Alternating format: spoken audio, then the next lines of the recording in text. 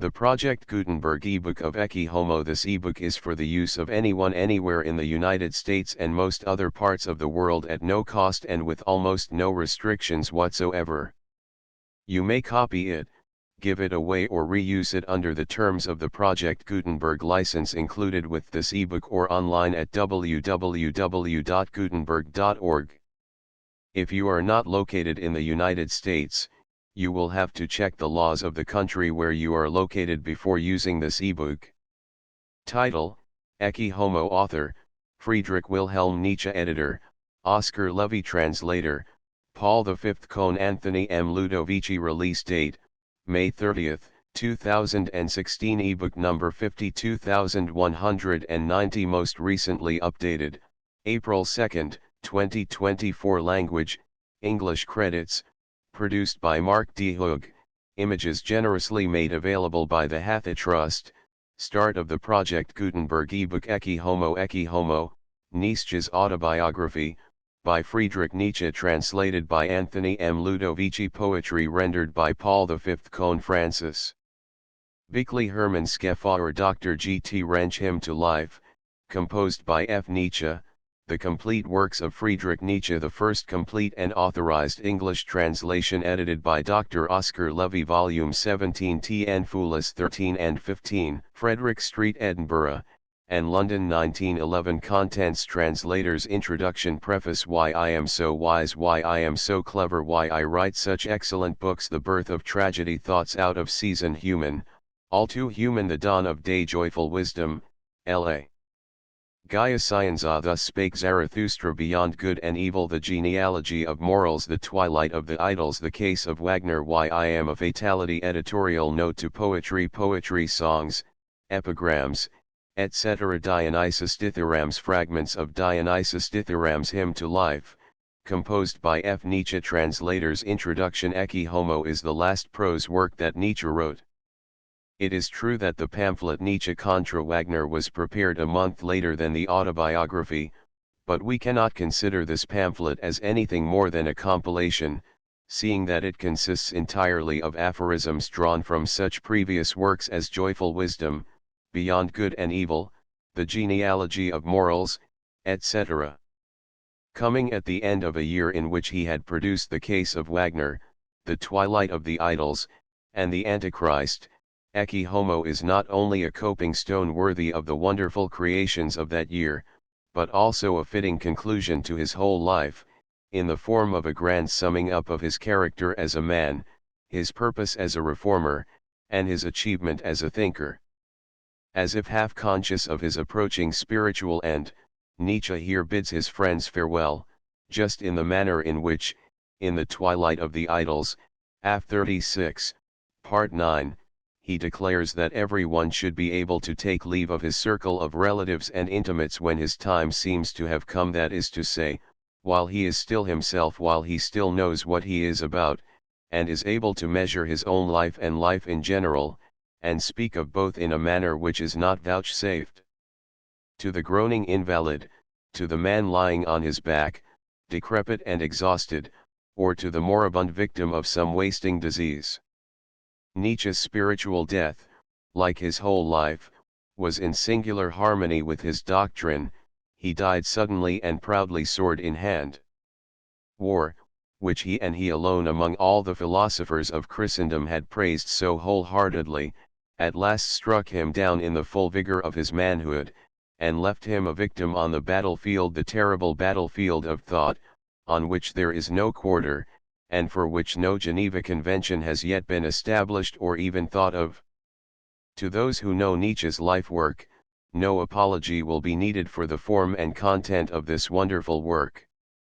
They will know, at least, that a man either is, or is not, aware of his significance and of the significance of what he has accomplished, and that if he is aware of it, then self-realization, even of the kind which we find in these pages, is neither morbid nor suspicious, but necessary and inevitable.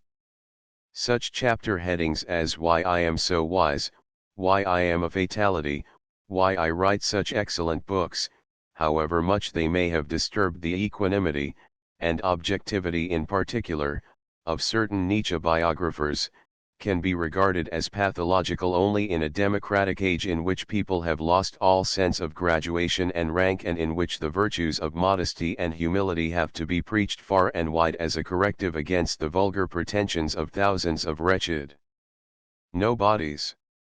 For little people can be endured only as modest citizens, or humble Christians.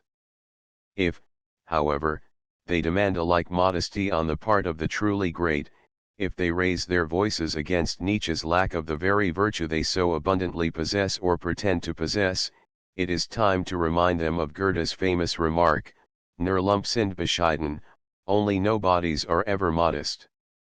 It took Nietzsche barely 3 weeks to write the story of his life. Begun on the 15th of October 1888, his 44th birthday, it was finished on the 4th of November of the same year, and, but for a few trifling modifications and additions, is just as Nietzsche left it. It was not published in Germany until the year 1908, 8 years after Nietzsche's death. In a letter dated the 27th of December 1888, addressed to the musical composer Fuchs, the author declares the object of the work to be to dispose of all discussion, doubt, and inquiry concerning his own personality, in order to leave the public mind free to consider merely the things for the sake of which he existed, die Dinge, derentui genich de bin. And, true to his intention, Nietzsche's honesty in these pages is certainly one of the most remarkable features about them. From the first chapter, in which he frankly acknowledges the decadent elements within him, to the last page, whereon he characterizes his mission, his life task, and his achievement, by means of the one symbol, Dionysus versus Christ, everything comes straight from the shoulder, without hesitation, without fear of consequences, and, above all, without concealment. Only in one place does he appear to conceal something, and then he actually leads one to understand that he is doing so. It is in regard to Wagner, the greatest friend of his life. Who doubts, he says, that I, old artilleryman that I am, would be able if I liked to point my heavy guns at Wagner. But he adds, everything decisive in this question I kept to myself. I have loved Wagner, p. 122. To point, as many have done, to the proximity of all Nietzsche's autumn work of the year 1888 to his breakdown at the beginning of 1889, and to argue that in all its main features it foretells the catastrophe that is imminent, seems a little too plausible, a little too obvious and simple to require refutation. That Nietzsche really was in a state which in medicine is known as euphoria, that is to say, that state of highest well-being and capacity which often precedes a complete breakdown, cannot, I suppose, be questioned, for his style, his penetrating vision, and his vigor, reach their zenith in the works written in this autumn of 1888, but the contention that the matter, the substance, of these works reveals any signs whatsoever of waning mental health, or, as a certain French biographer has it, of an inability to hold himself and his judgments in check, is best contradicted by the internal evidence itself. To take just a few examples at random, examine the cold and calculating tone of self-analysis in Chapter I of the present work, consider the reserve and the restraint with which the idea in aphorism 7 of that chapter is worked out, not to speak of the restraint and self-mastery in the idea itself, namely to be one's enemy's equal. This is the first condition of an honorable duel. Where one despises one cannot wage war. Where one commands, where one sees something beneath one ought not to wage war. My war tactics can be reduced to 4 principles. First, I attack only things that are triumphant. If necessary, I wait until they become triumphant. Secondly, I attack only those things against which I find no allies, against which I stand alone, against which I compromise nobody but myself. Thirdly, I never make personal attacks. I use a personality merely as a magnifying glass, by means of which I render a general, but elusive and scarcely noticeable evil, more apparent. Fourthly, I attack only those things from which all personal differences are excluded, in which any such thing as a background of disagreeable experiences is lacking. And now notice the gentleness with which, in Chapter 2, Wagner, the supposed mortal enemy, the supposed envied rival to Nietzsche, is treated. Are these the words and the thoughts of a man who has lost, or who is losing control? And even if we confine ourselves simply to the substance of this work and put the question, is it a new Nietzsche or the old Nietzsche that we find in these pages? Is it the old countenance with which we are familiar, or are the features distorted, awry, disfigured? What will the answer be? Obviously there is no new or even deformed Nietzsche here, because he is still faithful to the position which he assumed in Thus Spake Zarathustra, 5 years previously, and is perfectly conscious of this fidelity, cp 141, neither can he be even on the verge of any marked change, because the whole of the 3rd chapter, in which he reviews his life work, is simply a reiteration and a confirmation of his old points of view, which are here made all the more telling by additional arguments. Suggested, no doubt, by maturer thought. In fact, if anything at all is new in this work, it is its cool certainty, its severe deliberateness, and its extraordinarily incisive vision, as shown, for instance, in the summing up of the genuine import of the 3rd and 4th essays in the Thoughts Out of Season, pages 75 to 76, 80, 81, 82, a summing up which a most critical analysis of the essays in question can but verify. Romanticism, idealism, Christianity, are still scorned and despised. Another outlook, a nobler, braver, and more earthly outlook, is still upheld and revered. The great yet to life, including all that it contains that is terrible and questionable, is still pronounced in the teeth of pessimists, nihilists, anarchists, Christians, and other decadents, and Germany, Europe's flatland, is still subjected to the most relentless criticism. If there are any signs of change, besides those of mere growth, in this work, they certainly succeed in eluding the most careful search, undertaken with a full knowledge of Nietzsche's former opinions, and it would be interesting to know precisely where they are found by those writers whom the titles of the chapters, alone, seem so radically to have perturbed. But the most striking thing of all, the miracle, so to speak, of this autobiography, is the absence from it of that loathing, that suggestion of surfeit, with which a life such as the one Nietzsche had led, would have filled any other man even of power approximate to his own. This anchorite, who, in the last years of his life as a healthy human being, suffered the experience of seeing even his oldest friends, including Rode, show the most complete indifference to his lot, this wrestler with fate, for whom recognition, in the persons of Brandes, Taine, and Strindberg, had come all too late, and whom even support, sympathy, and help, arriving as it did at last, through Deussen and from Madame de Salis Marschlands, could no longer cheer or comfort. This was the man who was able notwithstanding to inscribe the device Amor Fati upon his shield on the very eve of his final collapse as a victim of the unspeakable suffering he had endured. And this final collapse might easily have been foreseen. Nietzsche's sensorium, as his autobiography proves, was probably the most delicate instrument ever possessed by a human being, and with this fragile structure the prerequisite, by the by, of all genius, his terrible will compelled him to confront the most profound and most recondite problems. We happen to know from another artist and profound thinker, Benjamin Disraeli, who himself had experienced a dangerous breakdown, what the consequences precisely are of indulging in excessive activity in the sphere of the spirit, more particularly when that spirit is highly organized. Disraeli says in Contarini Fleming, Part 4 Chapter V, I have sometimes half believed, although the suspicion is mortifying, that there is only one step between his state who deeply indulges in imaginative meditation, and insanity, for I well remember that at this period of my life, when I indulged in meditation to a degree that would now be impossible, and I hope unnecessary, my senses sometimes appeared to be wandering.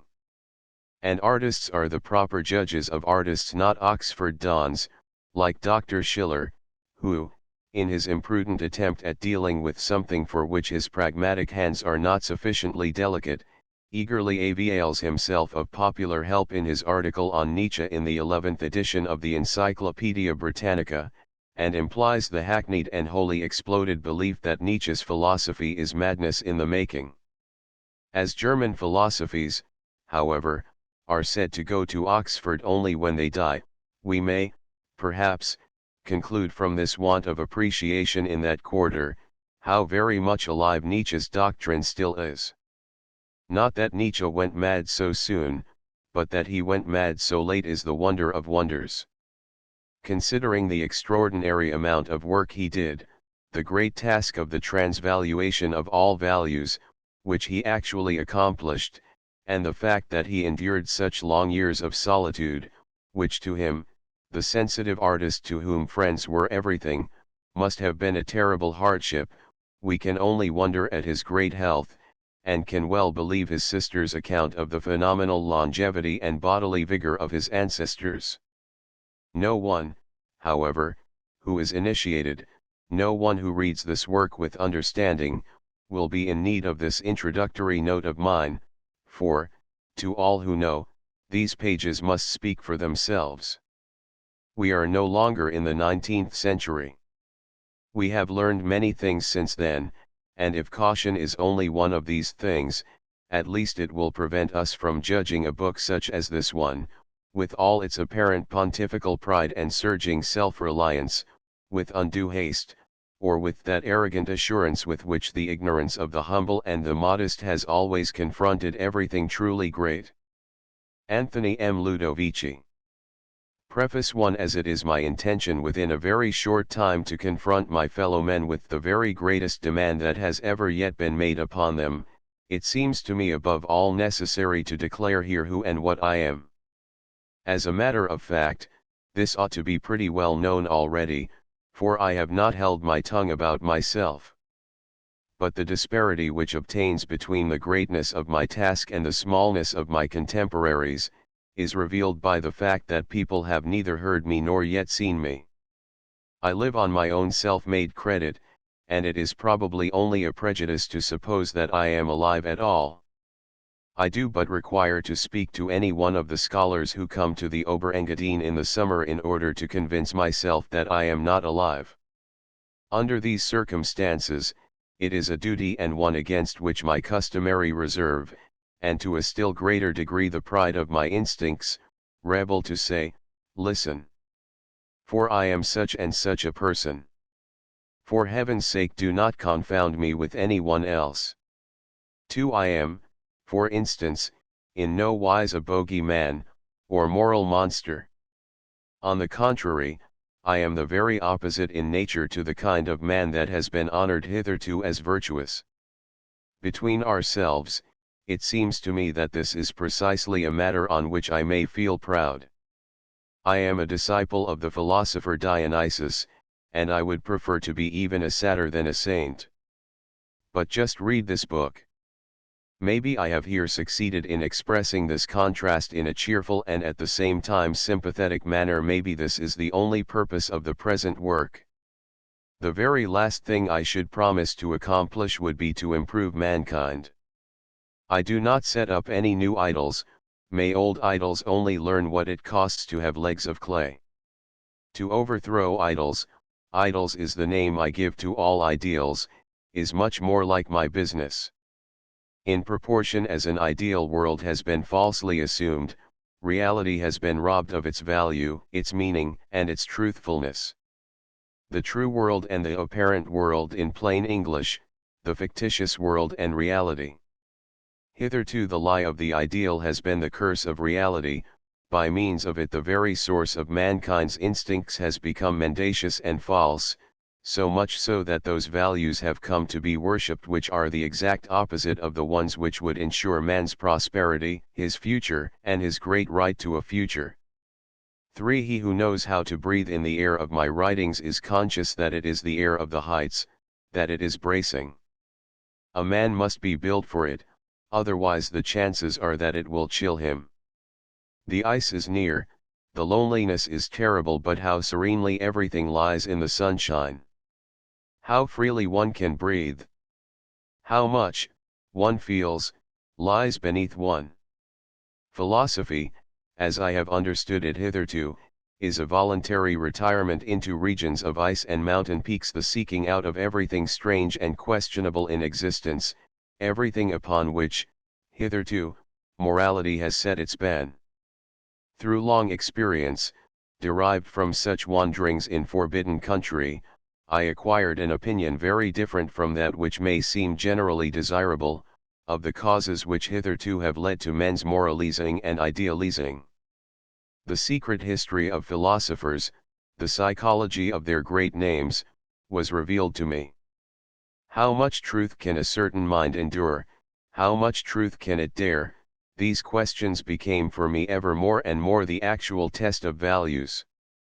Error, the belief in the ideal, is not blindness, error is cowardice. Every conquest, every step forward in knowledge, is the outcome of courage, of hardness towards oneself, of cleanliness towards oneself. I do not refute ideals, all I do is to draw on my gloves in their presence. Nidamur invetidum, with this device my philosophy will one day be victorious, for that which has hitherto been most stringently forbidden is, without exception, truth. For in my life work, my Zarathustra holds a place apart. With it, I gave my fellow men the greatest gift that has ever been bestowed upon them. This book, the voice of which speaks out across the ages, is not only the loftiest book on earth, literally the book of mountain air. The whole phenomenon, mankind, lies at an incalculable distance beneath it, but it is also the deepest book, born of the inmost abundance of truth, an inexhaustible well, into which no pitcher can be lowered without coming up again laden with gold and with goodness. Here it is not a prophet who speaks, one of those gruesome hybrids of sickness and will to power, whom men call founders of religions. If a man would not do a sad wrong to his wisdom, he must, above all, give proper heed to the tones, the halcyonic tones that fall from the lips of Zarathustra. The most silent words are harbingers of the storm, thoughts that come on dove's feet lead the world. The figs fall from the trees, they are good and sweet, and, when they fall, their red skins are rent. A north wind am I unto ripe figs. Thus, like figs, do these precepts drop down to you, my friends, now drink their juice and their sweet pulp. It is autumn all around, and clear sky, and afternoon. No fanatic speaks to you here, this is not a sermon, no faith is demanded in these pages. From out an infinite treasure of light and well of joy, drop by drop, my words fall out. A slow and gentle gait is the cadence of these discourses. Such things can reach only the most elect. It is a rare privilege to be a listener here, not every one who likes can have ears to hear Zarathustra. I is not Zarathustra, because of these things, a seducer? But what, indeed, does he himself say, when for the first time he goes back to his solitude? Just the reverse of that which any sage, saint, savior of the world, and other decadent would say. Not only his words, but he himself is other than they. Alone do I now go, my disciples. Get ye also hence, and alone. Thus would I have it. Verily, I beseech you, take your leave of me and arm yourselves against Zarathustra. And better still, be ashamed of him. Maybe he hath deceived you. The knight of knowledge must be able not only to love his enemies, but also to hate his friends. The man who remaineth a pupil requiteth his teacher but ill. And why would ye not pluck at my wreath? Ye honor me, but what if your reverence should one day break down? Take heed, lest a statue crush you. Ye say ye believe in Zarathustra? But of what account is Zarathustra? Ye are my believers, but of what account are all believers? Ye had not yet sought yourselves when ye found me. Thus do all believers, therefore is all believing worth so little. Now I bid you lose me and find yourselves, and only when ye have all denied me will I come back unto you. Friedrich Nietzsche. On this perfect day, when everything is ripening, and not only the grapes are getting brown, a ray of sunshine has fallen on my life. I looked behind me, I looked before me, and never have I seen so many good things all at once. Not in vain have I buried my 44th year today. I had the right to bury it that in it which still had life, has been saved and is immortal. The first book of the transvaluation of all values, the Songs of Zarathustra, the Twilight of the Idols, my attempt, to philosophize with the hammer, all these things are the gift of this year, and even of its last quarter. How could I help being thankful to the whole of my life? That is why I am now going to tell myself the story of my life. Ecce Homo, how one becomes what one is, why I am so wise, one, the happiness of my existence, its unique character perhaps, consists in its faithfulness. To speak in a riddle, as my own father I am already dead, as my own mother I still live and grow old. This double origin, taken as it were from the highest and lowest rungs of the ladder of life, at once a decadent and a beginning, this, if anything, explains that neutrality, that freedom from partisanship in regard to the general problem of existence, which perhaps distinguishes me.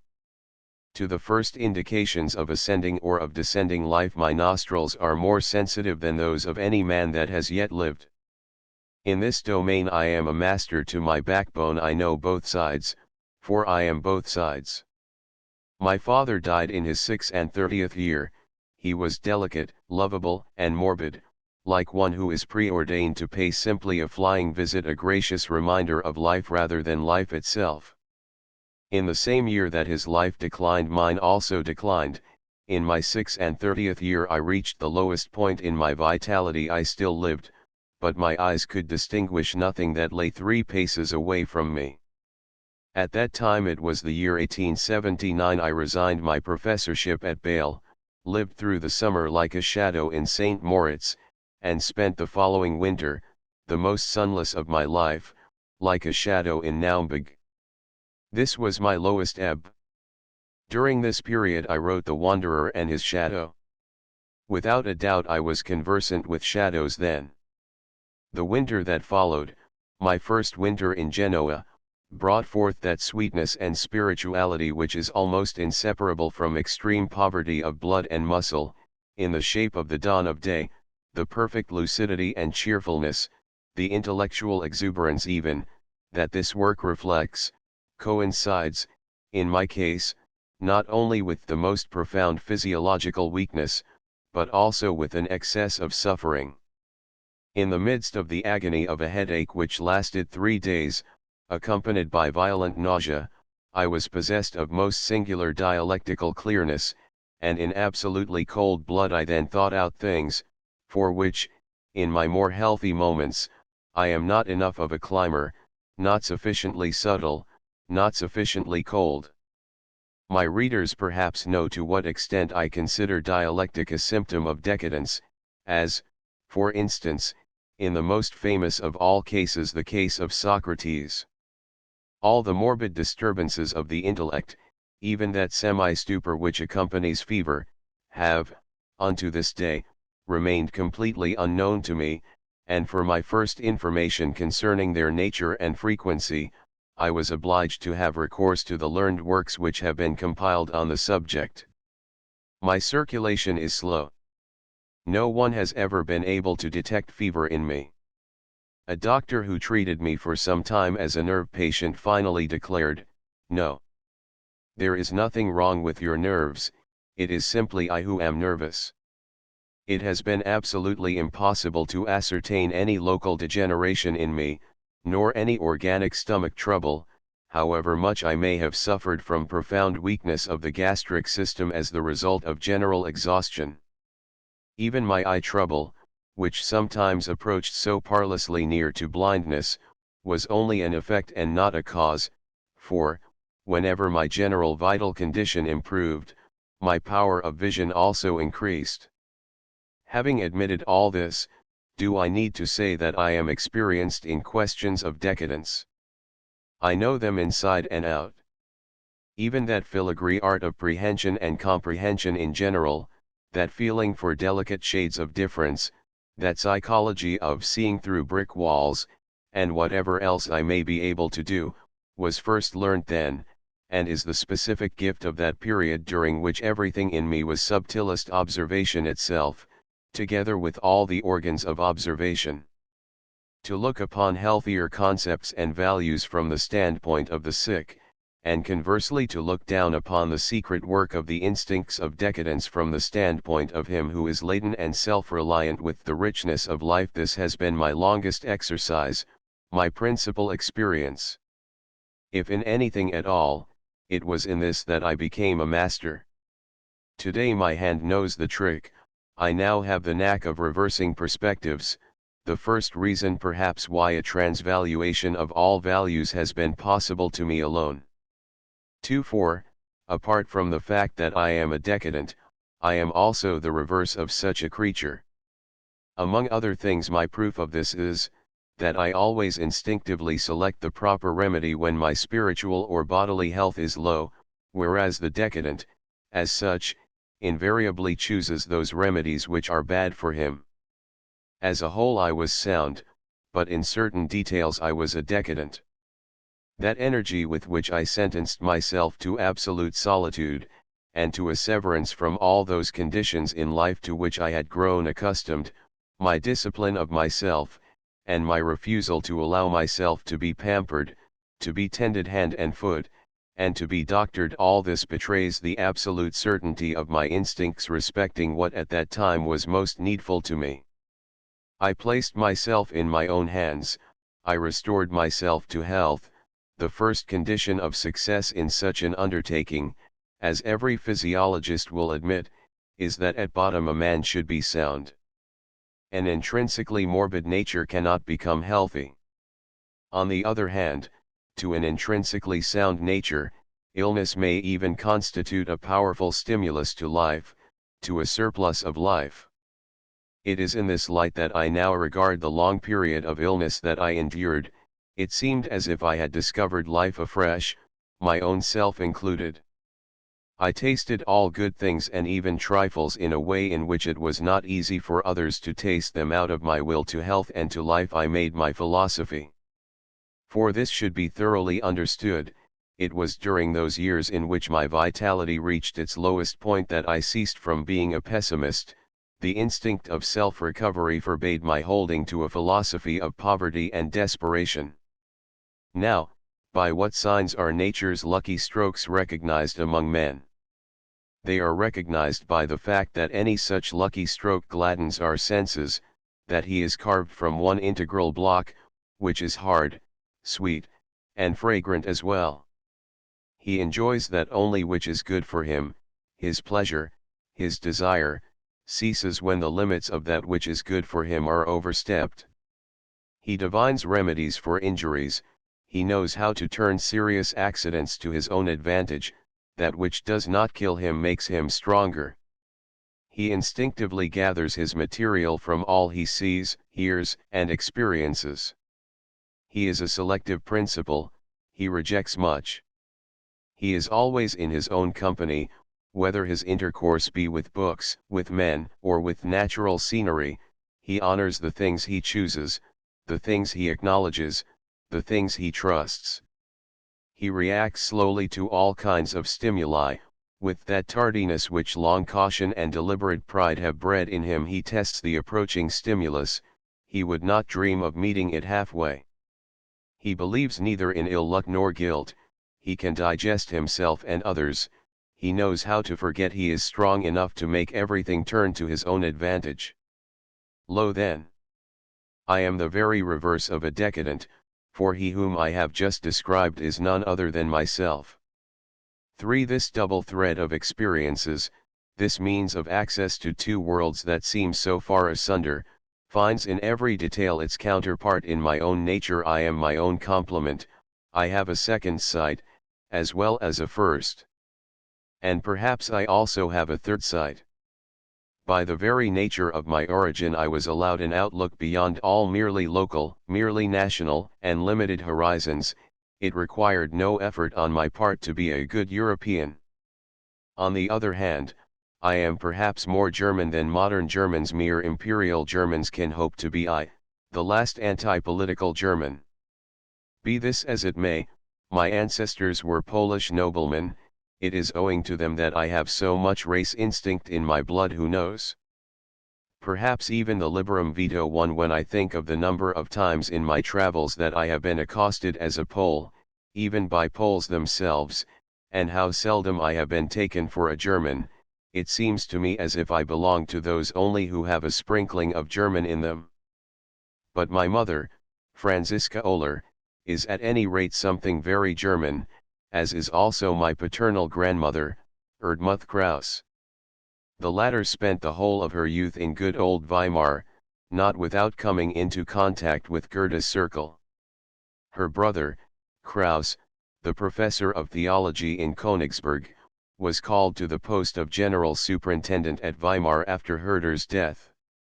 It is not unlikely that her mother, my great-grandmother, is mentioned in young Goethe's diary under the name of Muthgen. She married twice, and her second husband was Superintendent Nietzsche of Eilenburg. In 1813, the year of the Great War, when Napoleon with his general staff entered Eilenburg on the 10th of October, she gave birth to a son. As a daughter of Saxony she was a great admirer of Napoleon, and maybe I am so still. My father, born in 1813, died in 1849. Previous to taking over the pastorship of the parish of Rocken, not far from Lutzen, he lived for some years at the castle of Altenburg, where he had charge of the education of the four princesses. His pupils are the Queen of Hanover, the Grand Duchess Constantine, the Grand Duchess of Oldenburg, and the Princess Teresa of Saxe-Altenburg. He was full of loyal respect for the Prussian king, Friedrich William IV, from whom he obtained his living at Rocken. The events of 1848 saddened him extremely. As I was born on the 15th of October, the birthday of the king above mentioned, I naturally received the Hohenzollern names of Friedrich William. There was at all events one advantage in the choice of this day. My birthday throughout the whole of my childhood was a day of public rejoicing. I regard it as a great privilege to have had such a father. It even seems to me that this embraces all that I can claim in the matter of privileges, life, the great yet to life, excepted. What I owe to him above all is this, that I do not need any special intention, but merely a little patience, in order involuntarily to enter a world of higher and more delicate things. There I am at home, there alone does my inmost passion become free. The fact that I had to pay for this privilege almost with my life, certainly does not make it a bad bargain. In order to understand even a little of my Zarathustra, perhaps a man must be situated and constituted very much as I am myself, with one foot beyond the realm of the living. For I have never understood the art of arousing ill feeling against myself. This is also something for which I have to thank my incomparable father, even when it seemed to me highly desirable to do so. However unchristian it may seem, I do not even bear any ill feeling towards myself. Turn my life about as you may, you will find but seldom, perhaps indeed only once, any trace of someone's having shown me ill will. You might perhaps discover, however, too many traces of goodwill. My experiences, even with those on whom every other man has burnt his fingers, speak without exception in their favor. I tame every bear, I can make even clowns behave decently. During the 7 years in which I taught Greek to the 6th form of the college at Bale, I never had occasion to administer a punishment. The laziest youths were diligent in my class. The unexpected has always found me equal to it. I must be unprepared in order to keep my self-command. Whatever the instrument was, even if it were as out of tune as the instrument man can possibly be, it was only when I was ill that I could not succeed in making it express something that was worth hearing. And how often have I not been told by the instruments themselves, that they had never before heard their voices express such beautiful things. This was said to me most delightfully perhaps by that young fellow Heinrich von Stein, who died at such an unpardonably early age, and who, after having considerately asked leave to do so, once appeared in Sils Maria for a 3 days' sojourn, telling everybody there that it was not for the Engadine that he had come. This excellent person, who with all the impetuous simplicity of a young Prussian nobleman, had waded deep into the swamp of Wagnerism, and into that of Dubrayingism too into the bargain, seemed almost transformed during these 3 days by a hurricane of freedom, like one who has been suddenly raised to his full height and given wings. Again and again I said to him that this was all owing to the splendid air. Everybody felt the same. One could not stand 6,000 feet above Bayreuth for nothing, but he would not believe me. Be this as it may, if I have been the victim of many a small or even great offense, it was not will, and least of all ill will, that actuated the offenders, but rather, as I have already suggested, it was goodwill, the cause of no small amount of mischief in my life, about which I had to complain. My experience gave me a right to feel suspicious in regard to all so-called unselfish instincts, in regard to the whole of neighborly love which is ever ready and waiting with deeds or with advice. To me it seems that these instincts are a sign of weakness. They are an example of the inability to withstand a stimulus. It is only among decadents that this pity is called a virtue. What I reproach the pitiful with is, that they are too ready to forget shame, reverence, and the delicacy of feeling which knows how to keep at a distance. They do not remember that this gushing pity stinks of the mob, and that it is next of kin to bad manners that pitiful hands may be thrust with results fatally destructive into a great destiny, into a lonely and wounded retirement, and into the privileges with which great guilt endows one. The overcoming of pity I reckon among the noble virtues. In the Temptation of Zarathustra I have imagined a case, in which a great cry of distress reaches his ears, in which pity swoops down upon him like a last sin, and would make him break faith with himself.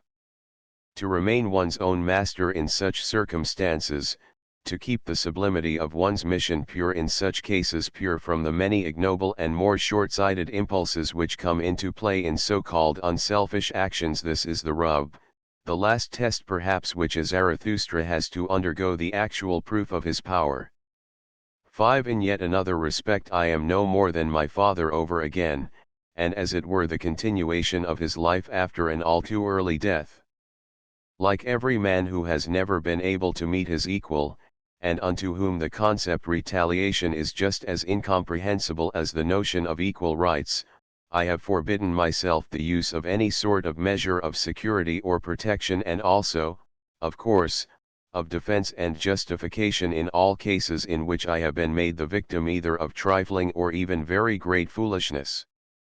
My form of retaliation consists in this: as soon as possible to set a piece of cleverness at the heels of an act of stupidity. By this means perhaps it may still be possible to overtake it. To speak in a parable, I dispatch a pot of jam in order to get rid of a bitter experience. Let anybody only give me offense, I shall retaliate, he can be quite sure of that. Before long I discover an opportunity of expressing my thanks to the offender, among other things even for the offense, or of asking him for something, which can be more courteous even than giving. It also seems to me that the rudest word, the rudest letter, is more good-natured, more straightforward, than silence. Those who keep silent are almost always lacking in subtlety and refinement of heart. Silence is an objection, to swallow a grievance must necessarily produce a bad temper, it even upsets the stomach. All silent people are dyspeptic. You perceive that I should not like to see rudeness undervalued, it is by far the most humane form of contradiction, and, in the midst of modern effeminacy, it is one of our first virtues. If one is sufficiently rich for it, it may even be a joy to be wrong. If a god were to descend to this earth, he would have to do nothing but wrong to take guilt, not punishment, on one's shoulders, is the first proof of divinity. 6. Freedom from resentment and the understanding of the nature of resentment. Who knows how very much after all I am indebted to my long illness for these two things? The problem is not exactly simple. A man must have experienced both through his strength and through his weakness. If illness and weakness are to be charged with anything at all, it is with the fact that when they prevail, the very instinct of recovery, which is the instinct of defense and of war in man, becomes decayed. He knows not how to get rid of anything, how to come to terms with anything, and how to cast anything behind him. Everything wounds him. People and things draw importunately near, all experiences strike deep, memory is a gathering wound. To be ill is a sort of resentment in itself. Against this resentment the invalid has only one great remedy. I call it Russian fatalism, that fatalism which is free from revolt, and with which the Russian soldier, to whom a campaign proves unbearable, ultimately lays himself down in the snow. To accept nothing more, to undertake nothing more, to absorb nothing more, to cease entirely from reacting. The tremendous sagacity of this fatalism, which does not always imply merely the courage for death, but which in the most dangerous cases may actually constitute a self-preservative measure, amounts to a reduction of activity in the vital functions, the slackening down of which is like a sort of will to hibernate. A few steps farther in this direction we find the fakir, who will sleep for weeks in a tomb. Owing to the fact that one would be used up too quickly if one reacted, one no longer reacts at all. This is the principle. And nothing on earth consumes a man more quickly than the passion of resentment. Mortification, morbid susceptibility, the inability to wreak revenge, the desire and thirst for revenge, the concoction of every sort of poison. This is surely the most injurious manner of reacting which could possibly be conceived by exhausted men. It involves a rapid wasting away of nervous energy, an abnormal increase of detrimental secretions, as, for instance, that of bile into the stomach. To the sick man resentment ought to be more strictly forbidden than anything else. It is his special danger.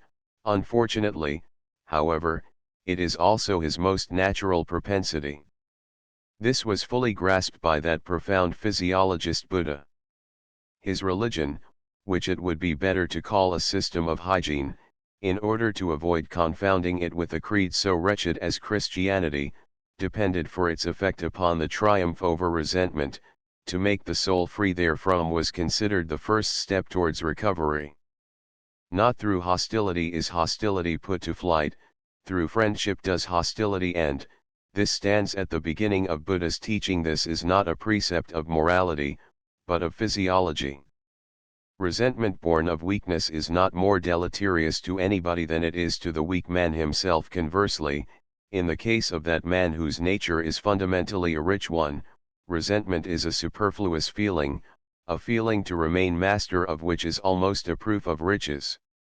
Those of my readers who know the earnestness with which my philosophy wages war against the feelings of revenge and rancor, even to the extent of attacking the doctrine of free will, my conflict with Christianity is only a particular instance of it, will understand why I wish to focus attention upon my own personal attitude and the certainty of my practical instincts precisely in this matter. In my moments of decadence I forbade myself the indulgence of the above feelings, because they were harmful. As soon as my life recovered enough riches and pride, however, I regarded them again as forbidden, but this time because they were beneath me. That Russian fatalism of which I have spoken manifested itself in me in such a way that for years I held tenaciously to almost insufferable conditions, places, habitations, and companions. Once chance had placed them on my path, it was better than changing them, than feeling that they could be changed, than revolting against them. He who stirred me from this fatalism, he who violently tried to shake me into consciousness, seemed to me then a mortal enemy. In point of fact, there was danger of death each time this was done. To regard oneself as a destiny, not to wish oneself different, this, in such circumstances, is sagacity itself. 7. War, on the other hand, is something different. At heart I am a warrior. Attacking belongs to my instincts. To be able to be an enemy, maybe these things presuppose a strong nature. In any case, all strong natures involve these things. Such natures need resistance, consequently they go in search of obstacles. The pathos of aggression belongs of necessity to strength as much as the feelings of revenge and of rancor belong to weakness. Woman, for instance, is revengeful. Her weakness involves this passion, just as it involves her susceptibility in the presence of other people's suffering. The strength of the aggressor can be measured by the opposition which he needs. Every increase of growth betrays itself by a seeking out of more formidable opponents or problems, for a philosopher who is combative challenges even problems to a duel. The task is not to overcome opponents in general, but only those opponents against whom one has to summon all one's strength, one's skill, and one's swordsmanship, in fact, opponents who are one's equals. To be one's enemy's equal, this is the first condition of an honorable duel. Where one despises, one cannot wage war. Where one commands, where one sees something beneath one ought not to wage war. My war tactics can be reduced to 4 principles. First, I attack only things that are triumphant. If necessary, I wait until they become triumphant. Secondly, I attack only those things against which I find no allies, against which I stand alone, against which I compromise nobody but myself. I have not yet taken one single step before the public eye, which did not compromise me. That is my criterion of a proper mode of action. Thirdly, I never make personal attacks. I use a personality merely as a magnifying glass, by means of which I render a general, but elusive and scarcely noticeable evil, more apparent. In this way I attacked David Strauss, or rather the success given to a senile book by the cultured classes of Germany. By this means I caught German culture red-handed. In this way I attacked Wagner, or rather the falsity or mongrel instincts of our culture, which confounds the super-refined with the strong, and the effete with the great. Fourthly, I attack only those things from which all personal differences are excluded, in which any such thing as a background of disagreeable experiences is lacking. On the contrary, attacking is to me a proof of goodwill and, in certain circumstances, of gratitude. By means of it, I do honor to a thing, I distinguish a thing, whether I associate my name with that of an institution or a person, by being against or for either, is all the same to me. If I wage war against Christianity, I feel justified in doing so, because in that quarter I have met with no fatal experiences and difficulties. The most earnest Christians have always been kindly disposed to me. I, personally, the most essential opponent of Christianity, am far from holding the individual responsible for what is the fatality of long ages. May I be allowed to hazard a suggestion concerning one last trait in my character, which in my intercourse with other men has led me into some difficulties. I am gifted with a sense of cleanliness, the keenness of which is phenomenal, so much so, that I can ascertain physiologically, that is to say, smell the proximity, nay, the inmost core, the entrails of every human soul. This sensitiveness of mine is furnished with psychological antennae, wherewith I feel and grasp every secret, the quality of concealed filth lying at the base of many a human character which may be the inevitable outcome of base blood, and which education may have veneered, is revealed to me at the first glance. If my observation has been correct, such people, whom my sense of cleanliness rejects, also become conscious, on their part, of the cautiousness to which my loathing prompts me, and this does not make them any more fragrant. In keeping with the custom which I have long observed, pure habits and honesty towards myself are among the first conditions of my existence. I would die in unclean surroundings. I swim, bathe, and splash about, as it were, incessantly in water, in any kind of perfectly transparent and shining element. That is why my relations with my fellows try my patience to no small extent. My humanity does not consist in the fact that I understand the feelings of my fellows, but that I can endure to understand. My humanity is a perpetual process of self-mastery. But I need solitude, that is to say, recovery, return to myself, the breathing of free, crisp, bracing air. The whole of my Zarathustra is a dithyramb in honor of solitude, or, if I have been understood, in honor of purity. Thank heaven, it is not in honor of pure foolery. 3. He who has an eye for color will call him a diamond. The loathing of mankind, of the rabble, was always my greatest danger. Would you hearken to the words spoken by Zarathustra concerning deliverance from loathing? What forsooth hath come unto me? How did I deliver myself from loathing? Who hath made mine eye younger? How did I soar to the height, where there are no more rabble sitting about the well? Did my very loathing forge me wings and the strength to scent fountains afar off? Verily to the loftiest heights did I need to fly, to find once more the spring of joyfulness. Oh, I found it, my brethren. Up here, on the loftiest height, the spring of joyfulness gusheth forth for me. And there is a life at the well of which no rabble can drink with you. Almost too fiercely dost thou rush, for me, thou spring of joyfulness. And oft times dost thou empty the pitcher again in trying to fill it.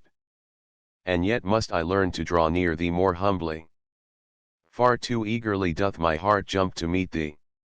My heart, whereon my summer burneth, my short, hot, melancholy, over-blessed summer, how my summer heart yearneth for thy coolness. Farewell, the lingering affliction of my spring. Past is the wickedness of my snowflakes in June. Summer have I become entirely, and summer noontide. A summer in the loftiest heights, with cold springs and blessed stillness. O come, my friends, that the stillness may wax even more blessed. For this is our height and our home, too high and steep is our dwelling for all the unclean and their appetites. Do but cast your pure eyes into the well of my joyfulness, my friends. How could it thus become muddy? It will laugh back at you with its purity. On the tree called future do we build our nest. Eagles shall bring food in their beaks unto us lonely ones. Verily not the food whereof the unclean might partake. They would think they ate fire and would burn their mouths. Verily, no abodes for the unclean do we here hold in readiness. To their bodies our happiness would seem an ice cavern, and to their spirits also. And like strong winds will we live above them, neighbors to the eagles, companions of the snow, and playmates of the sun. Thus do strong winds live. And like a wind shall I one day blow amidst them, and take away their soul's breath with my spirit. Thus my future willeth it. Verily, a strong wind is Zarathustra to all lowlands, and this is his counsel to his foes and to all those who spit and spew. Beware of spitting against the wind. 1. The right which every Polish deputy, whether a great or an inferior nobleman, possessed of forbidding the passing of any measure by the Diet, was called in Poland the liberum veto, in Polish Wilhelm, and brought all legislation to a standstill. Tr2 Eugen Dubreuil is a philosopher and political economist whose general doctrine might be characterized as a sort of abstract materialism with an optimistic coloring. Tr3 This, of course, is a reference to Wagner's Parsifal. See my note on p96 of the Will to Power volume ITR. Why I am so clever. 1. Why do I know more things than other people? Why, in fact, am I so clever? I have never pondered over questions that are not questions. I have never squandered my strength. Of actual religious difficulties, for instance, I have no experience. I have never known what it is to feel sinful. In the same way, I completely lack any reliable criterion for ascertaining what constitutes a prick of conscience. From all accounts, a prick of conscience does not seem to be a very estimable thing. Once it was done, I should hate to leave an action of mine in the lurch. I should prefer completely to omit the evil outcome, the consequences, from the problem concerning the value of an action. In the face of evil consequences, one is too ready to lose the proper standpoint from which one's deed ought to be considered. A prick of conscience strikes me as a sort of evil eye. Something that has failed should be honored all the more jealously, precisely because it has failed. This is much more in keeping with my morality. God, the immortality of the soul, salvation, beyond to all these notions, even as a child, I never paid any attention whatsoever, nor did I waste any time upon them. Maybe I was never naive enough for that. I am quite unacquainted with atheism as a result, and still less as an event in my life. In me it is inborn, instinctive. I am too inquisitive, too incredulous, too high-spirited, to be satisfied with such a palpably clumsy solution of things. God is a too palpably clumsy solution of things, a solution which shows a lack of delicacy towards us thinkers. At bottom he is really no more than a coarse and rude prohibition of us, ye shall not think. I am much more interested in another question, a question upon which the salvation of humanity depends to a far greater degree than it does upon any piece of theological curiosity. I refer to nutrition. For ordinary purposes, it may be formulated as follows: how precisely must thou feed thyself in order to attain to thy maximum of power, or virtue in the Renaissance style of virtue free from moralic acid? My experiences in regard to this matter have been as bad as they possibly could be. I am surprised that I set myself this question so late in life, and that it took me so long to draw rational conclusions from my experiences. Only the absolute worth-one-lessness of German culture, its idealism, can to some extent explain how it was that precisely in this matter I was so backward that my ignorance was almost saintly. This culture, which from first to last teaches one to lose sight of actual things and to hunt after thoroughly problematic and so-called ideal aims, as, for instance, classical culture, as if it were not hopeless from the start to try to unite classical and German in one concept. It is even a little comical. Try and imagine a classically cultured citizen of Leipzig. Indeed, I can say, that up to a very mature age, my food was entirely bad. Expressed morally, it was impersonal, selfless, altruistic, to the glory of cooks and all other fellow Christians. It was through the cooking in vogue at Leipzig, for instance, together with my first study of Schopenhauer, 1865, that I earnestly renounced my will to live. To spoil one's stomach by absorbing insufficient nourishment, this problem seemed to my mind solved with admirable felicity by the above-mentioned cookery. It is said that in the year 1866 changes were introduced into this department. But as to German cookery in general, what has it not got on its conscience? Soup before the meal, still called alla tedesca in the Venetian cookery books of the 16th century, meat boiled to shreds, vegetables cooked with fat and flour, the degeneration of pastries into paperweights. And, if you add thereto the absolutely bestial postprandial drinking habits of the ancients, and not alone of the ancient Germans, you will understand where German intellect took its origin, that is to say, in sadly disordered intestines. German intellect is indigestion, it can assimilate nothing. But even English diet, which in comparison with German, and indeed with French alimentation, seems to me to constitute a return to nature, that is to say, to cannibalism, is profoundly opposed to my own instincts. It seems to me to give the intellect heavy feet, in fact, English women's feet. The best cooking is that of Piedmont. Alcoholic drinks do not agree with me. A single glass of wine or beer a day is amply sufficient to turn life into a valley of tears for me. In Munich lie my antipodes.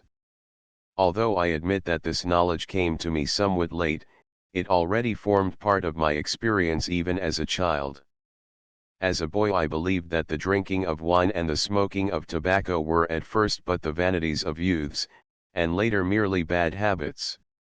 Maybe the poor wine of Naumburg was partly responsible for this poor opinion of wine in general. In order to believe that wine was exhilarating, I should have had to be a Christian. In other words, I should have had to believe in what, to my mind, is an absurdity. Strange to say, whereas small quantities of alcohol, taken with plenty of water, succeed in making me feel out of sorts, large quantities turn me almost into a rollicking tar. Even as a boy I showed my bravado in this respect.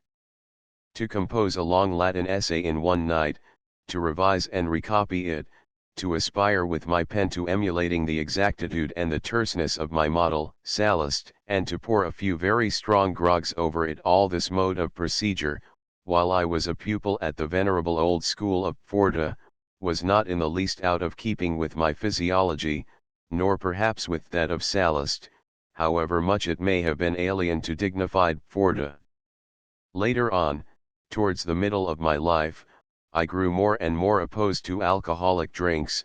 I, an opponent of vegetarianism, who have experienced what vegetarianism is just as Wagner, who converted me back to meat, experienced it, cannot with sufficient earnestness advise all more spiritual natures to abstain absolutely from alcohol. Water answers the purpose. I have a predilection in favor of those places where in all directions one has opportunities of drinking, from running brooks, Nice, Turin, Sils. In vino veritas, it seems that here once more I am at variance with the rest of the world about the concept truth. With me spirit moves on the face of the waters. Here are a few more indications as to my morality. A heavy meal is digested more easily than an inadequate one. The first principle of a good digestion is that the stomach should become active as a whole. A man ought, therefore, to know the size of his stomach. For the same reasons all those interminable meals, which I call interrupted sacrificial feasts, and which are to be had at any table d'hôte, are strongly to be deprecated. Nothing should be eaten between meals, coffee should be given up. Coffee makes one gloomy. Tea is beneficial only in the morning. It should be taken in small quantities, but very strong. It may be very harmful, and indispose you for the whole day, if it be taken the least bit too weak. Everybody has his own standard in this matter, often between the narrowest and most delicate limits. In an enervating climate tea is not a good beverage with which to start the day. An hour before taking it an excellent thing is to drink a cup of thick cocoa, feed from oil. Remain seated as little as possible, put no trust in any thought that is not born in the open, to the accompaniment of free bodily motion, nor in one in which even the muscles do not celebrate a feast. All prejudices take their origin in the intestines. A sedentary life, as I have already said elsewhere, is the real sin against the Holy Spirit. 2. To the question of nutrition, that of locality and climate is next of kin. Nobody is so constituted as to be able to live everywhere and anywhere, and he who has great duties to perform, which lay claim to all his strength, has, in this respect, a very limited choice.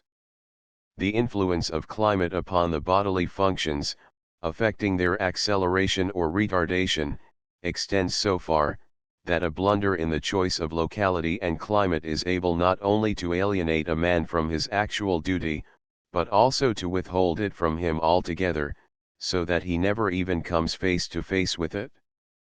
Animal vigor never acquires enough strength in him in order to reach that pitch of artistic freedom which makes his own soul whisper to him, "I, alone, can do that." Ever so slight a tendency to laziness in the intestines, once it has become a habit, is quite sufficient to make something mediocre, something German out of a genius. The climate of Germany, alone, is enough to discourage the strongest and most heroically disposed intestines. The tempo of the body's functions is closely bound up with the agility or the clumsiness of the spirit's feet. Spirit itself is indeed only a form of these organic functions. Let anybody make a list of the places in which men of great intellect have been found, and are still found, where wit, subtlety, and malice constitute happiness, where genius is almost necessarily at home. All of them rejoice in exceptionally dry air.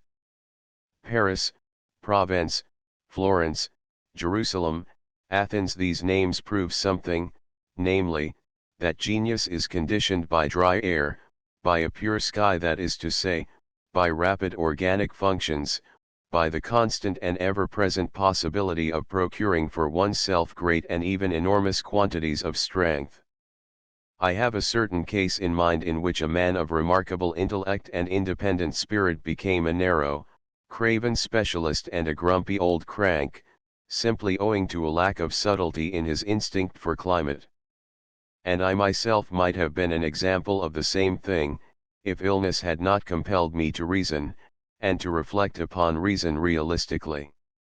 Now that I have learned through long practice to read the effects of climatic and meteorological influences, from my own body, as though from a very delicate and reliable instrument, and that I am able to calculate the change in degrees of atmospheric moisture by means of physiological observations upon myself, even on so short a journey as that from Turin to Milan, I think with horror of the ghastly fact that my whole life, until the last 10 years, the most perilous years, has always been spent in the wrong, and what to me ought to have been the most forbidden, places. Naumburg, Forta, Thuringia in general, Leipzig, Bâle, Venice, so many ill-starred places for a constitution like mine.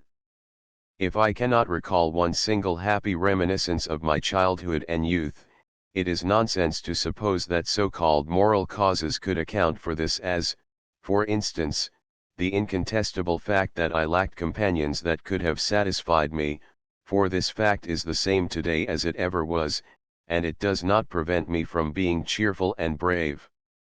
But it was ignorance in physiological matters that confounded idealism that was the real curse of my life. This was the superfluous and foolish element in my existence, something from which nothing could spring, and for which there can be no settlement and no compensation.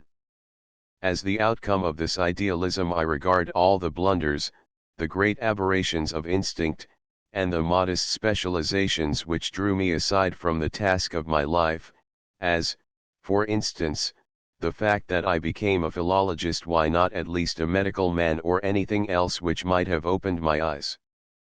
My days at Bâle, the whole of my intellectual routine, including my daily timetable, was an absolutely senseless abuse of extraordinary powers, without the slightest compensation for the strength that I spent, without even a thought of what I was squandering and how its place might be filled. I lacked all subtlety in egoism, all the fostering care of an imperative instinct. I was in a state in which one is ready to regard oneself as anybody's equal, a state of disinterestedness, a forgetting of one's distance from others, something, in short, for which I can never forgive myself. When I had well nigh reached the end of my tether, simply because I had almost reached my end, I began to reflect upon the fundamental absurdity of my life idealism. It was illness that first brought me to reason. 3. After the choice of nutrition, the choice of climate and locality, The third matter concerning which one must not on any account make a blunder, is the choice of the manner in which one recuperates one's strength. Here, again, according to the extent to which a spirit is sui generis, the limits of that which he can allow himself, in other words, the limits of that which is beneficial to him, become more and more confined. As far as I in particular am concerned, reading in general belongs to my means of recuperation, consequently it belongs to that which rids me of myself, to that which enables me to wander in strange sciences and strange souls, to that, in fact, about which I am no longer in earnest. Indeed, it is while reading that I recover from my earnestness. During the time that I am deeply absorbed in my work, no books are found within my reach. It would never occur to me to allow anyone to speak or even to think in my presence. For that is what reading would mean. Has anyone ever actually noticed that, during the period of profound tension to which the state of pregnancy condemns not only the mind, but also, at bottom, the whole organism, accident and every kind of external stimulus acts too acutely and strikes too deep? Accident and external stimuli must, as far as possible, be avoided. A sort of walling of oneself in is one of the primary instinctive precautions of spiritual pregnancy. Shall I allow a strange thought to steal secretly over the wall? For that is what reading would mean. The periods of work and fruitfulness are followed by periods of recuperation. Come hither, yet delightful, intellectual, intelligent books. Shall I read German books? I must go back 6 months to catch myself with a book in my hand. What was it? An excellent study by Victor Brockhard upon the Greek septics, in which my Laertiana one was used to advantage. The septics, the only honorable types among that double-faced and sometimes quintuple-faced throng, the philosophers. Otherwise I almost always take refuge in the same books. Altogether their number is small. They are books which are precisely my proper fare. It is not perhaps in my nature to read much, and of all sorts. A library makes me ill. Neither is it my nature to love much or many kinds of things. Suspicion or even hostility towards new books is much more akin to my instinctive feeling than toleration, largeur de coeur, and other forms of neighbor love. It is to a small number of old French authors that I always return again and again. I believe only in French culture, and regard everything else in Europe which calls itself culture as a misunderstanding. I do not even take the German kind into consideration. The few instances of higher culture with which I have met in Germany were all French in their origin. The most striking example of this was Madame Cosima Wagner, by far the most decisive voice in matters of taste that I have ever heard. If I do not read, but literally love Pascal, as the most instinctive sacrifice to Christianity, killing himself inch by inch, first bodily, then spiritually, according to the terrible consistency of this most appalling form of inhuman cruelty, if I have something of Montaigne's mischievousness in my soul, and who knows, perhaps also in my body, if my artist's taste endeavors to defend the names of Molière, Corneille, and Racine, and not without bitterness, against such a wild genius as Shakespeare, all this does not prevent me from regarding even the latter-day Frenchmen also as charming companions. I can think of absolutely no century in history, in which a netful of more inquisitive and at the same time more subtle psychologists could be drawn up together than in the Paris of the present day. Let me mention a few at random, for their number is by no means small: Paul Bourget, Pierre Loti, Gyp, Malhac, Anatole France, Jules Lemaitre, or, to point to one of strong race, a genuine Latin, of whom I am particularly fond, Guy de Maupassant. Between ourselves, I prefer this generation even to its masters, all of whom were corrupted by German philosophy. Taine, for instance, by Hegel, whom he has to thank for his misunderstanding of great men and great periods. Wherever Germany extends her sway, she ruins culture. It was the war which first saved the spirit of France. Stendhal is one of the happiest accidents of my life, for everything that marks an epoch in it has been brought to me by accident and never by means of a recommendation. He is quite priceless, with his psychologist's eye, quick at forestalling and anticipating, with his grasp of facts, which is reminiscent of the same art in the greatest of all masters of facts, ex ungue Napoleonem, and, last but not least, as an honest atheist, a specimen which is both rare and difficult to discover in France. All honor to Prosper Mérimée. Maybe that I am even envious of Stendhal? He robbed me of the best atheistic joke, which I of all people could have perpetrated. God's only excuse is that he does not exist. I myself have said somewhere what has been the greatest objection to life hitherto: God. For it was Heinrich Heine who gave me the most perfect idea of what a lyrical poet could be. In vain do I search through all the kingdoms of antiquity or of modern times for anything to resemble his sweet and passionate music. He possessed that divine wickedness, without which perfection itself becomes unthinkable to me. I estimate the value of men, of races, according to the extent to which they are unable to conceive of a God who has not a dash of the satyr in him. And with what mastery he wields his native tongue. One day it will be said of Heine and me that we were by far the greatest artists of the German language that have ever existed, and that we left all the efforts that mere Germans made in this language an incalculable distance behind us. I must be profoundly related to Byron's Manfred. Of all the dark abysses in this work I found the counterparts in my own soul. At the age of 13 I was ripe for this book. Words fail me, I have only a look, for those who dare to utter the name of Faust in the presence of Manfred. The Germans are incapable of conceiving anything sublime. For a proof of this, look at Schumann. Out of anger for this mawkish Saxon, I once deliberately composed a counter-overture to Manfred, of which Hans von Bülow declared he had never seen the like before on paper. Such compositions amounted to a violation of euterpe. When I cast about me for my highest formula of Shakespeare, I find invariably but this one, that he conceived the type of Caesar. Such things a man cannot guess. He either is the thing, or he is not. The great poet draws his creations only from out of his own reality. This is so to such an extent, that often after a lapse of time he can no longer endure his own work.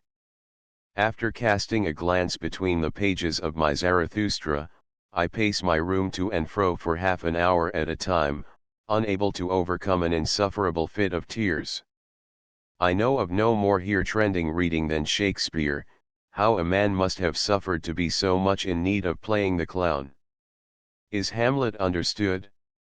It is not doubt, but certitude that drives one mad. But in order to feel this, one must be profound, one must be an abyss, a philosopher. We all fear the truth. And, to make a confession, I feel instinctively certain and convinced that Lord Bacon is the originator, the self-torturer, of this most sinister kind of literature. What do I care about the miserable gabble of American muddlers and blockheads? But the power for the greatest realism in vision is not only compatible with the greatest realism in deeds, with the monstrous in deeds, with crime it actually presupposes the latter. We do not know half enough about Lord Bacon, the first realist in all the highest acceptation of this word, to be sure of everything he did, everything he willed, and everything he experienced in his inmost soul. Let the critics go to hell. Suppose I had christened my Zarathustra with a name not my own, let us say with Richard Wagner's name, the acumen of 2,000 years would not have sufficed to guess that the author of Human, all too human, was the visionary of Zarathustra.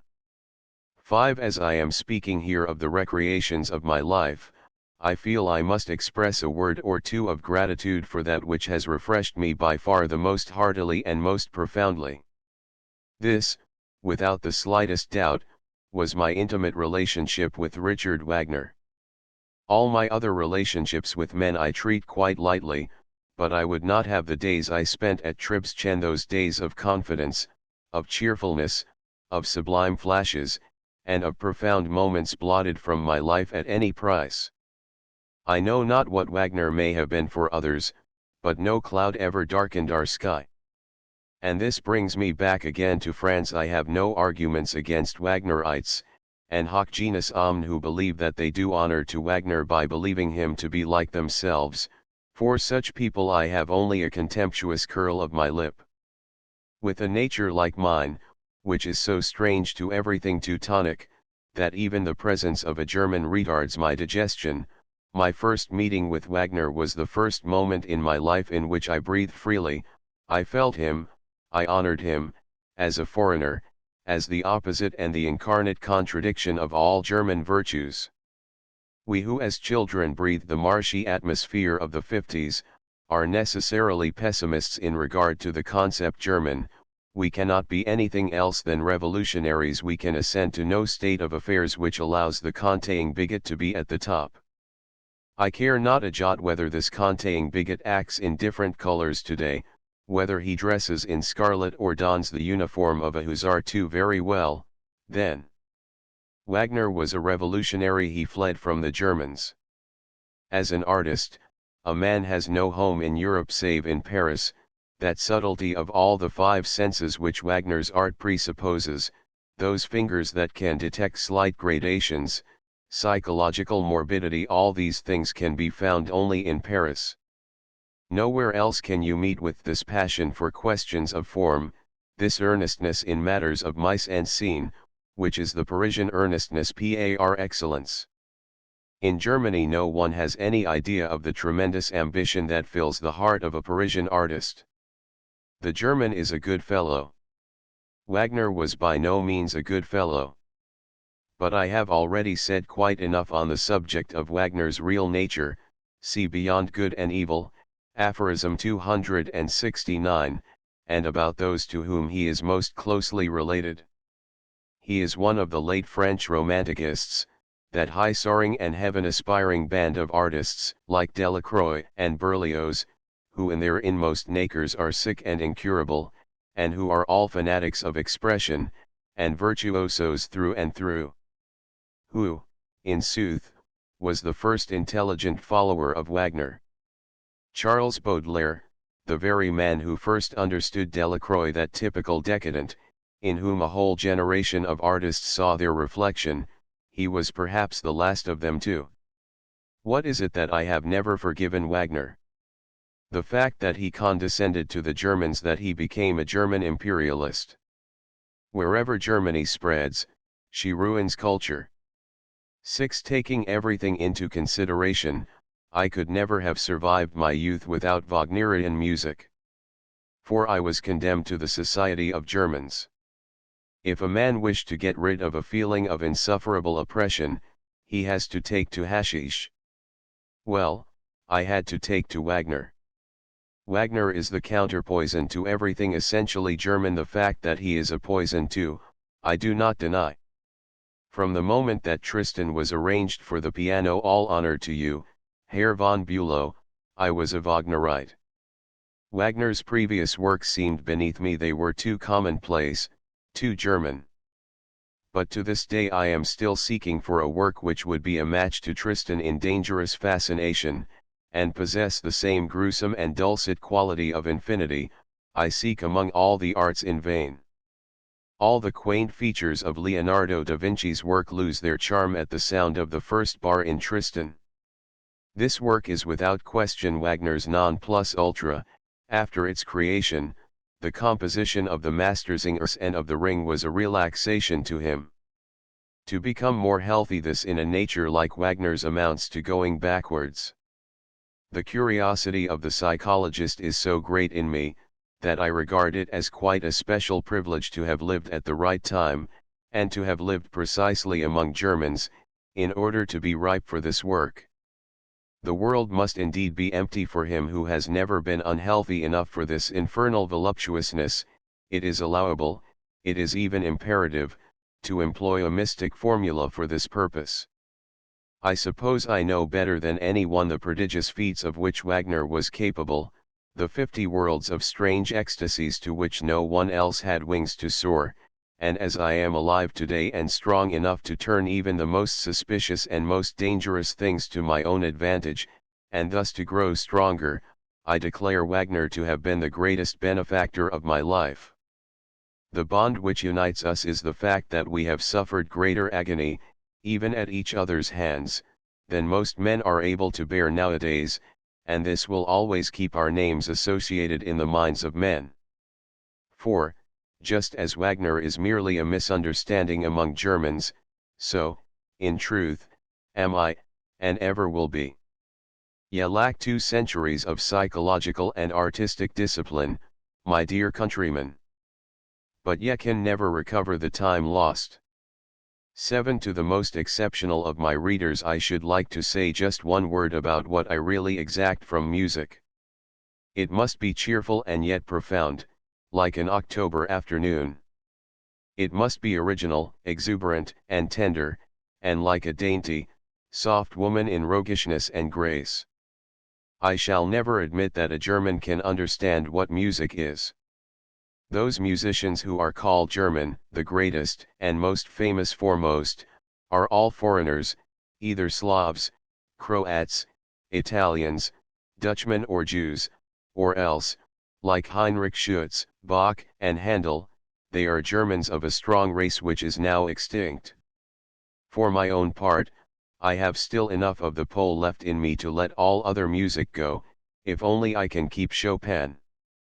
For 3 reasons I would accept Wagner's Siegfried Idyll, and perhaps also 1 or 2 things of Liszt, who excelled all other musicians in the noble tone of his orchestration, and finally everything that has been produced beyond the Alps. The side of the Alps 3 I could not possibly dispense with Rossini, and still less with my southern soul in music, the work of my Venetian maestro, Pietro Gasti.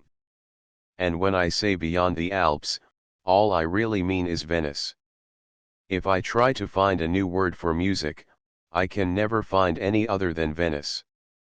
I know not how to draw any distinction between tears and music.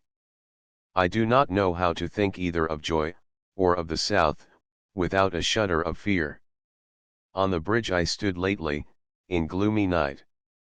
Came a distant song, in golden drops it rolled over the glittering rim away. Music, gondolas, lights drunk, swam far forth in the gloom.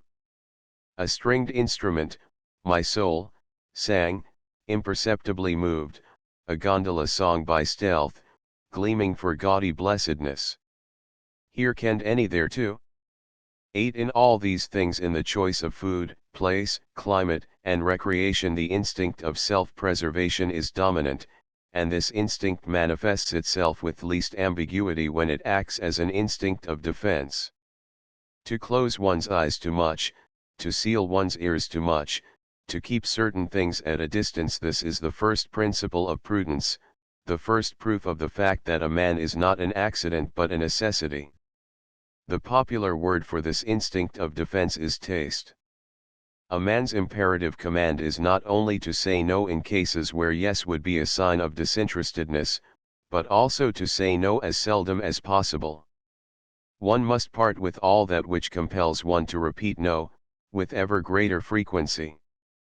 The rationale of this principle is that all discharges of defensive forces, however slight they may be, involve enormous and absolutely superfluous losses when they become regular and habitual. Our greatest expenditure of strength is made up of those small and most frequent discharges of it. The act of keeping things off, of holding them at a distance, amounts to a discharge of strength. Do not deceive yourselves on this point, and an expenditure of energy directed at purely negative ends. Simply by being compelled to keep constantly on his guard, a man may grow so weak as to be unable any longer to defend himself. Suppose I were to step out of my house, and, instead of the quiet and aristocratic city of Turin, I were to find a German provincial town, my instinct would have to brace itself together in order to repel all that which would pour in upon it from this crushed down and cowardly world. Or suppose I were to find a large German city, that structure of vice in which nothing grows, but where every single thing, whether good or bad, is squeezed in from outside. In such circumstances should I not be compelled to become a hedgehog? But to have prickles amounts to a squandering of strength, they even constitute a twofold luxury, when, if we only chose to do so, we could dispense with them and open our hands instead. Another form of prudence and self-defense consists in trying to react as seldom as possible, and to keep oneself aloof from those circumstances and conditions wherein one would be condemned, as it were, to suspend one's liberty and one's initiative, and become a mere reacting medium. As an example of this I point to the intercourse with books. The scholar who, in sooth, does little else than handle books with the philologist of average attainments, their number may amount to 200 a day, ultimately forgets entirely and completely the capacity of thinking for himself. When he has not a book between his fingers he cannot think. When he thinks, he responds to a stimulus, a thought he has read, finally all he does is to react. The scholar exhausts his whole strength in saying either yes or no to matter which has already been thought out, or in criticizing it he is no longer capable of thought on his own account. In him the instinct of self-defense has decayed, otherwise he would defend himself against books. The scholar is a decadent. With my own eyes I have seen gifted, richly endowed, and free-spirited natures already read to ruins at 30, and mere wax vestas that have to be rubbed before they can give off any sparks or thoughts.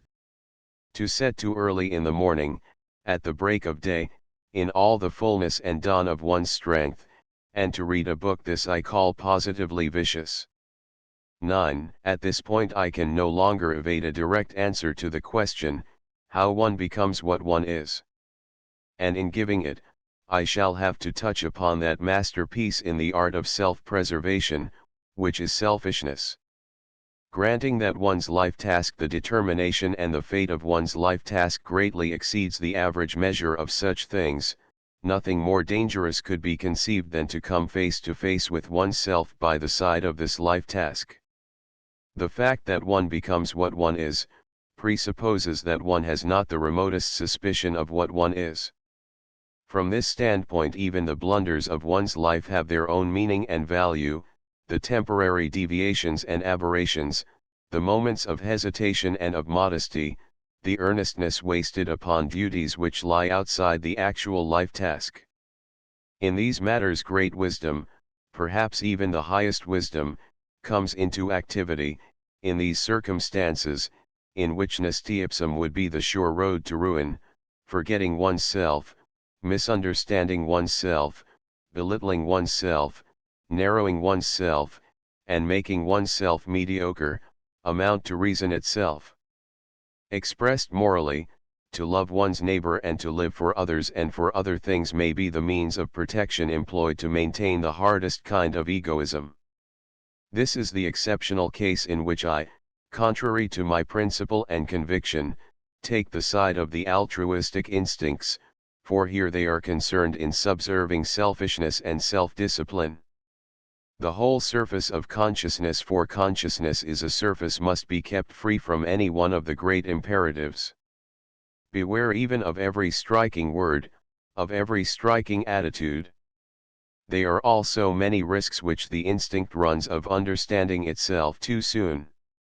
Meanwhile the organizing idea, which is destined to become master, grows and continues to grow into the depths it begins to command. It leads you slowly back from your deviations and aberrations, it prepares individual qualities and capacities, which one day will make themselves felt as indispensable to the whole of your task. Step by step it cultivates all the serviceable faculties, before it ever whispers a word concerning the dominant task, the goal, the object, and the meaning of it all. Looked at from this standpoint, my life is simply amazing.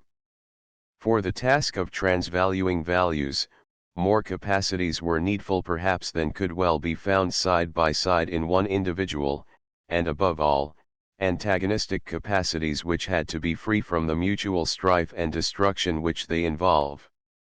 An order of rank among capacities, distance, the art of separating without creating hostility, to refrain from confounding things, to keep from reconciling things, to possess enormous multifariousness and yet to be the reverse of chaos. All this was the first condition, the long secret work, and the artistic mastery of my instinct. Its superior guardianship manifested itself with such exceeding strength, that not once did I ever dream of what was growing within me until suddenly all my capacities were ripe, and one day burst forth in all the perfection of their highest bloom. I cannot remember ever having exerted myself, I can point to no trace of struggle in my life, I am the reverse of a heroic nature. To will something, to strive after something, to have an aim or a desire in my mind, I know none of these things from experience. Even at this moment I look out upon my future, a broad future, as upon a calm sea, no sigh of longing makes a ripple on its surface. I have not the slightest wish that anything should be otherwise than it is, I myself would not be otherwise. But in this matter I have always been the same. I have never had a desire. A man who, after his 44th year, can say that he has never bothered himself about honors, women, or money, not that they did not come his way. It was thus that I became one day a university professor. I had never had the remotest idea of such a thing, for I was scarcely 24 years of age. In the same way, 2 years previously, I had one day become a philologist, in the sense that my first philological work, my start in every way, was expressly obtained by my master Friedrich for publication in his Rheinisches Museum. For Friedrich, and I say it in all reverence, was the only genial scholar that I have ever met. He possessed that pleasant kind of depravity which distinguishes us Thuringians, and which makes even a German sympathetic. Even in the pursuit of truth we prefer to avail ourselves of roundabout ways. In saying this I do not mean to underestimate in any way my Thuringian brother, the intelligent Leopold von Ranke. You may be wondering why I should actually have related all these trivial and, according to traditional accounts, insignificant details to you. Such action can but tell against me, more particularly if I am fated to figure in great causes. To this I reply that these trivial matters, diet, locality, climate, and one's mode of recreation, the whole casuistry of self-love, are inconceivably more important than all that which has hitherto been held in high esteem. It is precisely in this quarter that we must begin to learn afresh. All those things which mankind has valued with such earnestness heretofore are not even real, they are mere creations of fancy, or, more strictly speaking, lies born of the evil instincts of diseased and, in the deepest sense, noxious natures. All the concepts, God, soul, virtue, sin, beyond, truth, eternal life.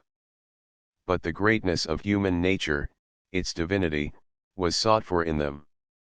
All questions of politics, of social order, of education, have been falsified, root and branch, owing to the fact that the most noxious men have been taken for great men, and that people were taught to despise the small things, or rather the fundamental things, of life.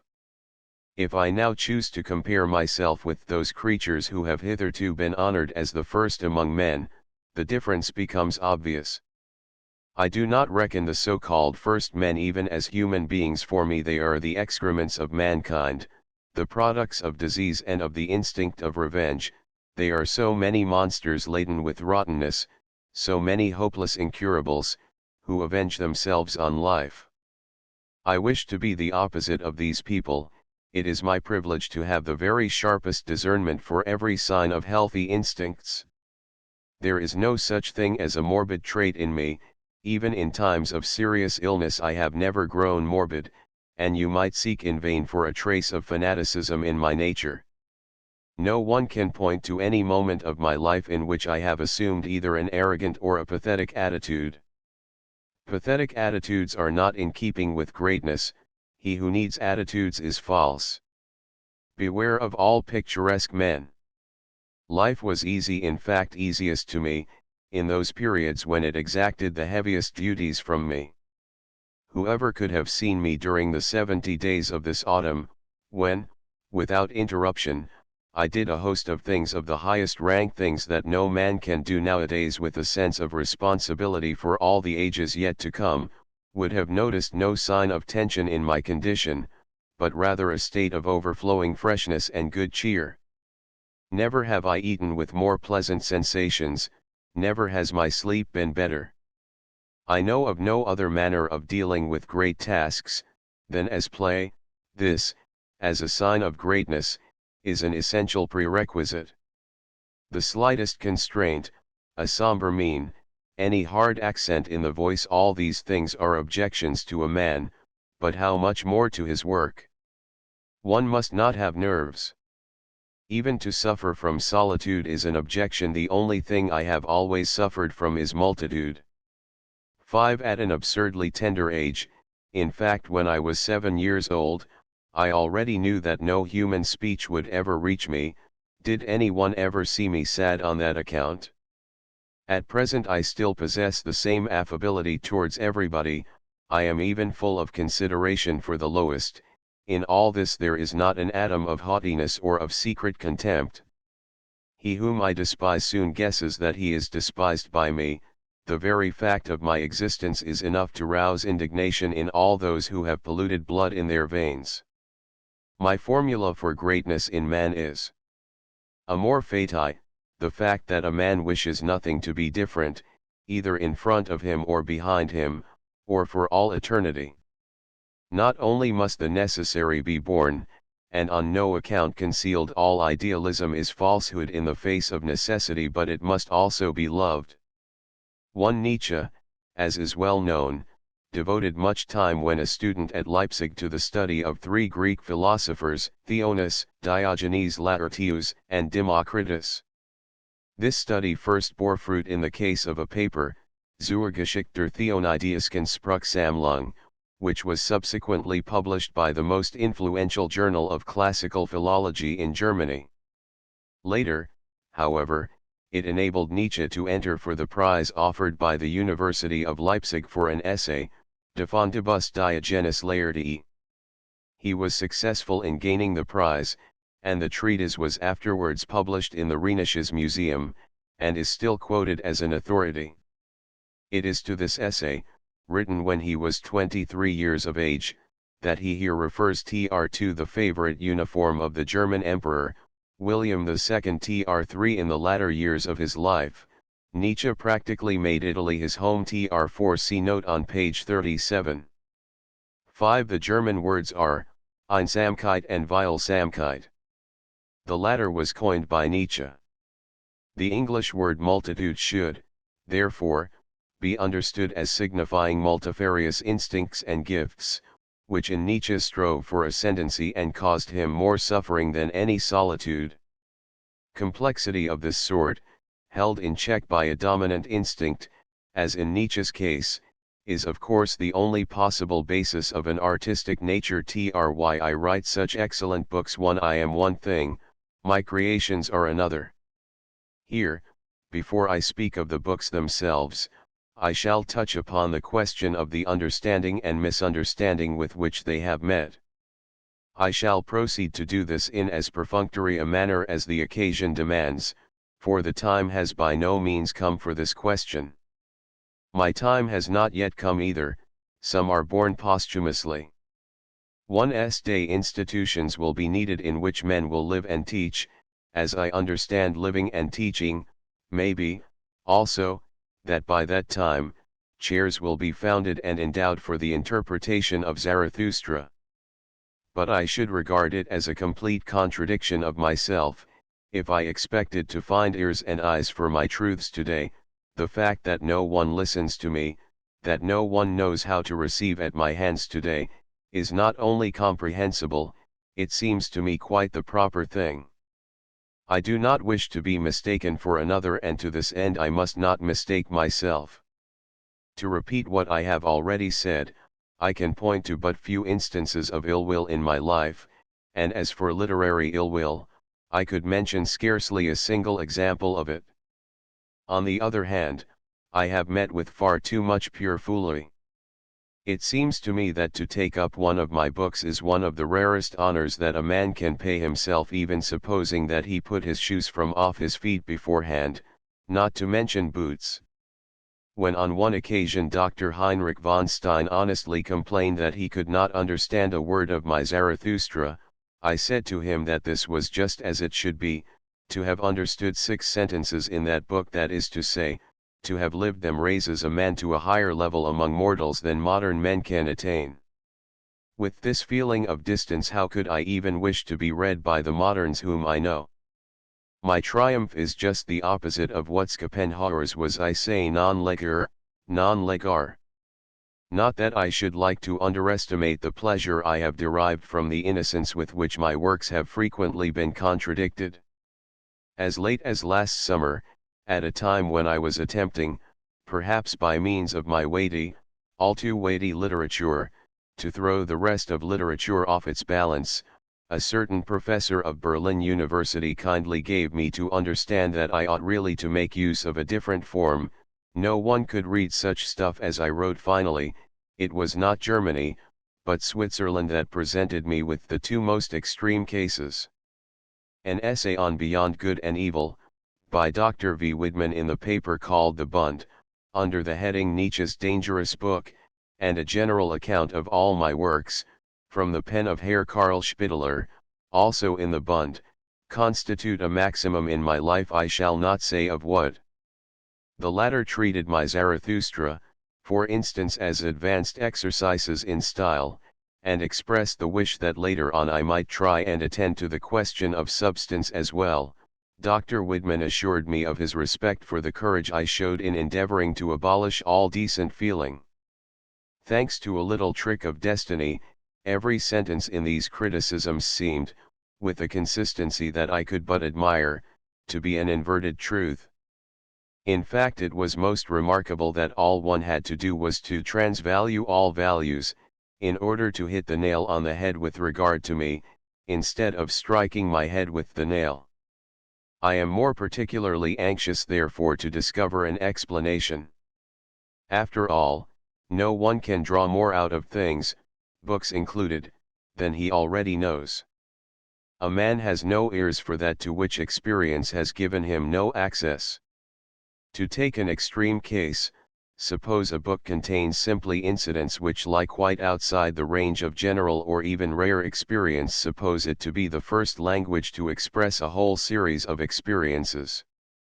In this case, nothing it contains will really be heard at all, and, thanks to an acoustic delusion, people will believe that where nothing is heard there is nothing to hear. This, at least, has been my usual experience, and proves, if you will, the originality of my experience. He who thought he had understood something in my work, had as a rule adjusted something in it to his own image, not infrequently the very opposite of myself, an idealist, for instance.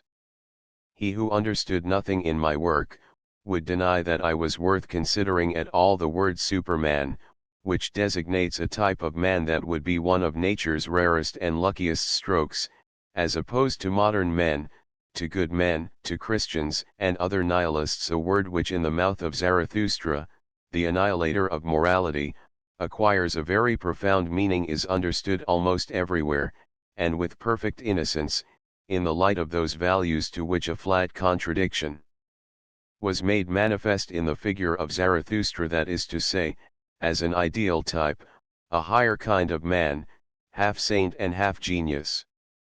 Other learned cattle have suspected me of Darwinism on account of this word.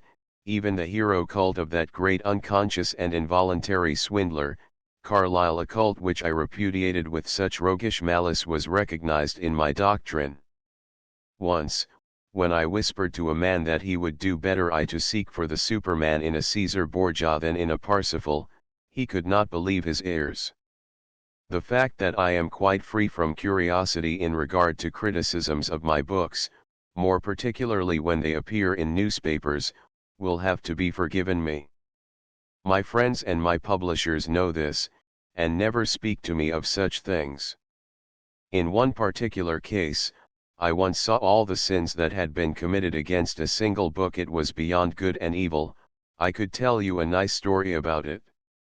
Is it possible that the National Zeitung, a Prussian paper, this comment is for the sake of my foreign readers. For my own part, I beg to state, I read only Le Journal des Débats, really and seriously regarded the book as a sign of the times, or a genuine and typical example of Tory philosophy, one for which the Zeitung had not sufficient courage.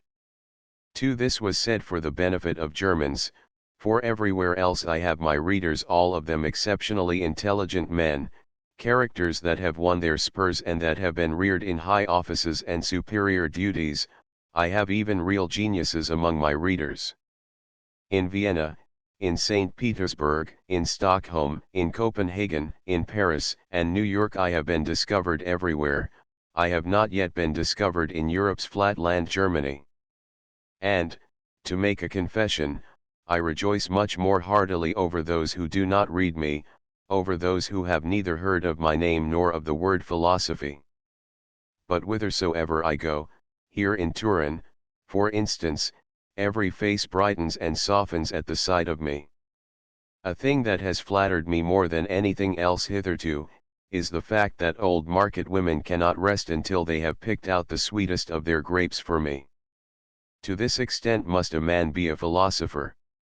It is not in vain that the Poles are considered as the French among the Slavs.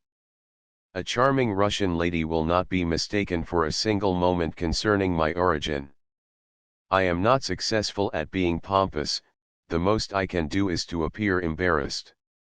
I can think in German, I can feel in German, I can do most things, but this is beyond my powers.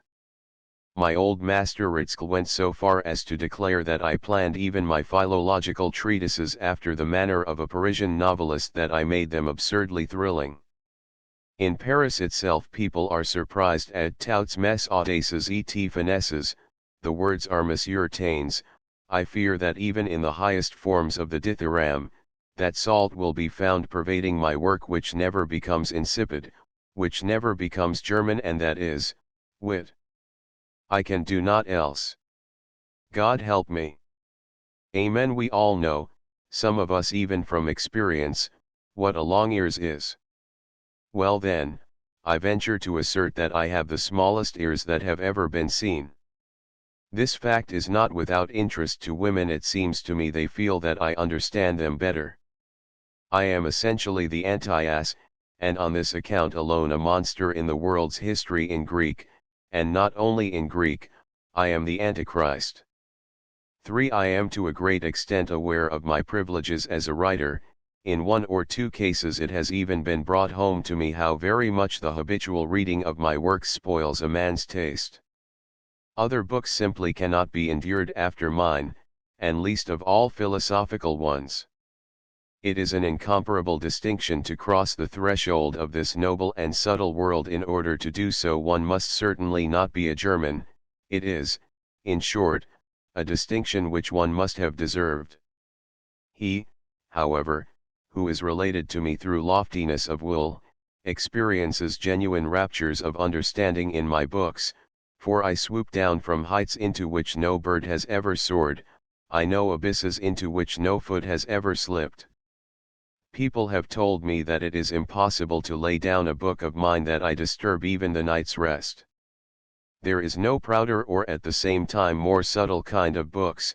They sometimes attain to the highest pinnacle of earthly endeavor, cynicism. To capture their thoughts a man must have the tenderest fingers as well as the most intrepid fists. Any kind of spiritual decrepitude utterly excludes all intercourse with them, even any kind of dyspepsia. A man must have no nerves, but he must have a cheerful belly. Not only the poverty of a man's soul and its stuffy air excludes all intercourse with them, but also, and to a much greater degree, cowardice, uncleanliness, and secret intestinal revengefulness. A word from my lips suffices to make the color of all evil instincts rush into a face. Among my acquaintances I have a number of experimental subjects, in whom I see depicted all the different, and instructively different, reactions which follow upon a perusal of my works. Those who will have nothing to do with the contents of my books, as for instance my so-called friends, assume an impersonal tone concerning them. They wish me luck, and congratulate me for having produced another work. They also declare that my writings show progress, because they exhale a more cheerful spirit. The thoroughly vicious people, the beautiful souls, the false from top to toe, do not know in the least what to do with my books. Consequently, with the beautiful consistency of all beautiful souls, they regard my work as beneath them. The cattle among my acquaintances, the mere Germans, leave me to understand, if you please, that they are not always of my opinion, though here and there they agree with me. I have heard this said even about Zarathustra. Feminism, whether in mankind or in man, is likewise a barrier to my writings. With it, no one could ever enter into this labyrinth of fearless knowledge. To this end, a man must never have spared himself, he must have been hard in his habits, in order to be good-humored and merry among a host of inexorable truths. When I try to picture the character of a perfect reader, I always imagine a monster of courage and curiosity, as well as of suppleness, cunning, and prudence, in short, a born adventurer and explorer. After all, I could not describe better than Zarathustra has done unto whom I really address myself, unto whom alone would he reveal his riddle. Unto you, daring explorers and experimenters, and unto all who have ever embarked beneath cunning sails upon terrible seas, unto you who revel in riddles and in twilight, whose souls are lured by flutes unto every treacherous abyss, for ye care not to grope your way along a thread with craven fingers, and where ye are able to guess, ye hate to argue. For I will now pass just one or two general remarks about my art of style.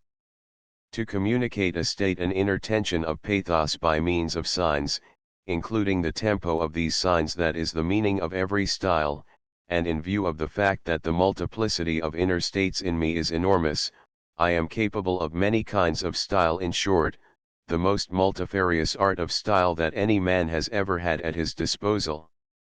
Any style is good which genuinely communicates an inner condition, which does not blunder over the signs, over the tempo of the signs, or over moods. All the laws of phrasing are the outcome of representing moods artistically. Good style, in itself, is a piece of sheer foolery, mere idealism, like beauty in itself, for instance, or goodness in itself, or the thing in itself. All this takes for granted, of course, that there exist ears that can hear, and such men as are capable and worthy of a like pathos, that those are not wanting unto whom one may communicate oneself. Meanwhile my Zarathustra, for instance, is still in quest of such people. Alas! He will have to seek a long while yet. A man must be worthy of listening to him. And, until that time, there will be no one who will understand the art that has been squandered in this book. No one has ever existed who has had more novel, more strange, and purposely created art forms to fling to the winds. The fact that such things were possible in the German language still awaited proof. Formerly, I myself would have denied most emphatically that it was possible. Before my time people did not know what could be done with the German language, what could be done with language in general. The art of grand rhythm, of grand style in periods, for expressing the tremendous fluctuations of sublime and superhuman passion, was first discovered by me, with the dithyramb entitled The Seven Seals, which constitutes the last discourse of the third part of Zarathustra. I soared miles above all that which heretofore has been called poetry. 5. The fact that the voice which speaks in my works is that of a psychologist who has not his peer, is perhaps the first conclusion at which a good reader will arrive, a reader such as I deserve, and one who reads me just as the good old philologists used to read their Horace. Those propositions about which all the world is fundamentally agreed, not to speak of fashionable philosophy, of moralists, and other empty-headed and cabbage-brained people, are to me but ingenious blunders. For instance, the belief that altruistic and egoistic, are opposites, while all the time the ego itself is merely a supreme swindle, an ideal. There are no such things as egoistic or altruistic actions, both concepts are psychological nonsense. Or the proposition that man pursues happiness, or the proposition that happiness is the reward of virtue. Or the proposition that pleasure and pain are opposites. Morality, the Circe of mankind, has falsified everything psychological, root and branch it has demoralized everything, even to the terribly nonsensical point of calling love unselfish. A man must first be firmly poised, he must stand securely on his two legs, otherwise he cannot love at all. This indeed the girls know only too well, they don't care two pins about unselfish and merely objective men. May I venture to suggest, incidentally, that I know women? This knowledge is part of my Dionysian patrimony. Who knows? Maybe I am the first psychologist of the eternally feminine. Women all like me. But that's an old story, save, of course, the abortions among them, the emancipated ones, those who lack the wherewithal to have children. Thank goodness I am not willing to let myself be torn to pieces. The perfect woman tears you to pieces when she loves you, I know these amiable Maenades. Oh! What a dangerous, creeping, subterranean little beast of prey she is. And so agreeable withal. A little woman, pursuing her vengeance, would force open even the iron gates of fate itself. Woman is incalculably more wicked than man, she is also cleverer. Goodness in a woman is already a sign of degeneration. All cases of beautiful souls in women may be traced to a faulty physiological condition, but I go no further, lest I should become medi-cynical. The struggle for equal rights is even a symptom of disease, every doctor knows this. The more womanly a woman is, the more she fights tooth and nail against rights in general, the natural order of things, the eternal war between the sexes, assigns to her by far the foremost rank. Have people had ears to hear my definition of love? It is the only definition worthy of a philosopher. Love, in its means, is war, in its foundation, it is the mortal hatred of the sexes. Have you heard my reply to the question how a woman can be cured, saved? In fact, give her a child. A woman needs children, man is always only a means, thus spake Zarathustra. The emancipation of women, this is the instinctive hatred of physiologically botched, that is to say, barren women for those of their sisters who are well constituted. The fight against man is always only a means, a pretext, a piece of strategy. By trying to rise to woman per se, to higher woman, to the ideal woman, all they wish to do is to lower the general level of women's rank, and there are no more certain means to this end than university education, trousers, and the rights of voting cattle.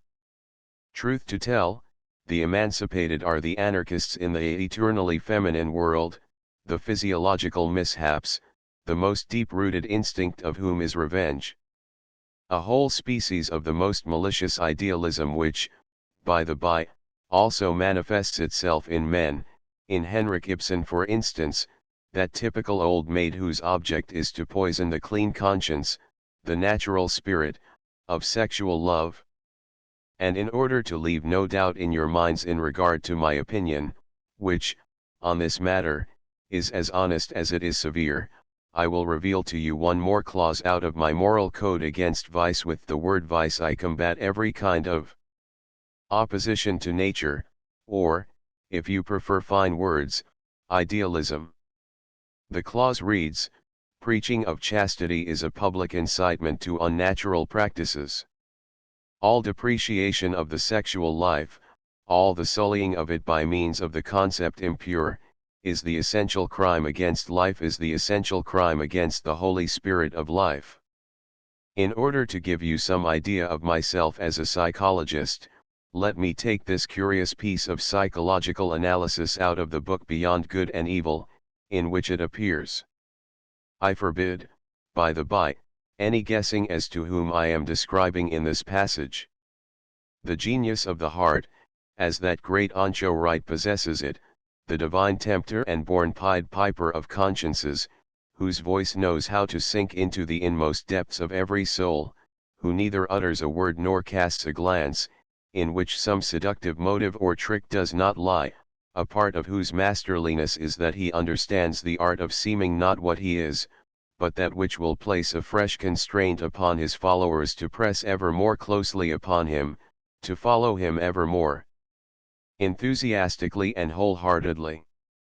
The genius of the heart, which makes all loud and self-conceited things hold their tongues and lend their ears, which polishes all rough souls and makes them taste a new longing to lie placid as a mirror, that the deep heavens may be reflected in them. The genius of the heart which teaches the clumsy and too hasty hand to hesitate and grasp more tenderly, which scents the hidden and forgotten treasure, the pearl of goodness and sweet spirituality, beneath thick black ice, and is a divining rod for every grain of gold, long buried and imprisoned in heaps of mud and sand. The genius of the heart, from contact with which every man goes away richer, not blessed and overcome, not as though favored and crushed by the good things of others, but richer in himself, fresher to himself than before, opened up, breathed upon and sounded by a thawing wind, more uncertain, perhaps, more delicate, more fragile, more bruised, but full of hopes which as yet lack names, full of a new will and striving, full of a new unwillingness and counter-striving. 1. Junker philosophy. The landed proprietors constitute the dominating class in Prussia, and it is from this class that all officers and higher officials are drawn. The Kreuzzeitung is the organ of the Junker party. The birth of tragedy. 1. In order to be fair to the birth of tragedy, 1872, it is necessary to forget a few things. It created a sensation and even fascinated by means of its mistakes, by means of its application to Wagnerism, as if the latter were the sign of an ascending tendency. On that account alone, this treatise was an event in Wagner's life. Thenceforward great hopes surrounded the name of Wagner. Even to this day, people remind me, sometimes in the middle of Parsifal, that it rests on my conscience if the opinion, that this movement is of great value to culture, at length became prevalent. I have often seen the book quoted as the second birth of tragedy from the spirit of music. People had ears only for new formulae for Wagner's art, his object and his mission, and in this way the real hidden value of the book was overlooked. Hellenism and Pessimism. This would have been a less equivocal title, seeing that the book contains the first attempt at showing how the Greeks succeeded in disposing of pessimism, in what manner they overcame it. Tragedy itself is the proof of the fact that the Greeks were not pessimists. Schopenhauer blundered here as he blundered in everything else regarded impartially. The Birth of Tragedy is a book quite strange to its age. No one would dream that it was begun in the thunder of the Battle of Worth. I thought out these problems on cold September nights beneath the walls of Metz, in the midst of my duties as nurse to the wounded. It would be easier to think that it was written 50 years earlier. Its attitude towards politics is one of indifference un-German, one, as people would say today. It smells offensively of Hegel. Only in one or two formulae is it infected with the bitter odor of corpses which is peculiar to Schopenhauer. An idea, the antagonism of the two concepts Dionysian and Apollonian, is translated into metaphysics. History itself is depicted as the development of this idea. In tragedy this antithesis has become unity. From this standpoint things which theretofore had never been face to face are suddenly confronted and understood and illuminated by each other. Opera and revolution, for instance. The two decisive innovations in the book are, first, the comprehension of the Dionysian phenomenon among the Greeks. It provides the first psychological analysis of this phenomenon, and sees in it the single root of all Greek art, and, secondly, the comprehension of Socraticism, Socrates being presented for the first time as the instrument of Greek dissolution, as a typical decadent. Reason versus instinct. Reason at any cost, as a dangerous, life-undermining force. The whole book is profoundly and politely silent concerning Christianity. The latter is neither Apollonian nor Dionysian. It denies all aesthetic values, which are the only values that the birth of tragedy recognizes. Christianity is most profoundly nihilistic, whereas in the Dionysian symbol, the most extreme limits of a essaying attitude to life are attained. In one part of the book the Christian priesthood is referred to as a perfidious order of goblins, as subterraneans. This start of mine was remarkable beyond measure. As a confirmation of my inmost personal experience I had discovered the only example of this fact that history possesses. With this I was the first to understand the amazing Dionysian phenomenon. At the same time, by recognizing Socrates as a decadent, I proved most conclusively that the certainty of my psychological grasp of things ran very little risk at the hands of any sort of moral idiosyncrasy. To regard morality itself as a symptom of degeneration is an innovation, a unique event of the first order in the history of knowledge. How high I had soared above the pitifully foolish gabble about optimism and pessimism with my two new doctrines. I was the first to see the actual contrast, the degenerate instinct which turns upon life with a subterranean lust of vengeance. Christianity, Schopenhauer's philosophy, and in some respects too even Plato's philosophy, in short, the whole of idealism in its typical forms, as opposed to a formula of the highest essaying to life, born of an abundance and a superabundance of life, a essaying free from all reserve, applying even to suffering, and guilt, and all that is questionable and strange in existence. This last, most joyous, most exuberant, and exultant yet to life, is not only the highest, but also the profoundest conception, and one which is most strictly confirmed and supported by truth and science. Nothing that exists must be suppressed, nothing can be dispensed with. Those aspects of life which Christians and other nihilists reject, belong to an incalculably higher order in the hierarchy of values, than that which the instinct of degeneration calls good, and may call good. In order to understand this, a certain courage is necessary, and, as a prerequisite of this, a certain superfluity of strength, for a man can approach only as near to truth as he has the courage to advance, that is to say, everything depends strictly upon the measure of his strength. Knowledge, and the affirmation of reality, are just as necessary to the strong man as cowardice, the flight from reality. In fact, the ideal are necessary to the weak inspired by weakness. These people are not at liberty to know, decadents stand in need of lies, it is one of their self-preservative measures. He who not only understands the word Dionysian, but understands himself in that term, does not require any refutation of Plato, or of Christianity, or of Schopenhauer for his no-sense decomposition. 3. The extent to which I had by means of these doctrines discovered the idea of tragedy, the ultimate explanation of what the psychology of tragedy is, I discussed finally in The Twilight of the Idols, F5, Part 10. The saying of yet to life, and even to its weirdest and most difficult problems, the will to life rejoicing at its own infinite vitality in the sacrifice of its highest types, that is what I called Dionysian, that is what I meant as the bridge to the psychology of the tragic poet. Not to cast out terror and pity, or to purge oneself of dangerous passion by discharging it with vehemence, this was Aristotle's too misunderstanding of it, but to be far beyond terror and pity, and to be the eternal lust of becoming itself, that lust which also involves the joy of destruction.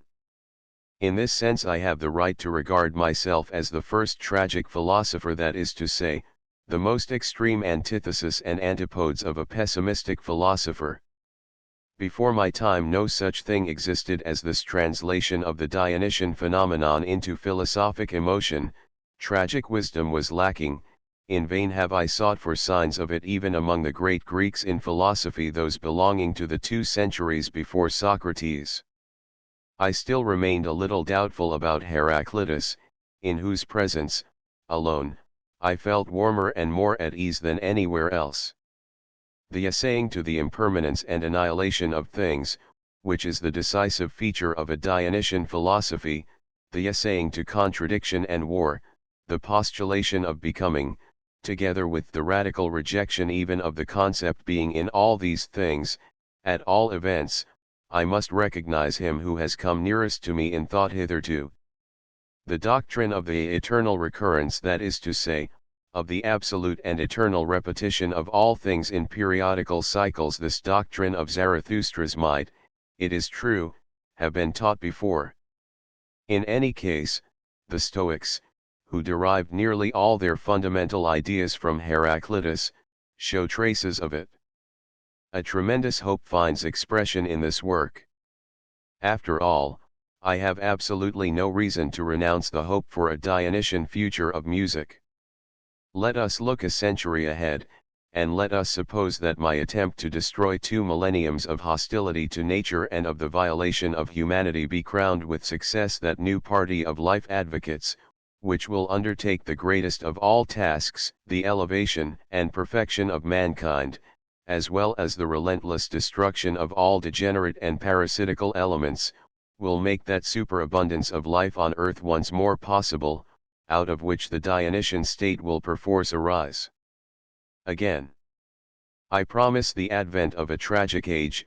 The highest art in the saying of yet to life, tragedy, will be born again when mankind has the knowledge of the hardest, but most necessary of wars, behind it, without, however, suffering from that knowledge. A psychologist might add that what I heard in Wagnerian music in my youth and early manhood had nothing whatsoever to do with Wagner, that when I described Dionysian music, I described merely what I personally had heard, that I was compelled instinctively to translate and transfigure everything into the new spirit which filled my breast. A proof of this, and as strong a proof as you could have, is my essay, Wagner in Bayreuth. In all its decisive psychological passages I am the only person concerned. Without any hesitation you may read my name or the word Zarathustra wherever the text contains the name of Wagner. The whole panorama of the dithyrambic artist is the representation of the already existing author of Zarathustra, and it is drawn with an abysmal depth which does not even once come into contact with the real Wagner. Wagner himself had a notion of the truth. He did not recognize himself in the essay in this way. The idea of Bayreuth was changed into something which to those who are acquainted with my Zarathustra will be no riddle, that is to say, into the great noon when the highest of the elect will consecrate themselves for the greatest of all duties. Who knows? The vision of a feast which I may live to see. The pathos of the first few pages is universal history. The look which is discussed on page 1053 of the book, is the actual look of Zarathustra, Wagner, Bayreuth. The whole of this petty German wretchedness, is a cloud upon which an infinite fata morgana of the future is reflected. Even from the psychological standpoint, all the decisive traits in my character are introduced into Wagner's nature. The juxtaposition of the most brilliant and most fatal forces, a will to power such as no man has ever possessed, inexorable bravery in matters spiritual, an unlimited power of learning unaccompanied by depressed powers for action. Everything in this essay is a prophecy, the proximity of the resurrection of the Greek spirit, the need of men who will be counter-Alexanders, who will once more tie the Gordian knot of Greek culture, after it has been cut. Listen to the world historic accent with which the concept sense for the tragic is introduced on page 180, there are little else but world historic accents in this essay. This is the strangest kind of objectivity that ever existed. My absolute certainty in regard to what I am, projected itself into any chance reality. Truth about myself was voiced from out appalling depths.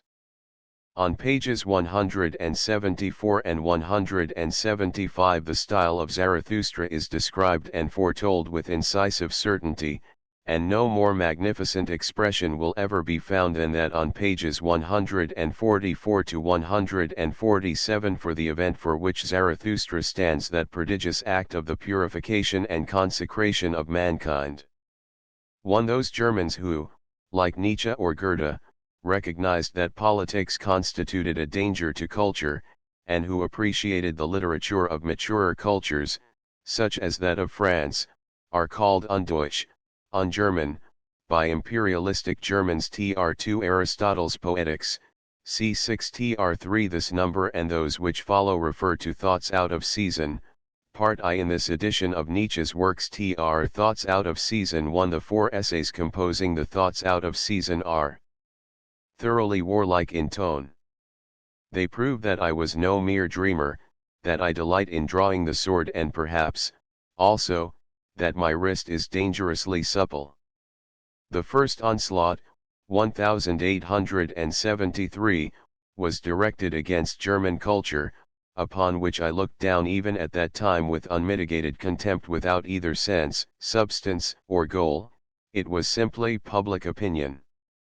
There could be no more dangerous misunderstanding than to suppose that Germany's success at arms proved anything in favor of German culture, and still less the triumph of this culture over that of France. The second essay, 1874, brings to light that which is dangerous, that which corrodes and poisons life in our manner of pursuing scientific study. Life is diseased, thanks to this dehumanist piece of clockwork and mechanism, thanks to the impersonality of the workman, and the false economy of the division of labor. The object, which is culture, is lost sight of. Modern scientific activity as a means thereto simply produces barbarism. In this treatise, the historical sense, of which this century is so proud, is for the first time recognized as sickness, as a typical symptom of decay.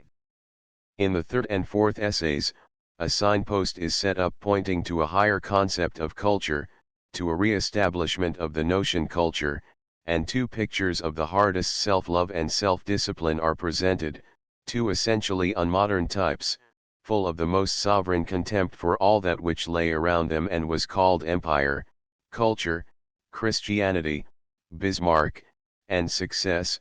These 2 types were Schopenhauer and Wagner, or, in a word, Nietzsche.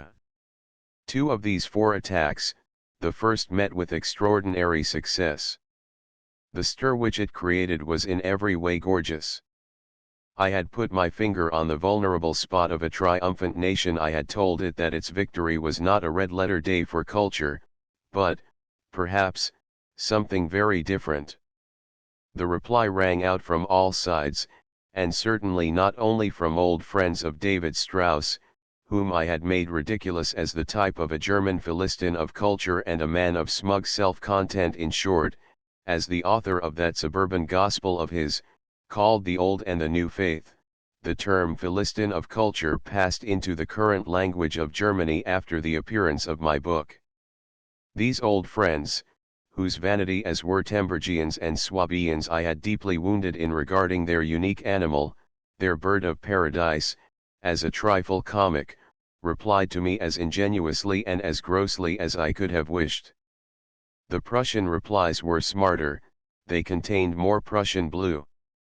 The most disreputable attitude was assumed by a Leipzig paper, the egregious Grenzboten, and it cost me some pains to prevent my indignant friends in Bale from taking action against it. Only a few old gentlemen decided in my favor, and for very diverse and sometimes unaccountable reasons. Among them was one, Ewald of Göttingen, who made it clear that my attack on Strauss had been deadly. There was also the Hegelian, Bruno Bauer, who from that time became one of my most attentive readers. In his later years he liked to refer to me, when, for instance, he wanted to give Herr von Treitschke, the Prussian historiographer, a hint as to where he could obtain information about the notion culture, of which he, Herr von T., had completely lost sight. The weightiest and longest notice of my book and its author appeared in Würzburg, and was written by Professor Hoffmann, an old pupil of the philosopher von Bader. The essays made him foresee a great future for me, namely, that of bringing about a sort of crisis and decisive turning point in the problem of atheism, of which he recognized in me the most instinctive and most radical advocate. It was atheism that had drawn me to Schopenhauer. The review which received by far the most attention, and which excited the most bitterness, was an extraordinarily powerful and plucky appreciation of my work by Karl Hillebrand, a man who was usually so mild, and the last humane German who knew how to wield a pen. The article appeared in the Augsburg Gazette, and it can be read today, couched in rather more cautious language, among his collected essays. In it my work was referred to as an event, as a decisive turning point, as the first sign of an awakening, as an excellent symptom, and as an actual revival of German earnestness and of German passion in things spiritual. Hillebrand could speak only in the terms of the highest respect, of the form of my book, of its consummate taste, of its perfect tact in discriminating between persons and causes. He characterized it as the best polemical work in the German language, the best performance in the art of polemics, which for Germans is so dangerous and so strongly to be deprecated. Besides confirming my standpoint, he laid even greater stress upon what I had dared to say about the deterioration of language in Germany. Nowadays writers assume the airs of purists and can no longer even construct a sentence. Sharing my contempt for the literary stars of this nation, he concluded by expressing his admiration for my courage, that greatest courage of all which places the very favorites of the people in the dock. The after effects of this essay of mine proved invaluable to me in my life. No one has ever tried to meddle with me since. People are silent. In Germany I am treated with gloomy caution. For years I have rejoiced in the privilege of such absolute freedom of speech, as no one nowadays, least of all in the empire, has enough liberty to claim. My paradise is in the shadow of my sword. At bottom all I had done was to put one of Stendhal's maxims into practice. He advises one to make one's entrance into society by means of a duel. And how well I had chosen my opponent, the foremost freethinker of Germany. As a matter of fact, quite a novel kind of free thought found its expression in this way. Up to the present nothing has been more strange and more foreign to my blood than the whole of that European and American species known as leaders penseurs. Incorrigible blockheads and clowns of modern ideas that they are, I feel much more profoundly at variance with them than with any one of their adversaries. They also wish to improve mankind, after their own fashion, that is to say, in their own image. Against that which I stand for and desire, they would wage an implacable war. If only they understood it. The whole gang of them still believe in an ideal. I am the first immoralist. 3. I should not like to say that the last two essays in the Thoughts Out of Season, associated with the names of Schopenhauer and Wagner respectively, serve any special purpose in throwing light upon these two cases, or in formulating their psychological problems. This of course does not apply to a few details. Thus, for instance, in the second of the two essays, with a profound certainty of instinct I already characterized the elementary factor in Wagner's nature as a theatrical talent which in all his means and inspirations only draws its final conclusions. At bottom, my desire in this essay was to do something very different from writing psychology, an unprecedented educational problem, a new understanding of self-discipline and self-defense carried to the point of hardness, a road to greatness and to world historic duties, yearned to find expression. Roughly speaking, I seized two famous and, theretofore, completely undefined types by the forelock, after the manner in which one seizes opportunities, simply in order to speak my mind on certain questions, in order to have a few more formulas, signs, and means of expression at my disposal. Indeed, I actually suggest this, with most unearthly sagacity, on page 183 of Schopenhauer as Educator. Plato made use of Socrates in the same way, that is to say, as a cipher for Plato. Now that, from some distance, I can look back upon the conditions of which these essays are the testimony, I would be loath to deny that they refer simply to me. The essay Wagner in Bayreuth is a vision of my own future. On the other hand, my most secret history, my development, is written down in Schopenhauer as educator. But, above all, the vow I made I what I am today, the place I now hold at a height from which I speak no longer with words but with thunderbolts, oh, how far I was from all this in those days. But I saw the land. I did not deceive myself for one moment as to the way, the sea, the danger, and success. The great calm in promising, this happy prospect of a future which must not remain only a promise. In this book every word has been lived, profoundly and intimately. The most painful things are not lacking in it. It contains words which are positively running with blood. But a wind of great freedom blows over the whole. Even its wounds do not constitute an objection. As to what I understand by being a philosopher, that is to say, a terrible explosive in the presence of which everything is in danger, as to how I sever my idea of the philosopher by miles from that other idea of him which includes even a Kant, not to speak of the academic ruminators and other professors of philosophy concerning all these things, this essay provides invaluable information, even granting that at bottom, it is not Schopenhauer as educator but Nietzsche as educator, who speaks his sentiments in it.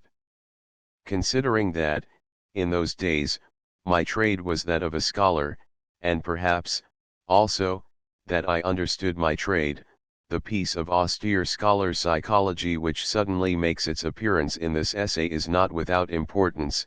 It expresses the feeling of distance, and my profound certainty regarding what was my real life task, and what were merely means, intervals, and accessory work to me.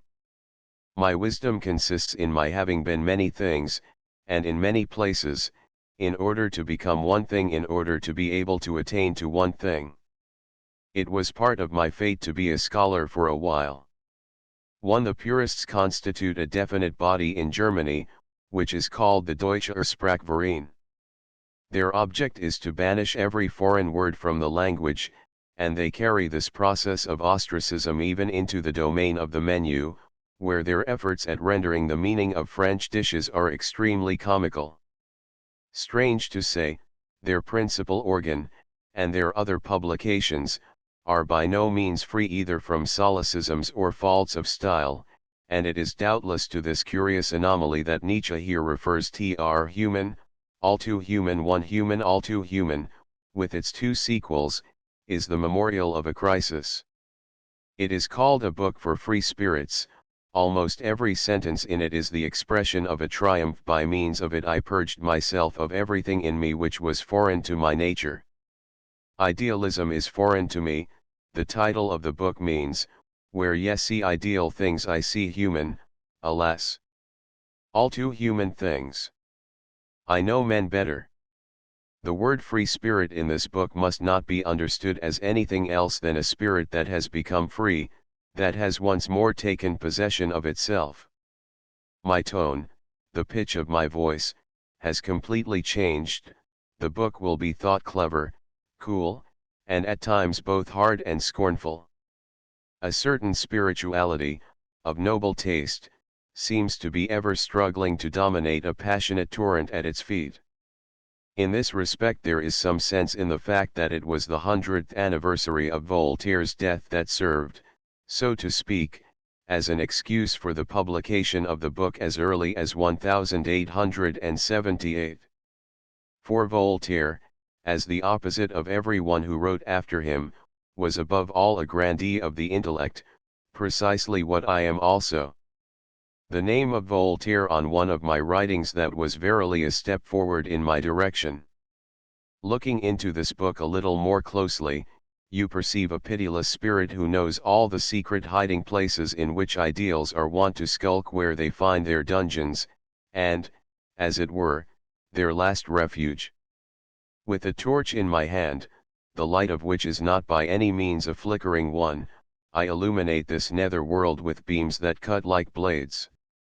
It is war, but war without powder and smoke, without warlike attitudes, without pathos and contorted limbs, all these things would still be idealism.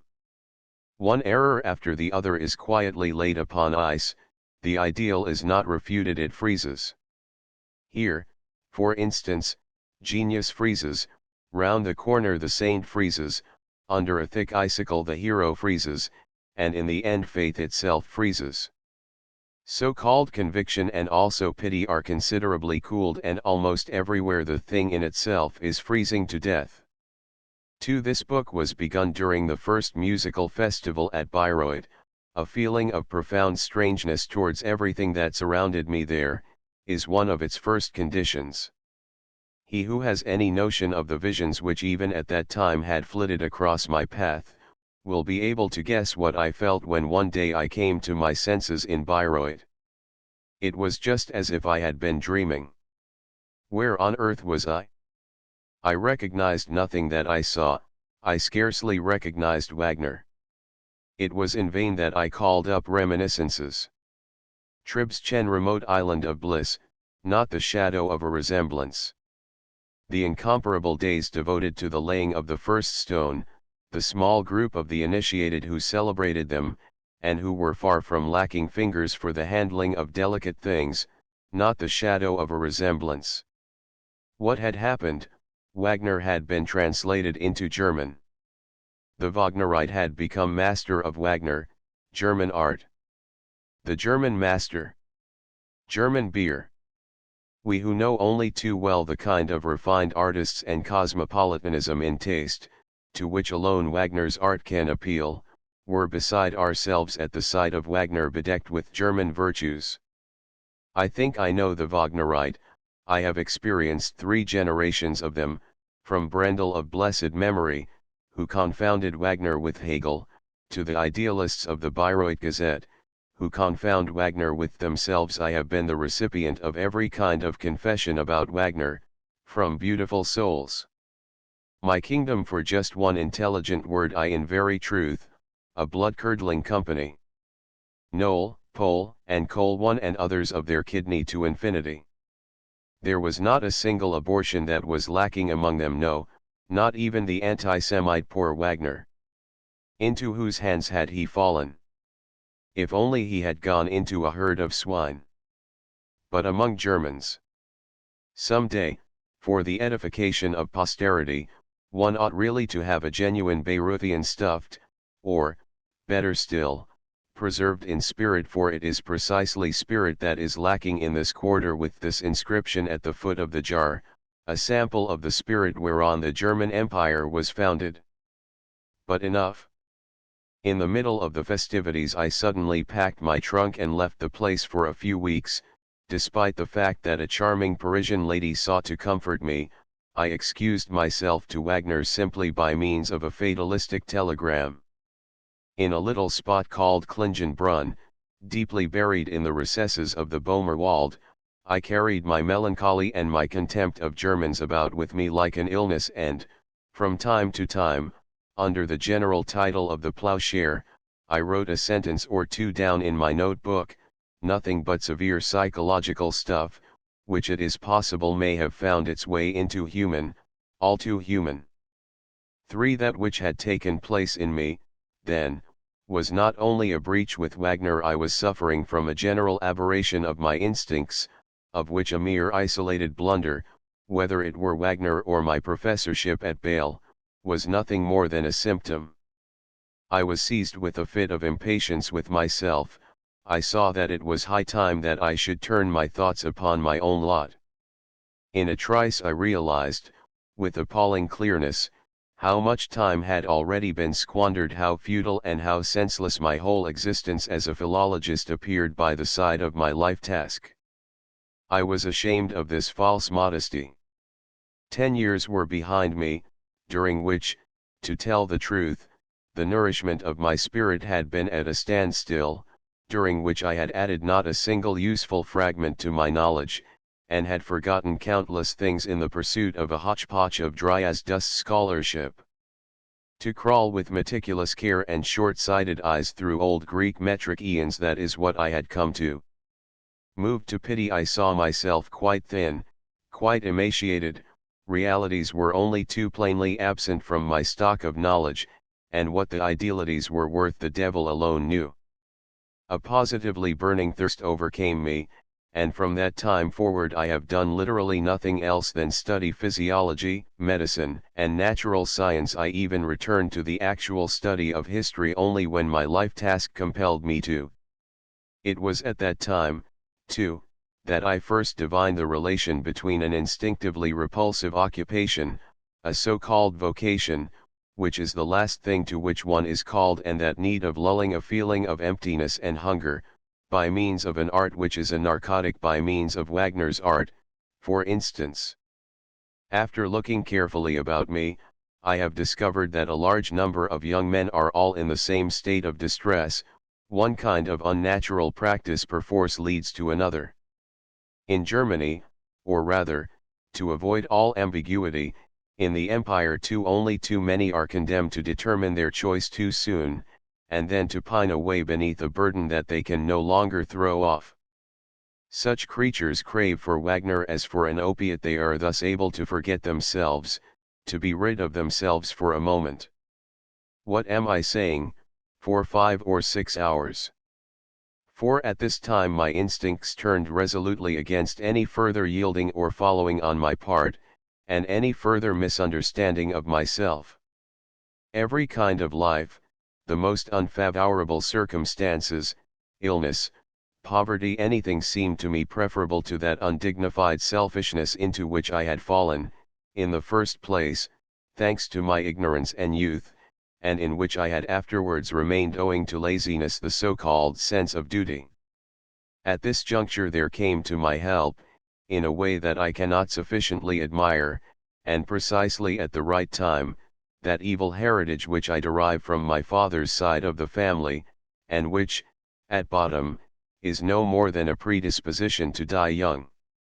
Illness slowly liberated me from the toils, it spared me any sort of sudden breach, any sort of violent and offensive step.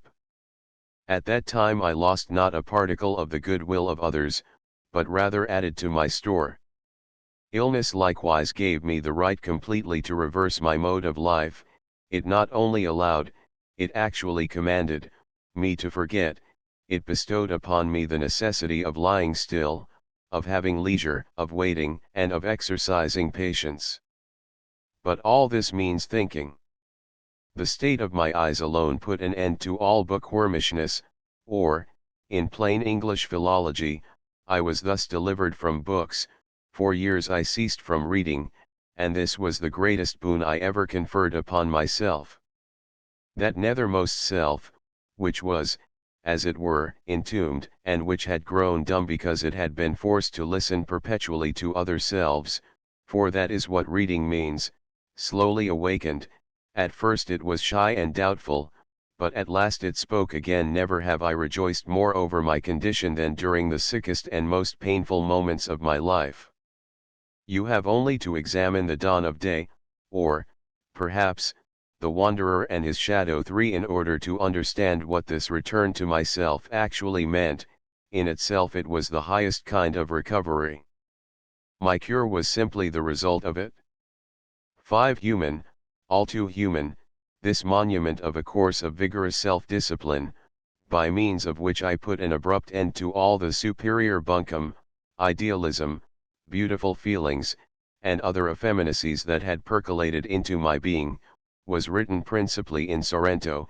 It was finished and given definite shape during a winter at Bale, under conditions far less favorable than those in Sorrento. Truth to tell, it was Peter Gast, at that time a student at the University of Bale, and a devoted friend of mine, who was responsible for the book.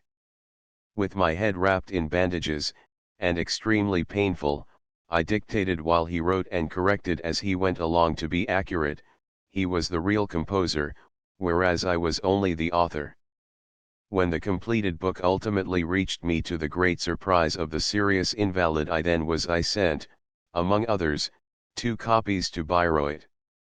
Thanks to a miraculous flash of intelligence on the part of chance, there reached me precisely at the same time a splendid copy of the Parsifal text, with the following inscription from Wagner's pen, to his dear friend Friedrich Nietzsche, from Richard Wagner, ecclesiastical counselor. At this crossing of the two books I seemed to hear an ominous note.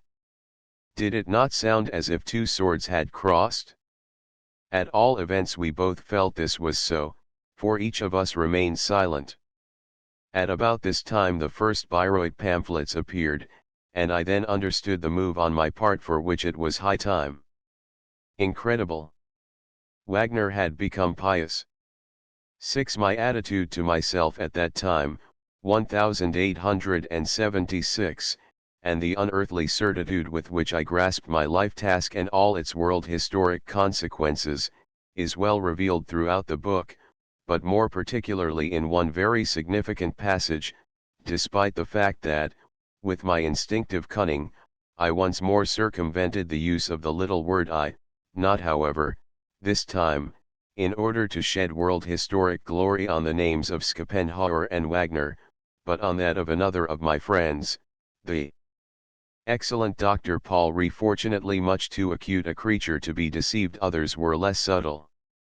Among my readers I have a number of hopeless people, the typical German professor for instance, who can always be recognized from the fact that, judging from the passage in question, he feels compelled to regard the whole book as a sort of superior realism. As a matter of fact it contradicts 5 or 6 of my friends' utterances. Only read the introduction to the genealogy of morals on this question. The passage above referred to reads, "What, after all, is the principal axiom to which the boldest and coldest thinker, the author of the book on the origin of moral sensations, read Nietzsche, the first immoralist, has attained by means of his incisive and decisive analysis of human actions. The moral man, he says, is no nearer to the intelligible, metaphysical, world than is the physical man, for there is no intelligible world." This theory, hardened and sharpened under the hammer blow of historical knowledge, read the transvaluation of all values, may some time or other, perhaps in some future period 1890, serve as the axe which is applied to the root of the metaphysical need of man, whether more as a blessing than a curse to the general welfare it is not easy to say, but in any case as a theory with the most important consequences, at once fruitful and terrible, and looking into the world with that Janus face which all great knowledge possesses. For one Knoll and Pohl were both writers on music. Coal, however, which literally means cabbage, is a slang expression, denoting superior nonsense. Too needless to say, Nietzsche distinguishes between Bismarckian Germany and that other Germany, Austria, Switzerland, and the Baltic provinces where the German language is also spoken. 3 Human, All Too Human, Part 2. In this edition 4 Human, All Too Human, Volume IF. 37 The Dawn of Day, Thoughts about Morality as a Prejudice. 1 With this book I open my campaign against morality. Not that it is at all redolent of powder, you will find quite other and much nicer smells in it, provided that you have any keenness in your nostrils. There is nothing either of light or of heavy artillery in its composition, and if its general end be a negative one, its means are not so means out of which the end follows like a logical conclusion, not like a cannon shot.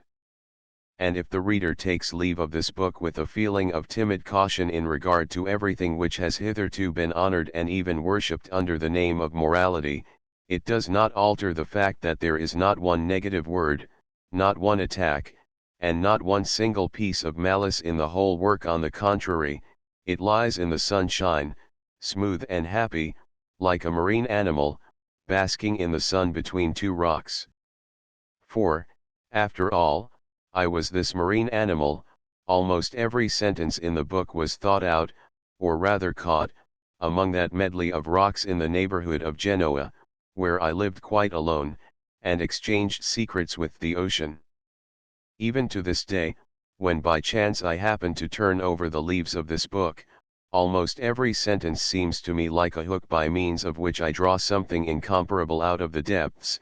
Its whole skin quivers with delicate shudders of recollection. This book is conspicuous for no little art in gently catching things which whisk rapidly and silently away, moments which I call godlike lizards, not with the cruelty of that young Greek god who simply transfixed the poor little beast, but nevertheless with something pointed with a pen. There are so many dawns which have not yet shed their light. This Indian maxim is written over the doorway of this book. Where does its author seek that new morning, that delicate red, as yet undiscovered, with which another day a whole series of days, a whole world of new days, will begin? In the transvaluation of all values, in an emancipation from all moral values, in a saying of yeah, and in an attitude of trust, to all that which hitherto has been forbidden, despised, and damned. This yes-saying book projects its light, its love, its tenderness, over all evil things.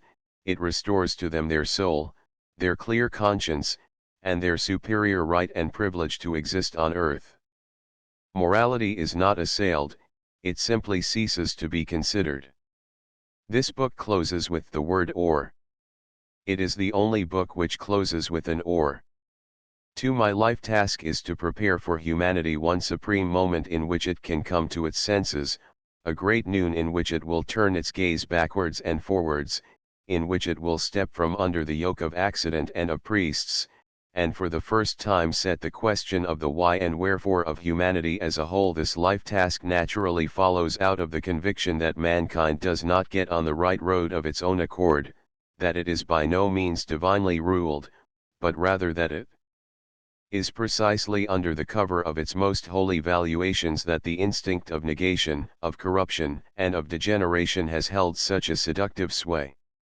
The question concerning the origin of moral valuations is therefore a matter of the highest importance to me, because it determines the future of mankind.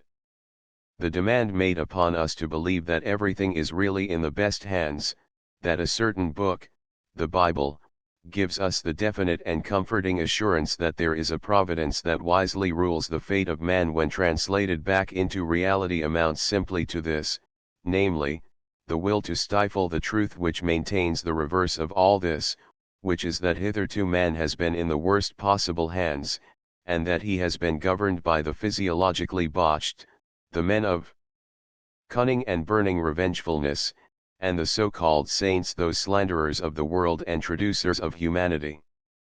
The definite proof of the fact that the priest, including the priest in disguise, the philosopher, has become master, not only within a certain limited religious community, but everywhere, and that the morality of decadence, the will to nonentity, has become morality per se, is to be found in this, that altruism is now an absolute value, and egoism is regarded with hostility everywhere. He who disagrees with me on this point, I regard as infected. But all the world disagrees with me.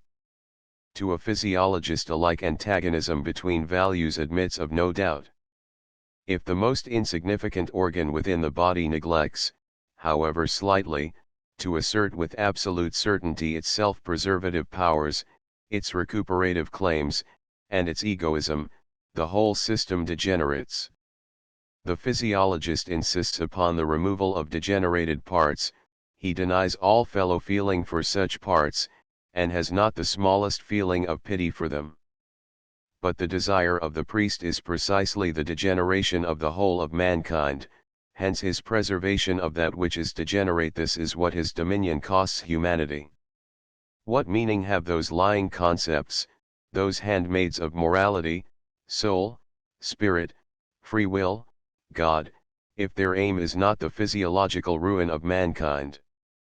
When earnestness is diverted from the instincts that aim at self-preservation and an increase of bodily energy, i.e. at an increase of life, when anemia is raised to an ideal and the contempt of the body is construed as the salvation of the soul, what is all this if it is not a recipe for decadence? Loss of ballast, resistance offered to natural instincts, selflessness, in fact this is what has hitherto been known as morality. With the dawn of day I first engaged in a struggle against the morality of self-renunciation. Joyful wisdom, La Gaia Science One Dawn of Day is a essaying book, profound, but clear and kindly. The same applies once more and in the highest degree to La Gaia Science. In almost every sentence of this book, profundity and playfulness go gently hand in hand. A verse which expresses my gratitude for the most wonderful month of January which I have ever lived. The whole book is a gift sufficiently reveals the abysmal depths from which wisdom has here become joyful. Thou who with cleaving fiery lances the stream of my soul from its ice dost free, till with a rush and a roar it advances to enter with glorious hoping the sea, brighter to see and purer ever, free in the bonds of thy sweet constraint, so it praises thy wondrous endeavor, January, thou beauteous saint. One who can be in any doubt as to what glorious hoping means here, when he has realized the diamond beauty of the first of Zarathustra's words as they appear in a glow of light at the close of the fourth book. Or when he reads the granite sentences at the end of the third book, wherein a fate for all times is first given a formula. The songs of Prince Free as a Bird, which, for the most part, were written in Sicily, remind me quite forcibly of that Provençal notion of Gaia Scienza, of that union of singer, knight, and free spirit, which distinguishes that wonderfully early culture of the Provençals from all ambiguous cultures. The last poem of all, To the Mistral, an exuberant dance song in which, if you please, the new spirit dances freely upon the corpse of morality, is a perfect Provençalism. One translated for joyful wisdom by Paul V. Contr. Thus Spake Zarathustra, a book for all and none. One I now wish to relate the history of Zarathustra. The fundamental idea of the work, the eternal recurrence, the highest formula of a essaying to life that can ever be attained, was first conceived in the month of August 1881. I made a note of the idea on a sheet of paper, with the postscript, 6,000 feet beyond man and time. That day I happened to be wandering through the woods alongside of the lake of Sylvaplana, and I halted not far from Surley, beside a huge rock that towered aloft like a pyramid. It was then that the thought struck me. Looking back now, I find that exactly 2 months before this inspiration I had an omen of its coming in the form of a sudden and decisive change in my tastes, more particularly in music. The whole of Zarathustra might perhaps be classified under the rubric music. At all events, the essential condition of its production was a second birth within me of the art of hearing. In Ricoro, a small mountain resort near Vicenza, where I spent the spring of 1881, I and my friend and maestro, Peter Gast, who was also one who had been born again, discovered that the phoenix music hovered over us, in lighter and brighter plumage than it had ever worn before. If, therefore, I now calculate from that day forward the sudden production of the book, under the most unlikely circumstances, in February 1883, the last part, out of which I quoted a few lines in my preface, was written precisely in the hallowed hour when Richard Wagner gave up the ghost in Venice. I come to the conclusion that the period of gestation covered 18 months. This period of exactly 18 months, might suggest, at least to Buddhists, that I am in reality a female elephant. The interval was devoted to the Gaia Scienza, which contains hundreds of indications of the proximity of something unparalleled, for, after all, it shows the beginning of Zarathustra, since it presents Zarathustra's fundamental thought in the last aphorism but one of the fourth book. To this interval also belongs that hymn to life, for a mixed choir and orchestra, the score of which was published in Leipzig 2 years ago by E.W. Friedrich, and which gave perhaps no slight indication of my spiritual state during this year, in which the essentially essaying pathos, which I call the tragic pathos, completely filled me heart and limb. One day people will sing it to my memory.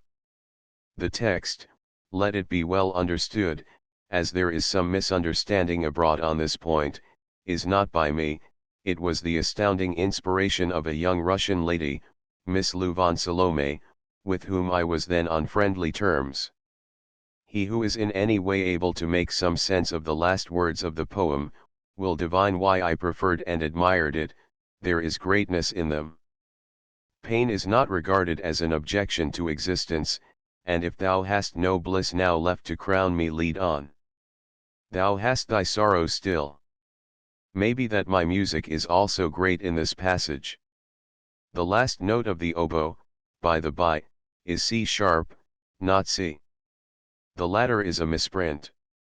During the following winter, I was living on that charmingly peaceful Gulf of Rapallo, not far from Genoa, which cuts inland between Chiavari and Cape Portofino. My health was not very good, the winter was cold and exceptionally rainy, and the small albergo in which I lived was so close to the water that at night my sleep was disturbed if the sea was rough. These circumstances were surely the very reverse of favorable, and yet, in spite of it all, and as if in proof of my belief that everything decisive comes to life in defiance of every obstacle, it was precisely during this winter and in the midst of these unfavorable circumstances that my Zarathustra originated.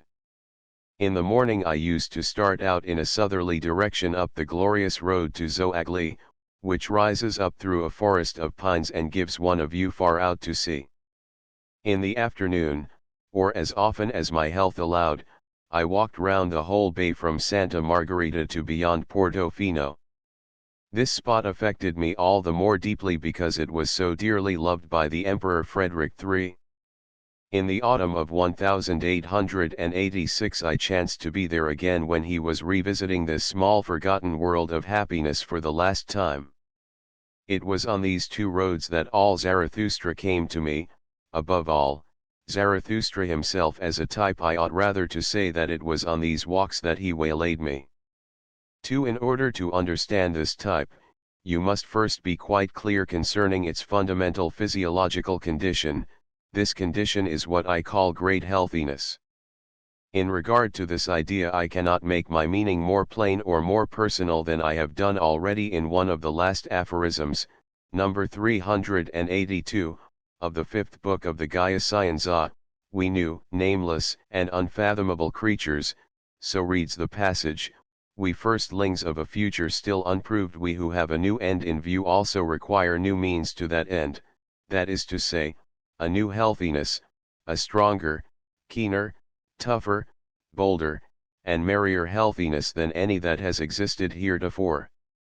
He who longs to feel in his own soul the whole range of values and aims that have prevailed on earth until his day, and to sail round all the coasts of this ideal Mediterranean Sea, who, from the adventures of his own inmost experience, would fain know how it feels to be a conqueror and discoverer of the ideal, as also how it is with the artist, the saint, the legislator, the sage, the scholar, the man of piety and the godlike anchorite of yore, such a man requires one thing above all for his purpose, and that is, great healthiness, such healthiness as he not only possesses, but also constantly acquires and must acquire, because he is continually sacrificing it again, and is compelled to sacrifice it.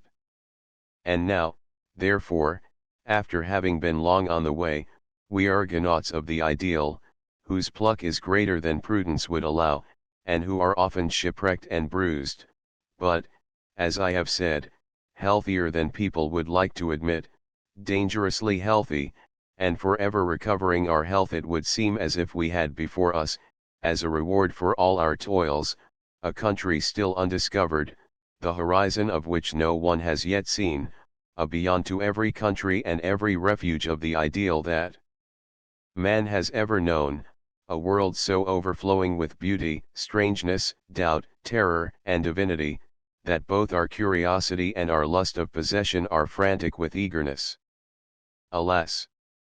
How in the face of such vistas, and with such burning desire in our conscience and consciousness, could we still be content with the man of the present day?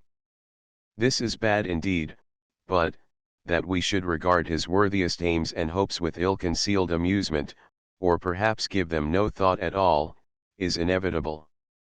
Another ideal now leads us on, a wonderful, seductive ideal, full of danger, the pursuit of which we should be loath to urge upon anyone, because we are not so ready to acknowledge anyone's right to it, the ideal of a spirit who plays ingenuously, that is to say, involuntarily, and as the outcome of superabundant energy and power, with everything that, hitherto, has been called holy, good, inviolable, and divine, to whom even the loftiest thing that the people have with reason made their measure of value would be no better than a danger, a decay, and an abasement, or at least a relaxation and temporary forgetfulness of self, the ideal of a humanly superhuman well-being and goodwill, which often enough will seem inhuman as when, for instance, it stands beside all past earnestness on earth, and all past solemnities in hearing,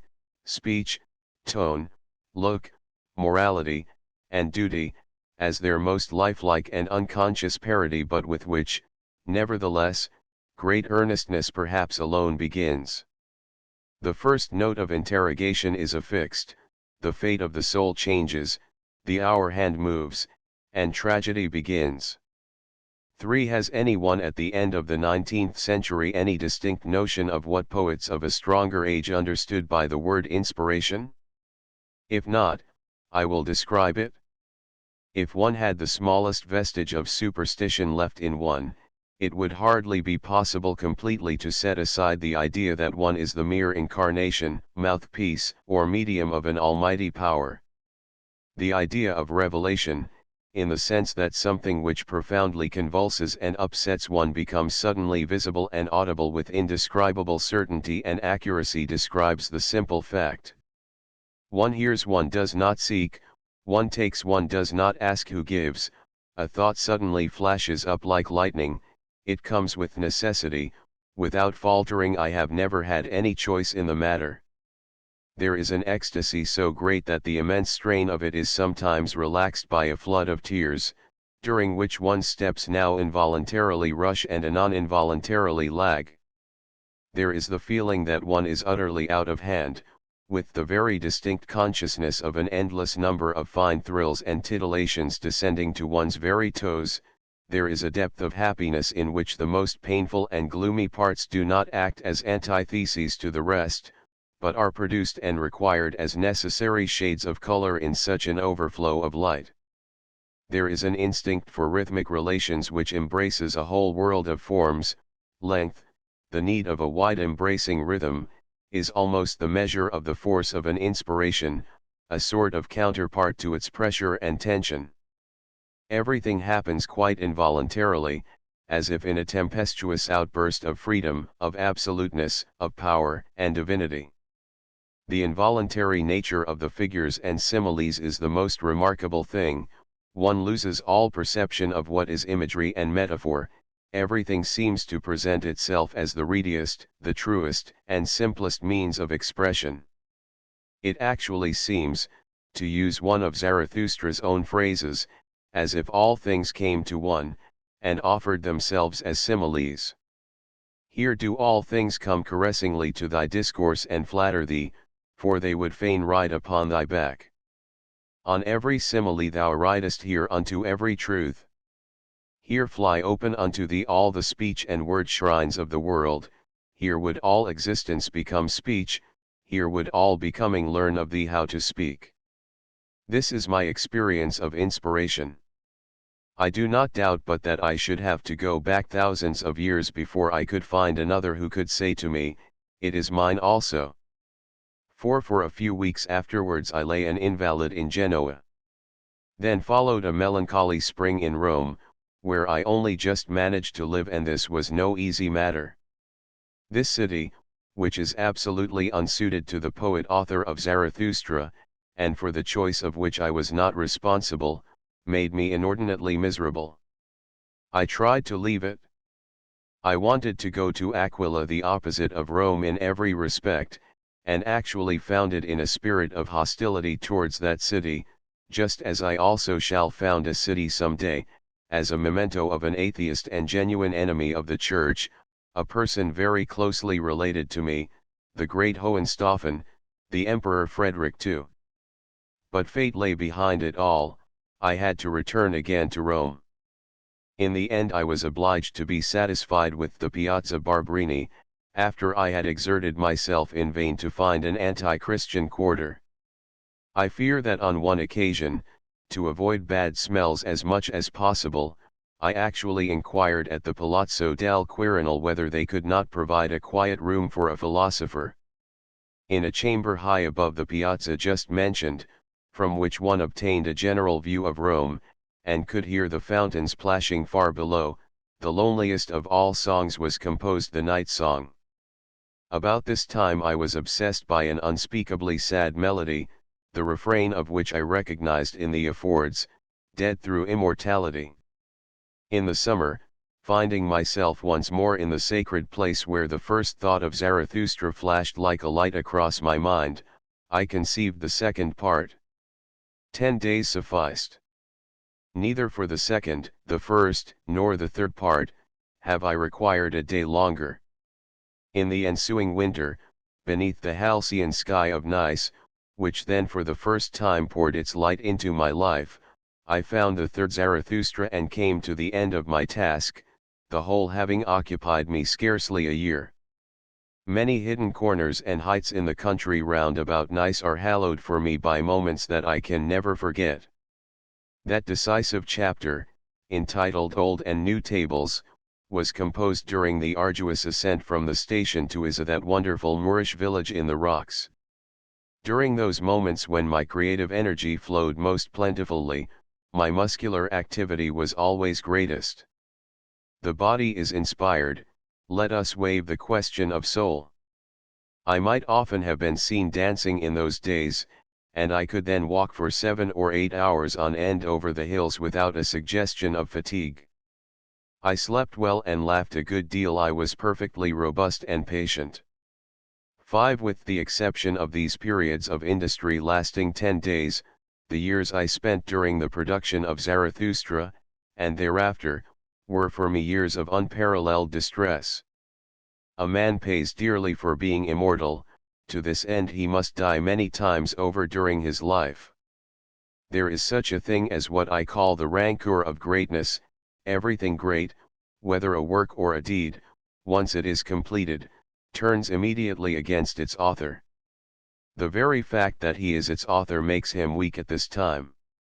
He can no longer endure his deed. He can no longer look it full in the face. To have something at one's back which one could never have willed, something to which the knot of human destiny is attached, and to be forced thenceforward to bear it on one's shoulders. Why, it almost crushes one. The rancor of greatness. A somewhat different experience is the uncanny silence that reigns about one. Solitude has 7 skins which nothing can penetrate. One goes among men, one greets friends, but these things are only new deserts. The looks of those one meets no longer bear a greeting. At the best one encounters a sort of revolt. This feeling of revolt, I suffered, in varying degrees of intensity, at the hands of almost every one who came near me. It would seem that nothing inflicts a deeper wound than suddenly to make one's distance felt. Those noble natures are scarce who know not how to live unless they can revere. A third thing is the absurd susceptibility of the skin to small pin-pricks, a kind of helplessness in the presence of all small things. This seems to me a necessary outcome of the appalling expenditure of all defensive forces, which is the first condition of every creative act, of every act which proceeds from the most intimate, most secret, and most concealed recesses of a man's being. The small defensive forces are thus, as it were, suspended, and no fresh energy reaches them. I even think it probable that one does not digest so well, that one is less willing to move, and that one is much too open to sensations of coldness and suspicion, for, in a large number of cases, suspicion is merely a blunder in etiology. On one occasion when I felt like this, I became conscious of the proximity of a herd of cows, some time before I could possibly have seen it with my eyes. Simply owing to a return in me of milder and more humane sentiments, they communicated warmth to me. 6. This work stands alone. Do not let us mention the poets in the same breath, nothing perhaps has ever been produced out of such a superabundance of strength. My concept Dionysian here became the highest deed, compared with it everything that other men have done seems poor and limited. The fact that a Goethe or a Shakespeare would not for an instant have known how to take breath in this atmosphere of passion and of the heights, the fact that by the side of Zarathustra, Dante is no more than a believer, and not one who first creates the truth, that is to say, not a world-ruling spirit, a fate, the fact that the poets of the Veda were priests and not even fit to unfasten Zarathustra's sandal, all this is the least of things, and gives no idea of the distance, of the azure solitude, in which this work dwells. Zarathustra has an eternal right to say, I draw around me circles and holy boundaries. Ever fewer are they that mount with me to ever loftier heights. I build me a mountain range of ever holier mountains. If all the spirit and goodness of every great soul were collected together, the whole could not create a single one of Zarathustra's discourses. The ladder upon which he rises and descends is of boundless length, he has seen further, he has willed further, and gone further than any other man. There is contradiction in every word that he utters, this most yesaying of all spirits. Through him all contradictions are bound up into a new unity. The loftiest and the basest powers of human nature, the sweetest, the lightest, and the most terrible, rush forth from out one spring with everlasting certainty. Until his coming no one knew what was height or depth, and still less what was truth. There is not a single passage in this revelation of truth which had already been anticipated and divined by even the greatest among men. Before Zarathustra there was no wisdom, no probing of the soul, no art of speech. In his book, the most familiar and most vulgar thing utters unheard of words. The sentence quivers with passion. Eloquence has become music. Forks of lightning are hurled towards futures of which no one has ever dreamed before. The most powerful use of parables that has yet existed is poor beside it, and mere child's play compared with this return of language to the nature of imagery. See how Zarathustra goes down from the mountain and speaks the kindest words to every one. See with what delicate fingers he touches his very adversaries, the priests, and how he suffers with them from themselves. Here, at every moment, man is overcome, and the concept Superman becomes the greatest reality. Out of sight, almost far away beneath him, lies all that which heretofore has been called great in man. The halcyonic brightness, the light feet, the presence of wickedness and exuberance throughout, and all that is the essence of the type Zarathustra, was never dreamt of before as a prerequisite of greatness. In precisely these limits of space and in this accessibility to opposites Zarathustra feels himself the highest of all living things, and when you hear how he defines this highest, you will give up trying to find his equal. The soul which hath the longest ladder and can step down deepest, the vastest soul that can run and stray and rove furthest in its own domain, the most necessary soul, that out of desire flingeth itself to chance, the stable soul that plungeth into becoming, the possessing soul that must needs taste of willing and longing, the soul that flieth from itself, and overtaketh itself in the widest circle, the wisest soul that folly exhortateth most sweetly, the most self-loving soul, in whom all things have their rise, their ebb, and flow. But this is the very idea of Dionysus. Another consideration leads to this idea. The psychological problem presented by the type of Zarathustra is, how can he, who in an unprecedented manner says no, and acts no, in regard to all that which has been affirmed hitherto, remain nevertheless a yesaying spirit?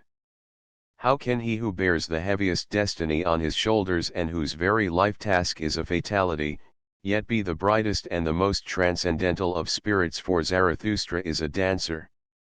How can he who has the hardest and most terrible grasp of reality, and who has thought the most abysmal thoughts, nevertheless avoid conceiving these things as objections to existence, or even as objections to the eternal recurrence of existence? how is it that on the contrary he finds reasons for being himself the eternal affirmation of all things, the tremendous and unlimited saying of Yea and Amen? Into every abyss do I bear the benediction of my Yea to life. But this, once more, is precisely the idea of Dionysus. 7. What language will such a spirit speak, when he speaks unto his soul? The language of the dithyramb. I am the inventor of the dithyramb. Hearken unto the manner in which Zarathustra speaks to his soul before sunrise, 348. Before my time such emerald joys and divine tenderness had found no tongue. Even the profoundest melancholy of such a Dionysus takes shape as a dithyramb. As an example of this I take the night song, the immortal plaint of one who, thanks to his superabundance of light and power, thanks to the sun within him, is condemned never to love. It is night, now do all gushing springs raise their voices. And my soul too is a gushing spring. It is night, now only do all lovers burst into song. And my soul too is the song of a lover. Something unquenched and unquenchable is within me, that would raise its voice. A craving for love is within me, which itself speak the language of love. Light am I, would that I were night. But this is my loneliness, that I am begirt with light. Alas, why am I not dark and like unto the night? How joyfully would I then suck at the breasts of light? And even you would I bless, yet twinkling starlets and glow worms on high. And be blessed in the gifts of your light. But in mine own light do I live, ever back into myself do I drink the flames I send forth. I know not the happiness of the hand stretched forth to grasp, and oft have I dreamt that stealing must be more blessed than taking. Wretched am I that my hand may never rest from giving, an envious fate is mine that I see expectant eyes and nights made bright with longing. Oh, the wretchedness of all them that give! Oh, the clouds that cover the face of my sun! That craving for desire! That burning hunger at the end of the feast! They take what I give them, but do I touch their soul? A gulf is there twixt giving and taking, and the smallest gulf is the last to be bridged. An appetite is born from out my beauty, would that I might do harm to them that I fill with light, would that I might rob them of the gifts I have given, thus do I thirst for wickedness. To withdraw my hand when their hand is ready stretched forth like the waterfall that wavers even in its fall, thus do I thirst for wickedness. For such vengeance doth my fullness yearn, to such tricks doth my loneliness give birth. My joy in giving died with the deed. By its very fullness did my virtue grow weary of itself. He who giveth risketh to lose his shame, he that is ever distributing groweth callous in hand and heart therefrom. Mine eyes no longer melt into tears at the sight of the suppliant's shame, my hand hath become too hard to feel the quivering of laden hands. Whither have ye fled, the tears of mine eyes and the bloom of my heart? Oh, the solitude of all givers! Oh, the silence of all beacons! Many are the suns that circle in barren space, to all that is dark do they speak with their light, to me alone are they silent. Alas, this is the hatred of light for that which shineth, pitiless it runneth its course. Unfair in its inmost heart to that which shineth, cold toward suns, thus doth every sun go its way. Like a tempest do the suns fly over their course, for such is their way. Their own unswerving will do they follow, that is their coldness. Alas, it is ye alone, ye creatures of gloom, ye spirits of the night, that take your warmth from that which shineth. Ye alone suck your milk and comfort from the udders of light. Alas, about me there is ice, my hand burneth itself against ice. Alas, within me is a thirst that thirsteth for your thirst. It is night, woe is me, that I must needs be light. And thirst after darkness. And loneliness. It is night, now doth my longing burst forth like a spring, for speech do I long. It is night, now do all gushing springs raise their voices. And my soul too is a gushing spring. It is night, now only do all lovers burst into song. And my soul too is the song of a lover. 8 Such things have never been written, never been felt, never been suffered, only a god, only Dionysus suffers in this way. The reply to such a dithyramb on the sun's solitude in light would be Ariadne. Who knows, but I, who Ariadne is? To all such riddles no one heretofore had ever found an answer. I doubt even whether anyone had ever seen a riddle here. One day Zarathustra severely determines his life task, and it is also mine. Let no one misunderstand its meaning. It's a saying to the point of justifying, to the point of redeeming even all that is past. I walk among men as among fragments of the future, of that future which I see. And all my creativeness and effort is but this, that I may be able to think and recast all these fragments and riddles and dismal accidents into one piece. And how could I bear to be a man, if man were not also a poet, a riddle reader, and a redeemer of chance? To redeem all the past, and to transform every it was into thus would I have it, that alone would be my salvation. In another passage he defines as strictly as possible what to him alone man can be, not a subject for love nor yet for pity. Zarathustra became master even of his loathing of man. Man is to him a thing unshaped, raw material, an ugly stone that needs the sculptor's chisel. No longer to will, no longer to value, no longer to create. Oh, that this great weariness may never be mine. Even in the lust of knowledge, I feel only the joy of my will to beget and to grow, and if there be innocence in my knowledge, it is because my procreative will is in it. Away from God and gods did this will lure me. What would there be to create if there were gods? But to man doth it ever drive me anew, my burning, creative will. Thus driveth it the hammer to the stone. Alas, ye men, within the stone there sleepeth an image for me, the image of all my dreams. Alas, that it should have to sleep in the hardest and ugliest stone. Now rageth my hammer ruthlessly against its prison. From the stone the fragments fly, what's that to me? I will finish it, for a shadow came unto me, the stillest and lightest thing on earth once came unto me. The beauty of the Superman came unto me as a shadow. Alas, my brethren! What are the gods to me now? Let me call attention to one last point of view. The line in italics is my pretext for this remark. A Dionysian life task needs the hardness of the hammer, and one of its first essentials is without doubt the joy even of destruction.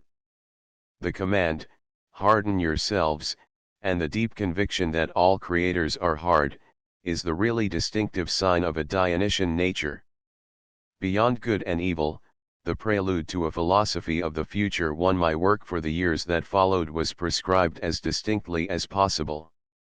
Now that the essaying part of my life task was accomplished, there came the turn of the negative portion, both in word and deed, the transvaluation of all values that had existed hitherto, the great war, the conjuring up of the day when the fatal outcome of the struggle would be decided.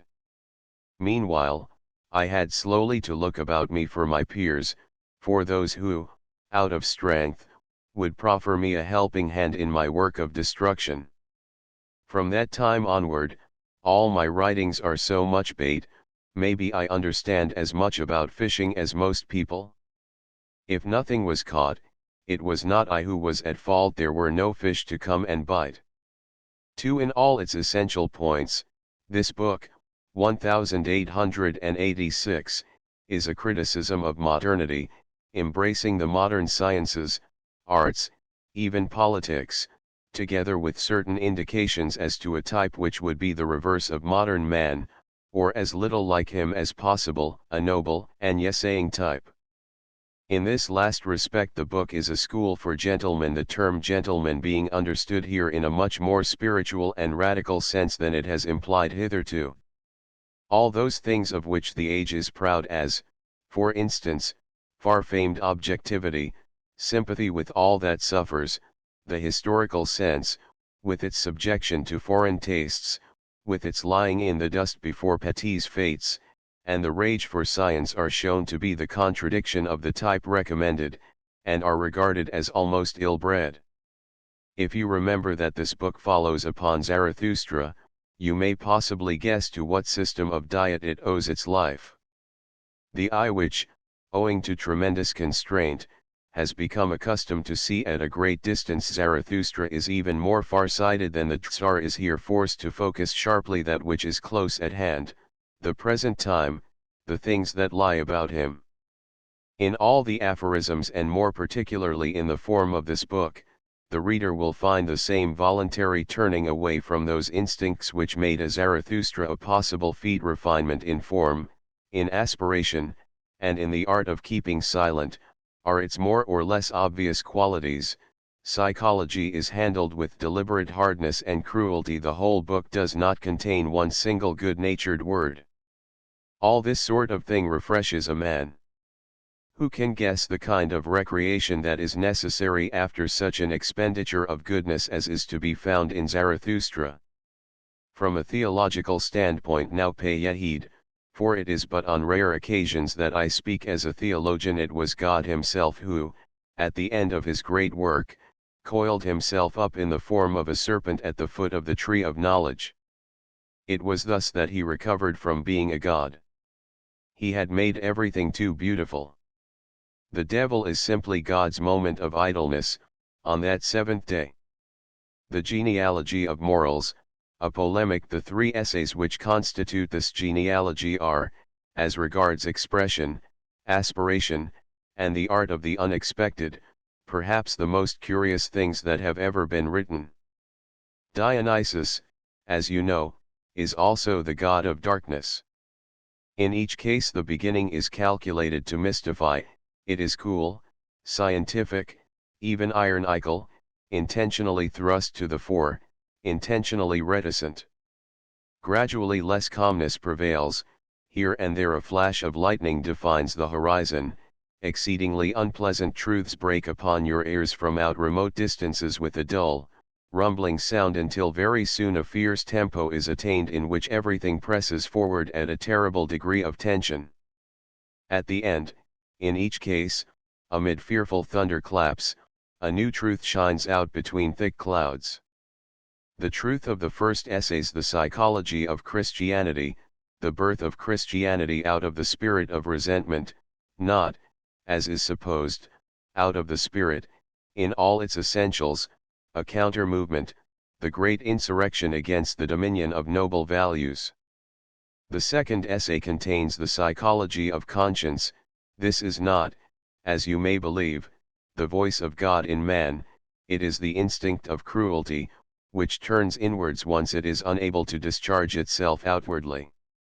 Cruelty is here exposed, for the first time, as one of the oldest and most indispensable elements in the foundation of culture. The third essay replies to the question as to the origin of the formidable power of the ascetic ideal, of the priest ideal, despite the fact that this ideal is essentially detrimental, that it is a will to nonentity and to decadence. Reply: it flourished not because God was active behind the priests, as is generally believed, but because it was a faute de mieux from the fact that hitherto it has been the only ideal and has had no competitors. For man prefers to aspire to nonentity than not to aspire at all. But above all, until the time of Zarathustra there was no such thing as a counter-ideal. You have understood my meaning. 3 decisive overtures on the part of a psychologist to a transvaluation of all values. This book contains the first psychology of the priest. The Twilight of the Idols, How to Philosophize with the Hammer. This work, which covers scarcely 150 pages, with its cheerful and fateful tone, like a laughing demon, and the production of which occupied so few days that I hesitate to give their number, is altogether an exception among books. There is no work more rich in substance, more independent, more upsetting, more wicked. If anyone should desire to obtain a rapid sketch of how everything, before my time, was standing on its head, he should begin reading me in this book. That which is called idols on the title page is simply the old truth that has been believed in hitherto. In plain English, the twilight of the idols means that the old truth is on its last legs. 2. There is no reality, no ideality, which has not been touched in this book. Touched, what a cautious euphemism. Not only the eternal idols, but also the youngest, that is to say, the most senile, modern ideas, for instance. A strong wind blows between the trees and in all directions fall the fruit, the truths. There is the waste of an all too rich autumn in this book. You trip over truths. You even crush some to death, there are too many of them.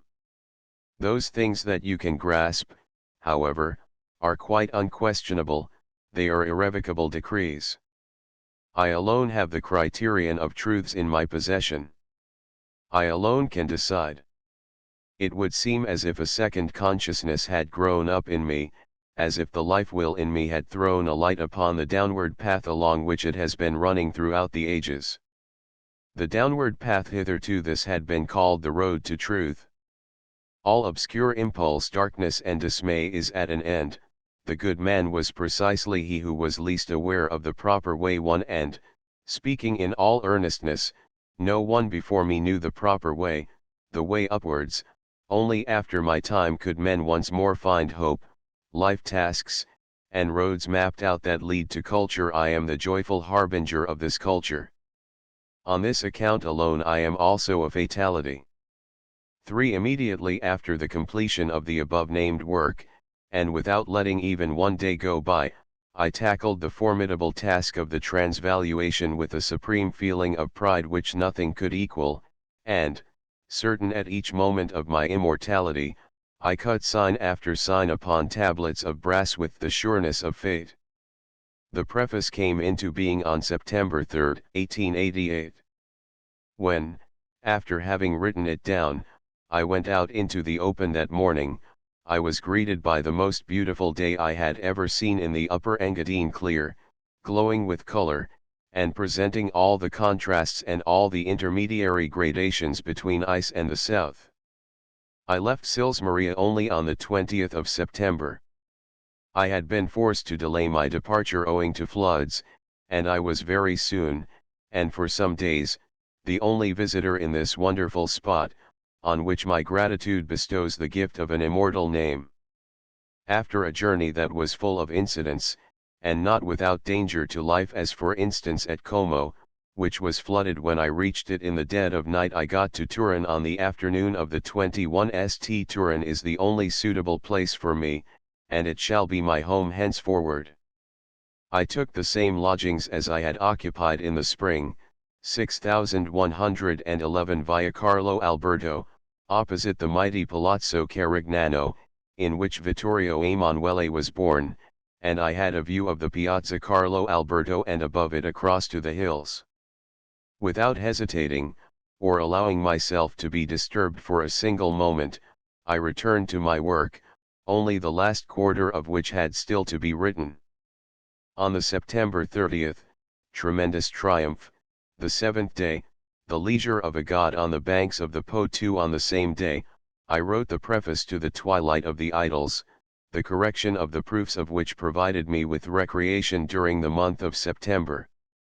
Never in my life have I experienced such an autumn, nor had I ever imagined that such things were possible on earth. A Claude Lorraine extended to infinity, each day equal to the last in its wild perfection. 1. A witty reference to Goethe's well-known passage in the prologue to Faust: a good man, though in darkness and dismay, may still be conscious of the proper way. The words are spoken by the Lord Tr. 2. There is a wonderful promenade along the banks of the Po, for which Turin is famous, and of which Nietzsche was particularly fond. Tr. The case of Wagner, a musician's problem. 1. In order to do justice to this essay, a man ought to suffer from the fate of music as from an open wound. From what do I suffer when I suffer from the fate of music? From the fact that music has lost its world transfiguring, yes-saying character, that it is decadent music and no longer the flute of Dionysus. Supposing, however, that the fate of music be as dear to man as his own life, because joy and suffering are alike bound up with it, then he will find this pamphlet comparatively mild and full of consideration. To be cheerful in such circumstances, and laugh good-naturedly with others at oneself ridendo dicere severum one when the verum dicere would justify every sort of hardness is humanity itself. Who doubts that I, old artilleryman that I am, would be able if I liked to point my heavy guns at Wagner? Everything decisive in this question I kept to myself. I have loved Wagner after all. An attack upon a more than usually subtle unknown person whom another would not have divined so easily, lies in the meaning and path of my life task. Oh, I have still quite a number of other unknown persons to unmask besides a Cagliostro of music. Above all, I have to direct an attack against the German people, who, in matters of the spirit, grow every day more indolent, poorer in instincts, and more honest, who, with an appetite for which they are to be envied, continue to diet themselves on contradictions, and gulp down faith in company with science, Christian love together with anti-Semitism, and the will to power, to the empire, dished up with the gospel of the humble, without showing the slightest signs of indigestion. Fancy this absence of party feeling in the presence of opposites. Fancy this gastric neutrality and disinterestedness. Behold this sense of justice in the German palate, which can grant equal rights to all, which finds everything tasteful. Without a shadow of a doubt the Germans are idealists. When I was last in Germany, I found German tastes striving to grant Wagner and the trumpeter of Säckingen two equal rights, while I myself witnessed the attempts of the people of Leipzig to do honor to one of the most genuine and most German of musicians, using German here in the old sense of the word, a man who was no mere German of the empire, the master Heinrich Schütz, by founding a Liszt society, the object of which was to cultivate and spread artful, listage 3, church music. Without a shadow of doubt the Germans are idealists. 2. But here nothing shall stop me from being rude, and from telling the Germans one or two unpleasant home truths. Who else would do it if I did not? I refer to their laxity in matters historical.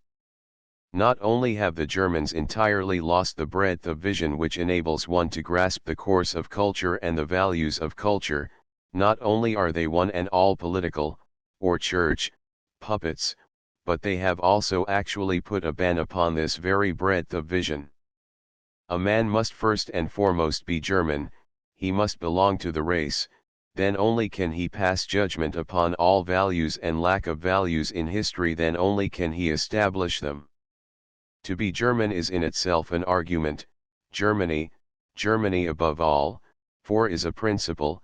The Germans stand for the moral order of the universe in history. Compared with the Roman Empire, they are the upholders of freedom. Compared with the 18th century, they are the restorers of morality, of the categorical imperative. There is such a thing as the writing of history according to the lights of Imperial Germany. There is, I fear, anti-Semitic history. There is also history written with an eye to the court, and Herr von Treitschke is not ashamed of himself. Quite recently an idiotic opinion in Historicis, an observation of Vischer the Swabian aesthete, since happily deceased, made the round of the German newspapers as a truth to which every German must assent. The observation was this: the Renaissance and the Reformation only together constitute a whole, the aesthetic rebirth, and the moral rebirth. When I listen to such things, I lose all patience, and I feel inclined, I even feel it my duty, to tell the Germans, for once in a way, all that they have on their conscience. Every great crime against culture for the last 4 centuries lies on their conscience. And always for the same reason, always owing to their bottomless cowardice in the face of reality, which is also cowardice in the face of truth, always owing to the love of falsehood which has become almost instinctive in them, in short, idealism. It was the Germans who caused Europe to lose the fruits, the whole meaning of her last period of greatness, the period of the Renaissance.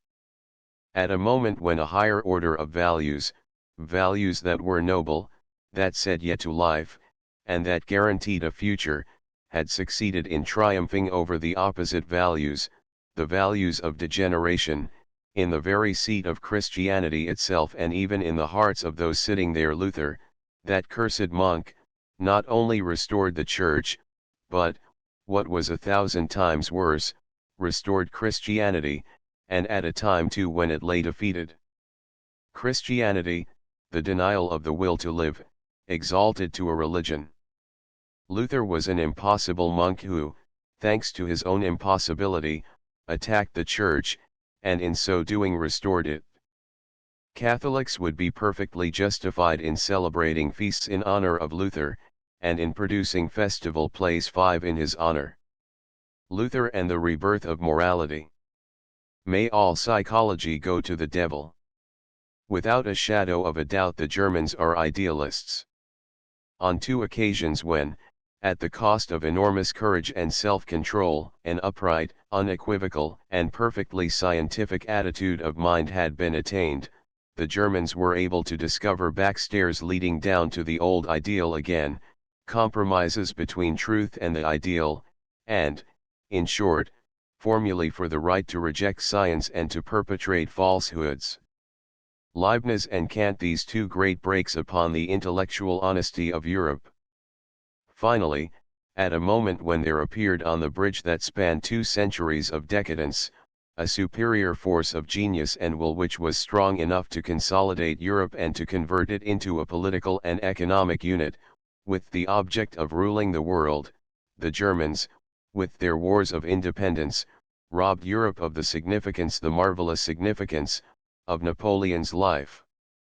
And in so doing they laid on their conscience everything that followed, everything that exists today, the sickliness and want of reason which is most opposed to culture, and which is called nationalism, this névrose nationale from which Europe is suffering acutely, this eternal subdivision of Europe into petty states, with politics on a municipal scale.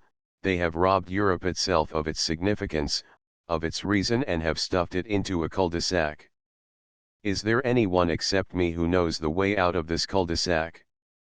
Does anyone except me know of an aspiration which would be great enough to bind the people of Europe once more together?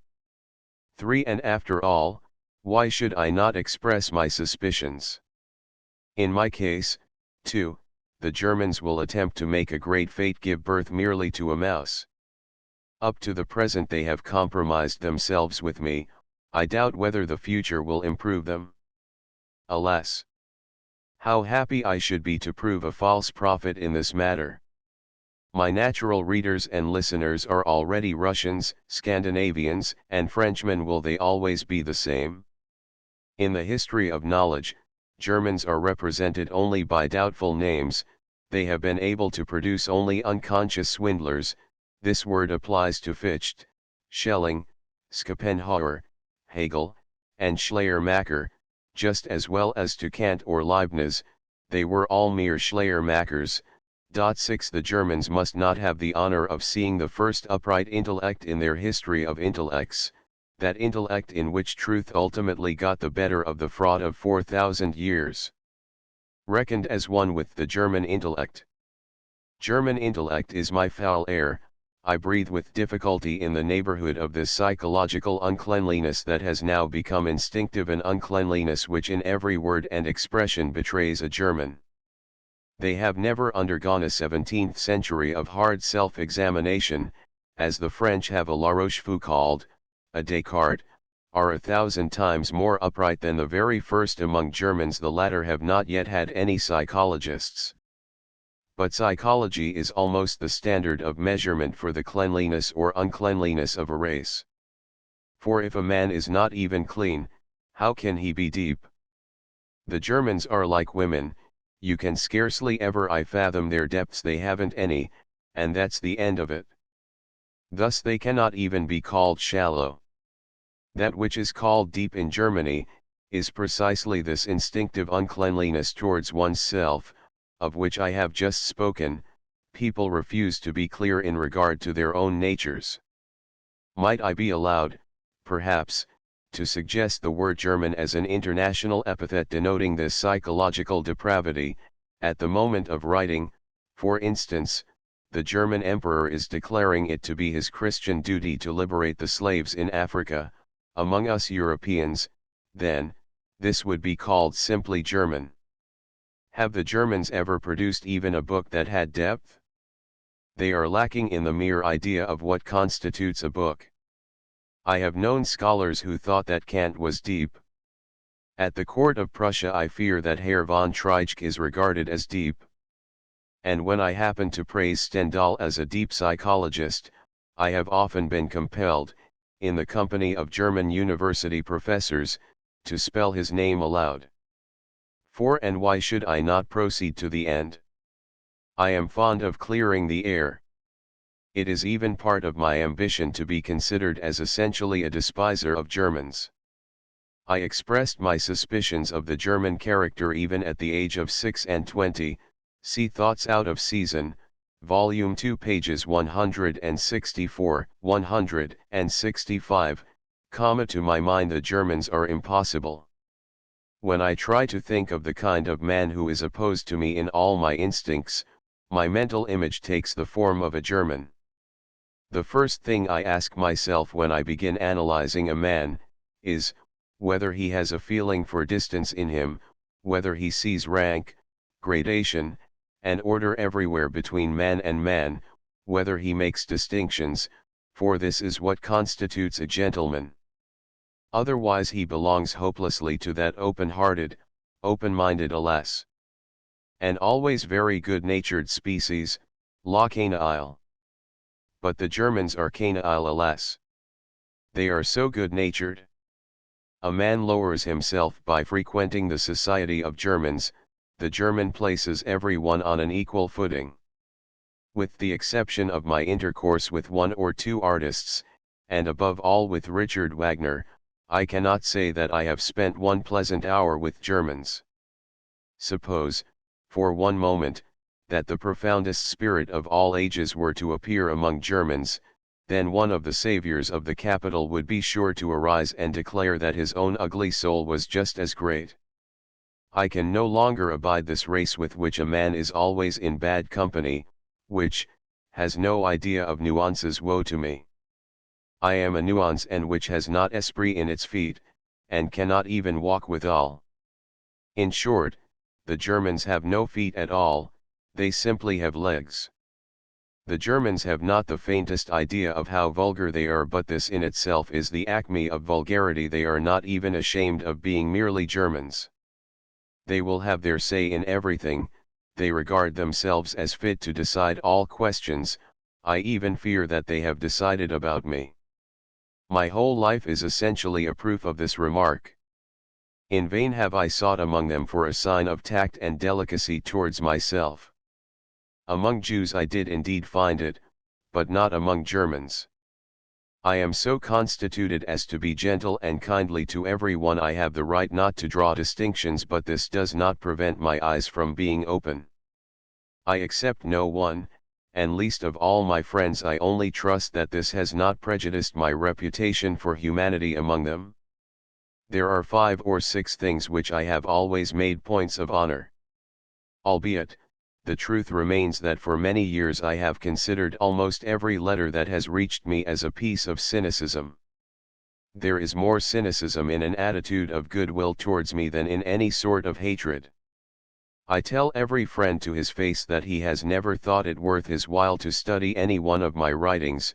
From the slightest hints I gather that they do not even know what lies hidden in my books. And with regard even to my Zarathustra, which of my friends would have seen more in it than a piece of unwarrantable, though fortunately harmless, arrogance? 10 years have elapsed, and no one has yet felt it a duty to his conscience to defend my name against the absurd silence beneath which it has been entombed.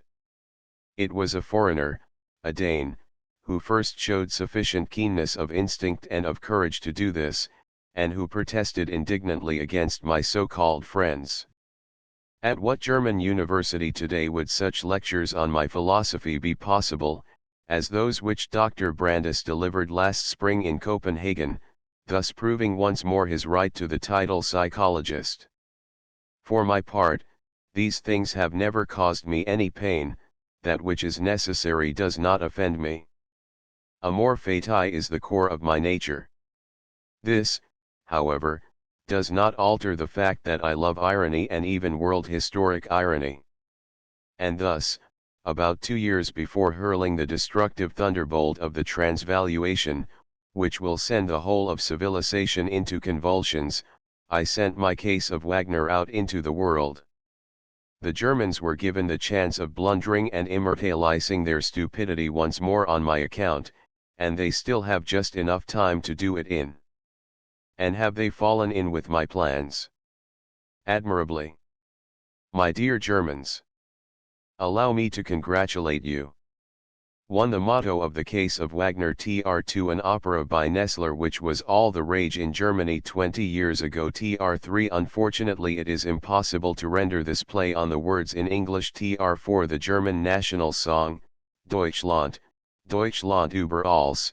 Tr5. Ever since the year 1617 such plays have been produced by the Protestants of Germany. Tr6. Schleiermacher literally means a weaver or maker of veils. Try. I am a fatality. 1. I know my destiny. There will come a day when my name will recall the memory of something formidable, a crisis the like of which has never been known on earth, the memory of the most profound clash of consciences, and the passing of a sentence upon all that which theretofore had been believed, exacted, and hallowed.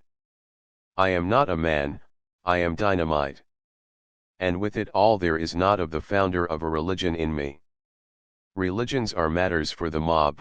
After coming in contact with a religious man, I always feel that I must wash my hands. I require no believers. It is my opinion that I am too full of malice to believe even in myself. I never address myself to masses.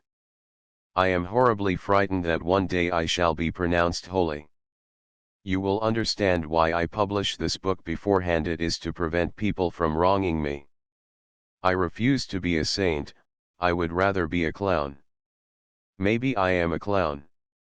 And I am notwithstanding, or rather not notwithstanding, the mouthpiece of truth, for nothing more blown out with falsehood has ever existed, than a saint. But my truth is terrible, for hitherto lies have been called truth. The transvaluation of all values, this is my formula for mankind's greatest step towards coming to its senses, a step which in me became flesh and genius. My destiny ordained that I should be the first decent human being, and that I should feel myself opposed to the falsehood of millenniums.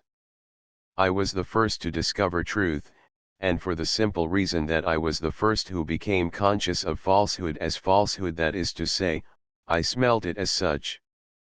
My genius resides in my nostrils. I contradict as no one has contradicted hitherto, and am nevertheless the reverse of a negative spirit. I am the harbinger of joy, the like of which has never existed before. I have discovered tasks of such lofty greatness that, until my time, no one had any idea of such things. Mankind can begin to have fresh hopes, only now that I have lived. Thus, I am necessarily a man of fate. For when truth enters the lists against the falsehood of ages, shocks are bound to ensue, and a spell of earthquakes, followed by the transposition of hills and valleys, such as the world has never yet imagined even in its dreams. The concept politics then becomes elevated entirely to the sphere of spiritual warfare. All the mighty realms of the ancient order of society are blown into space, for they are all based on falsehood. There will be wars, the like of which have never been seen on earth before. Only from my time and after me will politics on a large scale exist on earth. 2. If you should require a formula for a destiny of this kind that has taken human form, you will find it in my Zarathustra. And he who would be a creator in good and evil, verily, he must first be a destroyer, and break values into pieces. Thus the greatest evil belongeth unto the greatest good, but this is the creative good. I am by far the most terrible man that has ever existed, but this does not alter the fact that I shall become the most beneficent. I know the joy of annihilation to a degree which is commensurate with my power to annihilate. In both cases I obey my Dionysian nature, which knows not how to separate the negative deed from the saying of yet. I am the first immoralist, and in this sense I am essentially the annihilator. 3 people have never asked me, as they should have done, what the name of Zarathustra precisely meant in my mouth, in the mouth of the first immoralist, for that which distinguishes this Persian from all others in the past is the very fact that he was the exact reverse of an immoralist. Zarathustra was the first to see in the struggle between good and evil the essential will in the working of things. The translation of morality into the realm of metaphysics, as force, cause, end in itself, is his work. But the very question suggests its own answer. Zarathustra created this most portentous of all errors, morality, therefore he must be the first to expose it. Not only because he has had longer and greater experience of the subject than any other thinker, all history is indeed the experimental refutation of the theory of the so-called moral order of things, but because of the more important fact that Zarathustra was the most truthful of thinkers. In his teaching alone is truthfulness upheld as the highest virtue, that is to say, as the reverse of the cowardice of the idealist who takes to his heels at the sight of reality.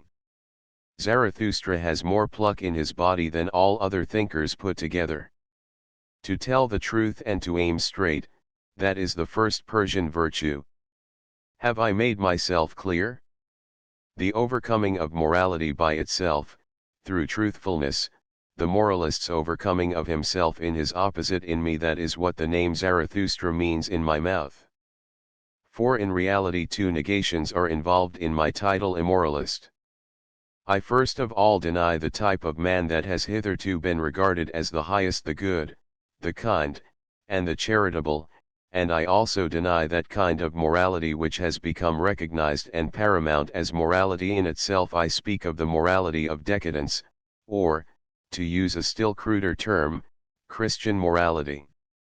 I would agree to the second of the 2 negations being regarded as the more decisive, for, reckoned as a whole, the overestimation of goodness and kindness seems to me already a consequence of decadence, a symptom of weakness, and incompatible with any ascending and yesaying life. Negation and annihilation are inseparable from a yesaying attitude towards life. Let me halt for a moment at the question of the psychology of the good man.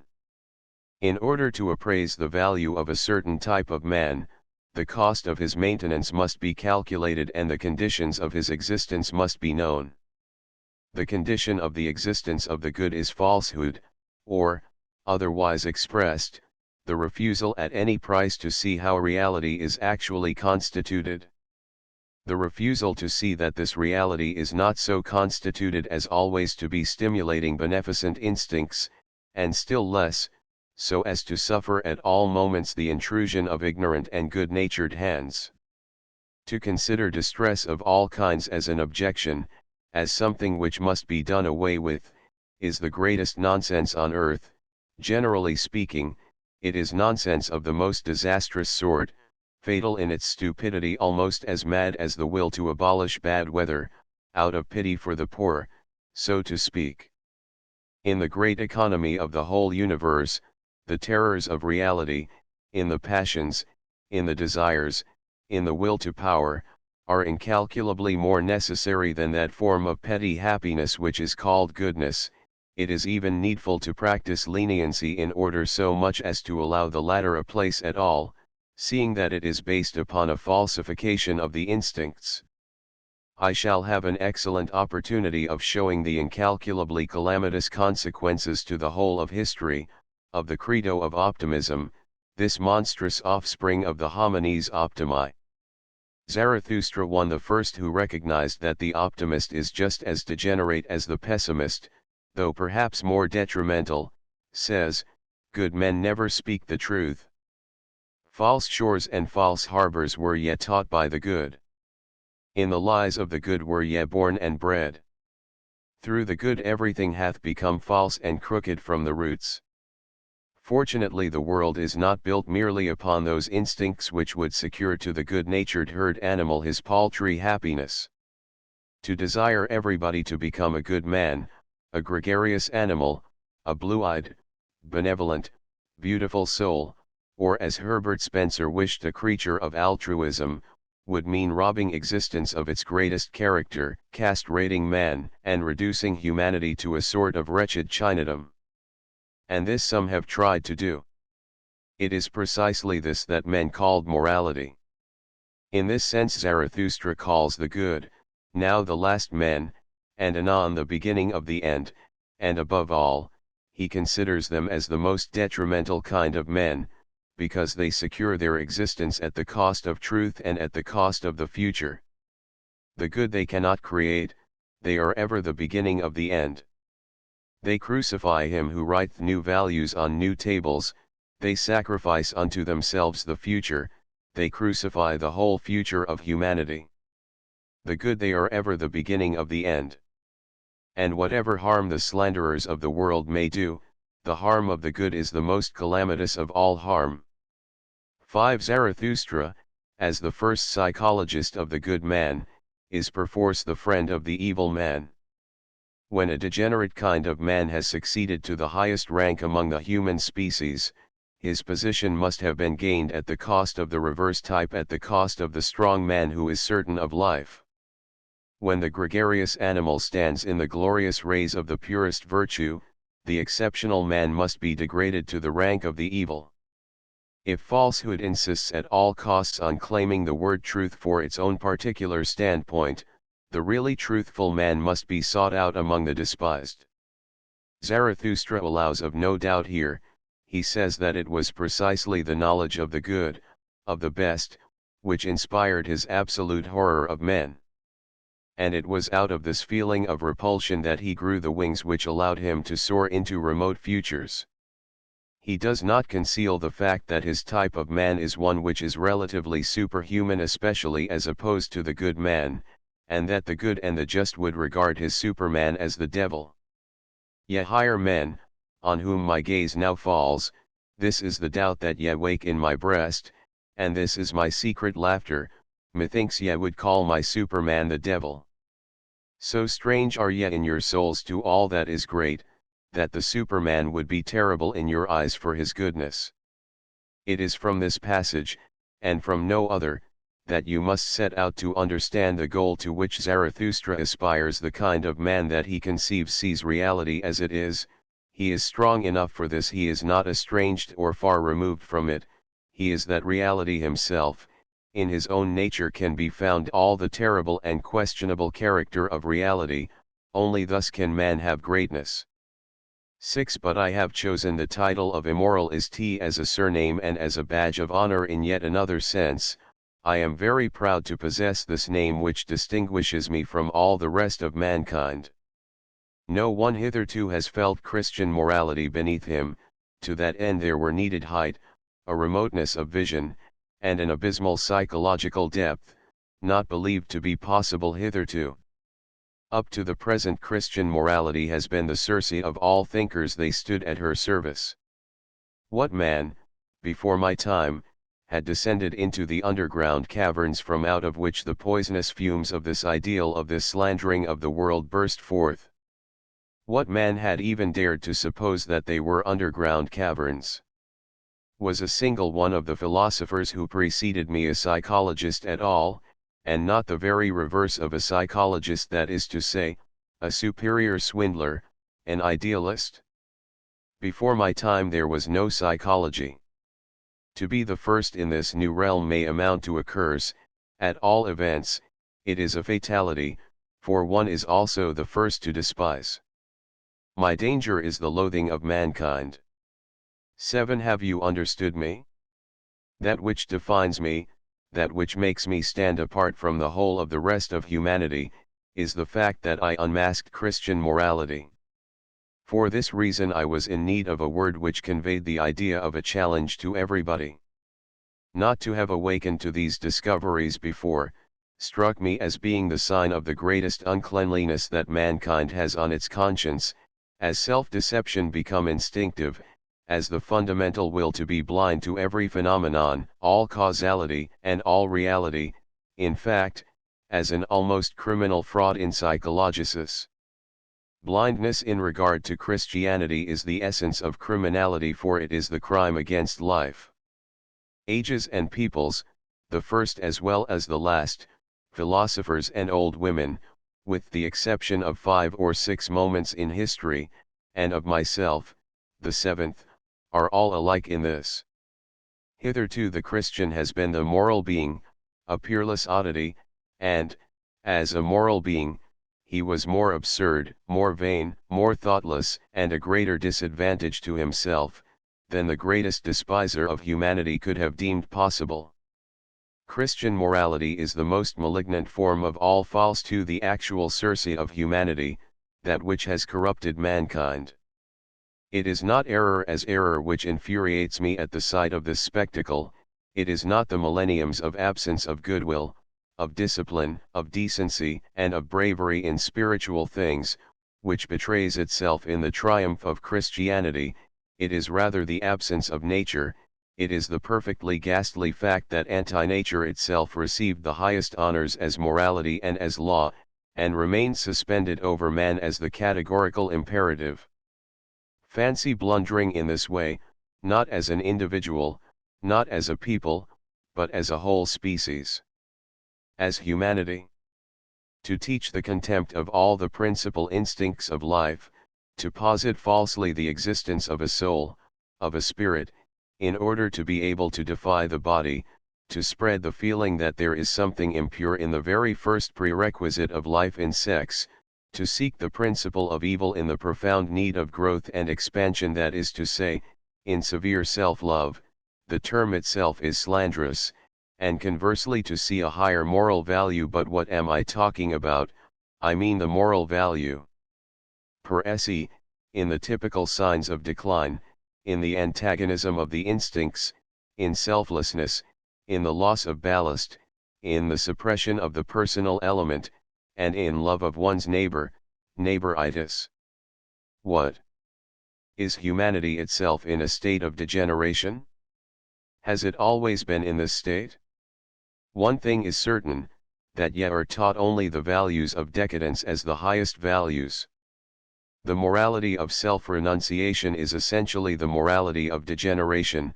The fact, "I am going to the dogs," is translated into the imperative, "Ye shall all go to the dogs," and not only into the imperative. This morality of self-renunciation, which is the only kind of morality that has been taught hitherto, betrays the will to nonentity, it denies life to the very roots. There still remains the possibility that it is not mankind that is in a state of degeneration, but only that parasitical kind of man, the priest, who, by means of morality and lies, has climbed up to his position of determinator of values, who divined in Christian morality his road to power. And, to tell the truth, this is my opinion. The teachers and leaders of mankind, including the theologians, have been, every one of them, decadents, hence their transvaluation of all values into a hostility towards life, hence morality. The definition of morality: morality is the idiosyncrasy of decadence, actuated by a desire to avenge themselves with success upon life. I attach great value to this definition. 8. Have you understood me? I have not uttered a single word which I had not already said 5 years ago through my mouthpiece Zarathustra. The unmasking of Christian morality is an event which unequaled in history, it is a real catastrophe. The man who throws light upon it is a force majeure, a fatality, he breaks the history of man into two. Time is reckoned up before him and after him. The lightning flash of truth struck precisely that which theretofore had stood highest. He who understands what was destroyed by that flash should look to see whether he still holds anything in his hands. Everything which until then was called truth, has been revealed as the most detrimental, most spiteful, and most subterranean form of life. The holy pretext, which was the improvement of man, has been recognized as a ruse for draining life of its energy and of its blood. Morality conceived as vampirism. The man who unmasks morality has also unmasked the worthlessness of the values in which men either believe or have believed.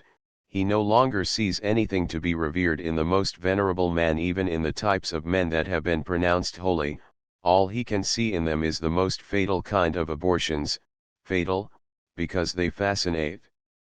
The concept God was invented as the opposite of the concept life, everything detrimental, poisonous, and slanderous, and all deadly hostility to life, wad bound together in one horrible unit in him.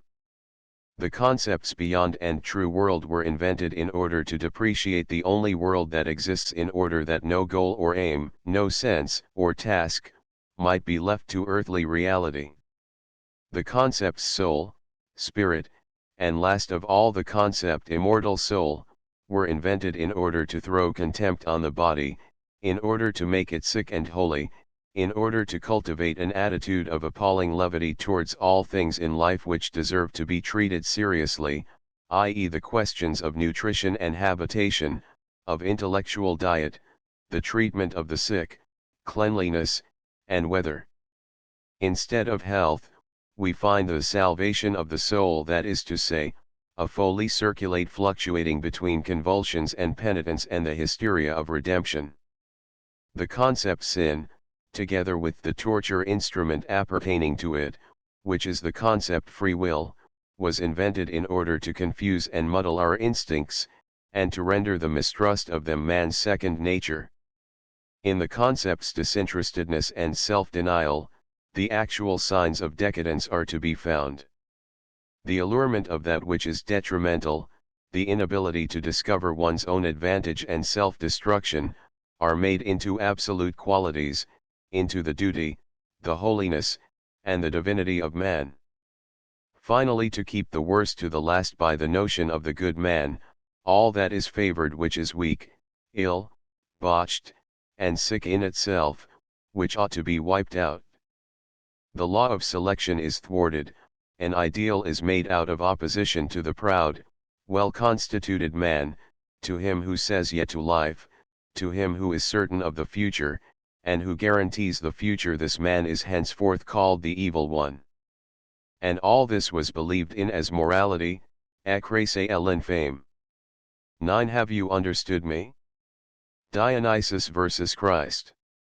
1. Needless to say, this is Nietzsche, and no longer the Persian tr. Editorial note to poetry. The editor begs to state that, contrary to his announcement in the editorial note to the Joyful Wisdom, in which he declared his intention of publishing all of Nietzsche's poetry, he has nevertheless withheld certain less important verses from publication. This alteration in his plans is due to his belief that it is an injustice and an indiscretion on the part of posterity to surprise an author, as it were, in his negligee, or, in plain English, in his shirt sleeves.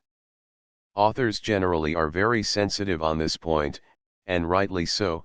A visit behind the scenes is not precisely to the advantage of the theater, and even finished pictures not yet framed are not readily shown by the careful artist.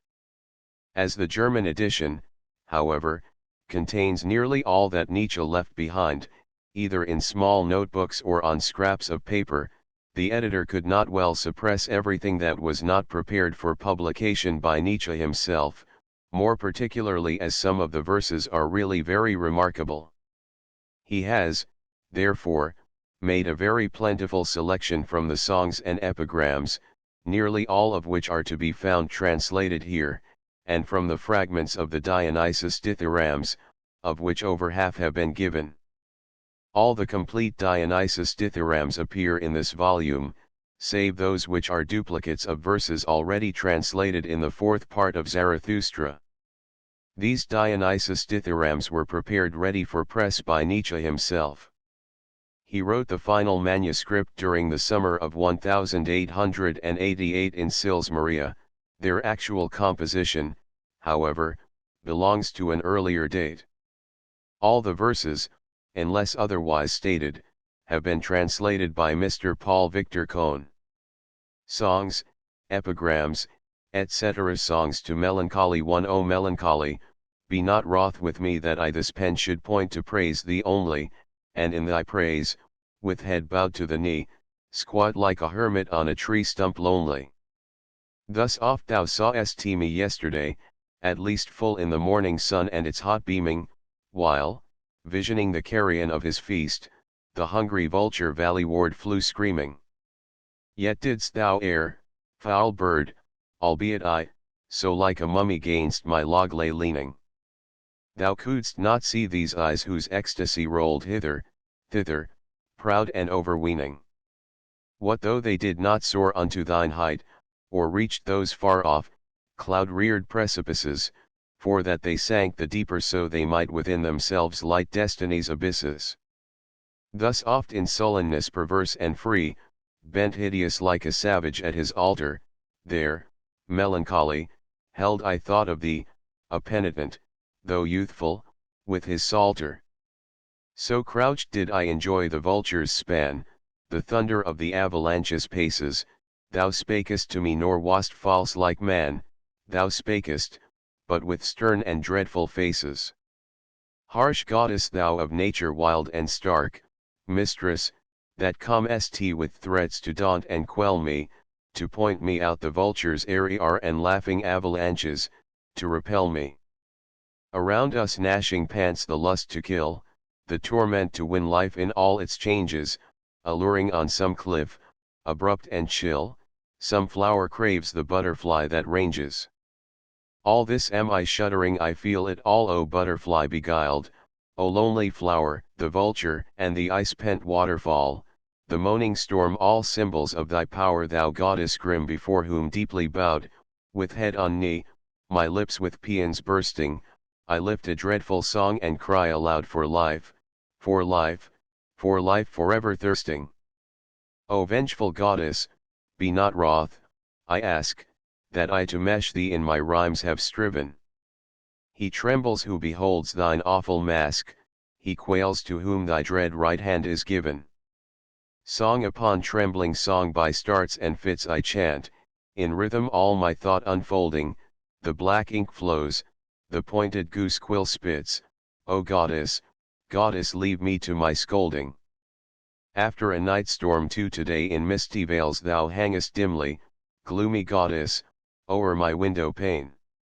Grimly whirl the pallid snowflakes, grimly roars the swollen brook unto the plain. Ah, by light of haggard levins glaring, neath the untamed thunders roar and roll, midst the valley's murk wast thou preparing sorceress. Thy dank and poisoned bowl. Shuddering, I heard through midnight breaking raptures of thy voice and howls of pain. Saw thy bright orbs gleam, thy right hand shaking with the mace of thunder hurled amain. Near my dreary couch I heard the crashes of thine armored steps, heard weapons slam, heard thy brazen chain strike gainst the sashes, and thy voice, come. Hearken who I am. The immortal Amazon they call me, all things weak and womanish I shun, manly scorn and hate in war enthrall me, victress I and tigress all in one. Where I tread their corpses fall before me, from mine eyes the furious torches fly, and my brain thinks poisons. Bend, adore me. Worm of earth and will o wisp or die. Hymns to friendship, two fragments, one goddess friendship, deign to hear the song that we sing in friendship's honor. Where the eye of friendship glances, filled with all the joy of friendship come thou nigh to aid me, rosy dawn in thy gaze and in holy hand the faithful pledge of youth eternal. 2 mornings past, the sun of noonday scorches with hot ray our heads. Let us sit beneath the arbor singing songs in praise of friendship. Friendship was our life's red dawning, and its sunset red shall be. The wanderer all through the night a wanderer walks sturdy of stride, with winding vale and sloping height at his side. Fair is the night, on he strides, nor slackens speed, and knows not where his path will lead. A bird's song in the night is heard, ah me, what hast thou done, O bird, how dost thou grip my sense and feet and pourest heart vexation sweet into mine ear I must remain, to hearken fain, why lure me with inviting strain? The good bird speaks, staying his song, I lure not thee, no, thou art wrong with these my trills, I lure my mate from off the hills, nor heed thy plight. To me alone the night's not fair. What's that to thee? Forth must thou fare, onward ever, resting ne'er. Why standest thou now? What has my piping done to thee, thou roaming wight? The good bird pondered, silent quite, why doth my piping change his plight? Why stands he now, that luckless, roaming wight? To the glacier at noontide hour, when first, into the mountain summer treads, summer, the boy with eyes so hot and weary, then too he speaks, yet we can only see his speech. His breath is panting, like the sick man's breath on fevered couch. The glacier and the fir tree and the spring answer his call, yet we their answer only see. For faster from the rock leaps down the torrent stream, as though to greet, and stands, like a white column trembling, all yearning there. And darker yet and truer looks the fir tree than before. And twixt the ice mass and the cold grey stone a sudden light breaks forth, such light I once beheld, and marked the sign. Even the dead man's eye surely once more grows light, when, sorrowful, his child gives him embrace and kiss, surely once more the flame of light wells out, and glowing into life the dead eye speaks, my child. Ah child, you know I love you true. So all things glow and speak, the glacier speaks, the brook, the fir, speak with their glance the self same words, we love you true, ah, child, you know we love you true. And he, summer, the boy with eyes so hot and weary, woe-worn, gives kisses more ardent ever, and will not go, but like to veils he blows his words from out his lips, his cruel words, my greetings parting, my coming going, in youth I die. All round they hearken and scarcely breathe, no songster sings, and shuddering run like gleaming ray over the mountain, all round they ponder nor speak. 'Twas at the at noontide hour, when first into the mountain summer treads, summer, the boy with eyes so hot and weary. Autumn, for 'tis autumn, autumn yet shall break thy heart. Fly away. Fly away, the sun creeps gainst the hill and climbs and rests at every step. How faded grew the world! On weary, slackened strings the wind playeth his tune. Fair hope fled far, he waileth after. 'Tis autumn, autumn yet shall break thy heart. Fly away. Fly away. O fruit of the tree, thou tremblest, fallest. What secret whispered unto thee the night, that icy shudders deck thy cheek of purple hue? Silent art thou, nor dost reply who speak still, 'tis autumn, autumn yet shall break thy heart. Fly away. Fly away, I am not fair, so speaks the lone star flower, yet men I love and comfort, men many flowers shall they behold, and stoop to me, and break me, ah, so that within their eyes shall gleam remembrance swift, remembrance of far fairer things than I see it, and I perish so. 'Tis autumn, autumn yet shall break thy heart. Fly away. Fly away. Campo Santo di Stallion 05 Maiden, in gentle wise you stroke your lamb's soft fleece, yet flashing from your eyes both light and flame ne'er cease.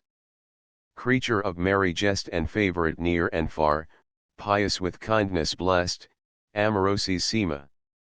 What broke so soon the chain, what does your heart deplore? And who, pray, would not fain, if you loved him, adore, your mute, but from your eye, the tear drop is not far, you're mute, you'll yearn and die, amorosissima. The little brig named Little Angel, 6 Little Angel call they me, now a ship, but once a girl, ah, and still too much a girl. My steering wheel, so bright to see, but for sake of love doth whirl.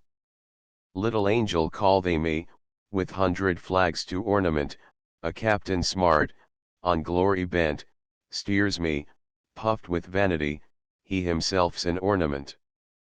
Little angel call they me, and where'er a little flame gleams for me, I, like a lamb, go my journey eagerly, I was always such a lamb. Little angel call they me, think you I can bark and whine like a dog, this mouth of mine throwing smoke and flame full free? Ah, a devil's mouth is mine. Little angel call they me, once I spoke a bitter word, that my lover, when he heard, fast and far away did flee, yes, I killed him with that word. Little angel call they me, hardly heard, I sprang so glib from the cliff and broke a rib, from my frame my soul went free, yes, escaped me through that rib. Little angel call they me, then my soul, like cat in flight straight did on this ship alight, swiftly bounding 1, 2, 3. Yes, its claws are swift to smite. Little angel call they me, now a ship, but once a girl, ah, and still too much a girl. My steering wheel, so bright to see, for sake of love alone doth whirl. Maiden song yesterday with 17 years wisdom reached I, a maiden fair, I am grey-haired, it appears, now in all things save my hair. Yesterday, I had a thought, was 't a thought, you laugh and scorn. Did you ever have a thought? Rather was a feeling born. Dare a woman think? This screed wisdom long ago begot, follow woman must, not lead, if she thinks, she follows not. Wisdom speaks I credit not, rather hops and stings like flea, woman seldom harbors thought, if she thinks, no good is she. To this wisdom, old, renowned, bow I in deep reverence, now my wisdom I'll expound in its very quintessence. A voice spoke in me yesterday as ever, listen if you can, woman is more beauteous I, but more interesting man. Pia, caritatevoli, amorosissima 7 cave where the dead ones rest, O marble falsehood, thee I love, for easy jest my soul thou settest free. Today, today alone, my soul to tears is stirred, at thee, the pictured stone, at thee, the graven word. This picture, none need wis, I kissed the other day. When there's so much to kiss, why did I kiss the clay? Who knows the reason why? A tombstone fool, you laugh, I kissed I'll not deny and the long epitaph. To friendship hail to thee, friendship. My hope consummate, my first red daybreak. Alas, so endless oft path and night seemed, and life's long road aimless and hateful. Now life I double in thine eyes, seeing done glory, triumph, most gracious goddess. Pine tree and lightning o'er man and beast I grew so high, and speak but none will give reply. Too lone and tall my crest did soar, I wait, what am I waiting for? The clouds are grown too nigh of late, 'tis the first lightning I await. Tree in autumn, why did ye, blockheads, me awaken while I in blissful blindness stood? Ne'er I by fear more fell was shaken, vanished my golden dreaming mood. Bare elephants, with trunks all greedy, knock first. Where have your manners fled? I threw, and fear has made me speedy dishes of ripe fruit at your head. Among foes, or against critics, after a gypsy proverb, here the gallows, there the cord, and the hangman's ruddy beard. Round, the venom glancing horde, nothing new to me's appeared. Many times I've seen the sight, now laughing in your face I cry, hanging me is useless quite, die. Nay, nay, I cannot die. Beggars all. Ye envy me winning what ye never won. True, I suffer agony, but for you your life is done. Many times I've faced death's plight, yet steam and light and breath am I, hanging me is useless quite, die. Nay, nay, I cannot die. The new Columbus ate dearest, said Columbus, never trust a genos again. At the blue he gazes ever, distance doth his soul enchain. Strangeness is to me too dear. Genoa has sunk and passed. Heart, be cool. Hand, firmly steer. See before me, land at last. Firmly let us plant our feet, ne'er can we give up this game from the distance. What doth greet? One death, one happiness, one fame. In lonesomeness 9 the cawing crows townwards on whirring pinions roam, soon come the snows. Thrice happy now who hath a home. Fast rooted there, thou gazest backwards. Oh, how long? Thou fool, why dare ere winter come, this world of wrong? This world a gate to myriad deserts dumb and hoar. Who lost through fate what thou hast lost, shall rest no more. Now standest thou pale, a frozen pilgrimage thy doom, like smoke whose trail cold and still colder skies consume. Fly, bird, and screech, like desert fowl, thy song apart. Hide out of reach, fool. In grim ice thy bleeding heart. Firmly let us plant our feet, ne'er can we give up this game from the distance. What doth greet? One death, one happiness, one fame. The cawing crows townwards on whirring pinions roam, soon come the snows. Woe unto him who hath no home. My answer the man presumes, good Lord, to think that I'd return to those warm rooms where snug the German ovens burn. My friend, you see 'tis but thy folly drives me far. Pity for thee and all that German blockheads are.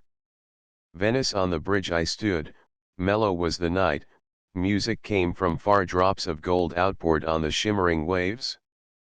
Song, gondolas, light, floated a twinkling out into the dusk. The chords of my soul, moved by unseen impulse, throbbed secretly into a gondola song, with thrills of bright-hued ecstasy. Had I a listener there? 1 translated by Hermann Scheffauer. 2 translated by Hermann Scheffauer. 3 This poem was written on the betrothal of one of Nietzsche's Bale friends. 4 translated by Hermann Scheffauer. 5 Campo Santo di Stagliano is the cemetery of Stagliano, near Genoa. The poem was inspired by the sight of a girl with a lamb on the tombstone, with the words underneath: Pia, caritatevoli, amorosissima. 6 Published by Nietzsche himself. The poem was inspired by a ship that was christened Angiolina, in memory of a lovesick girl who leapt into the sea. Tr7 See above, p. 157. Both poems were inspired by the same tombstone. Tr8 The Genos is Nietzsche himself, who lived a great part of his life at Genoa. Tr9 Translated by Hermann Scheffauer.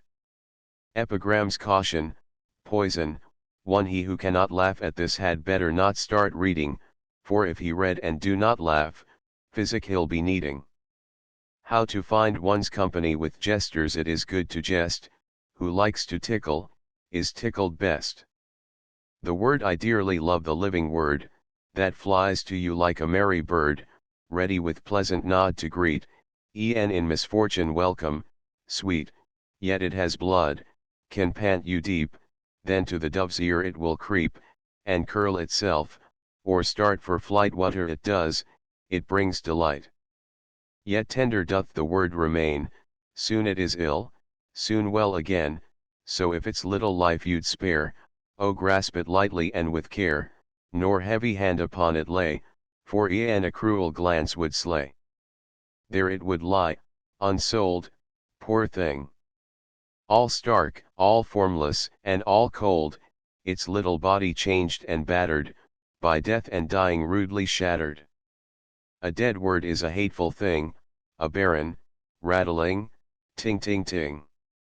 A curse on ugly trades I cry that doom all little words to die. The Wanderer and his Shadow, a book you'll ne'er go on nor yet go back. Is en for chamois here no track? So here I wait and firmly clasp what eye and hand will let me grasp. 5 foot broad ledge, red morning's breath, and under me world, man, and death. Joyful wisdom, this is no book for such, who looks. Coffins and shrouds, naught else, are books. What's dead and gone they make their prey, yet in my book lives fresh today. This is no book for such, who looks. Who cares for coffins, shrouds, and spooks? This is a promise, an act of will, a last bridge breaking, for good or ill, a wind from sea, an anchor light, a whir of wheels, a steering right. The cannon roars, white smokes its flame, the sea the monster laughs and scents its game. Dedication to he who has much to tell, keeps much silent and unavowed. He who with lightning flash would touch must long remain a cloud. The New Testament 3 is this your book of sacred lore, for blessing, cursing, and such uses. Come, come now, at the very door God someone else's wife seduces.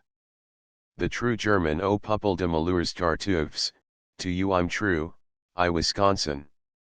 He spoke, but in the swiftest skiff went to Cosmopolis. To the Darwinians for a fool this honest Britisher was not, but a philosopher. As that you really rate him.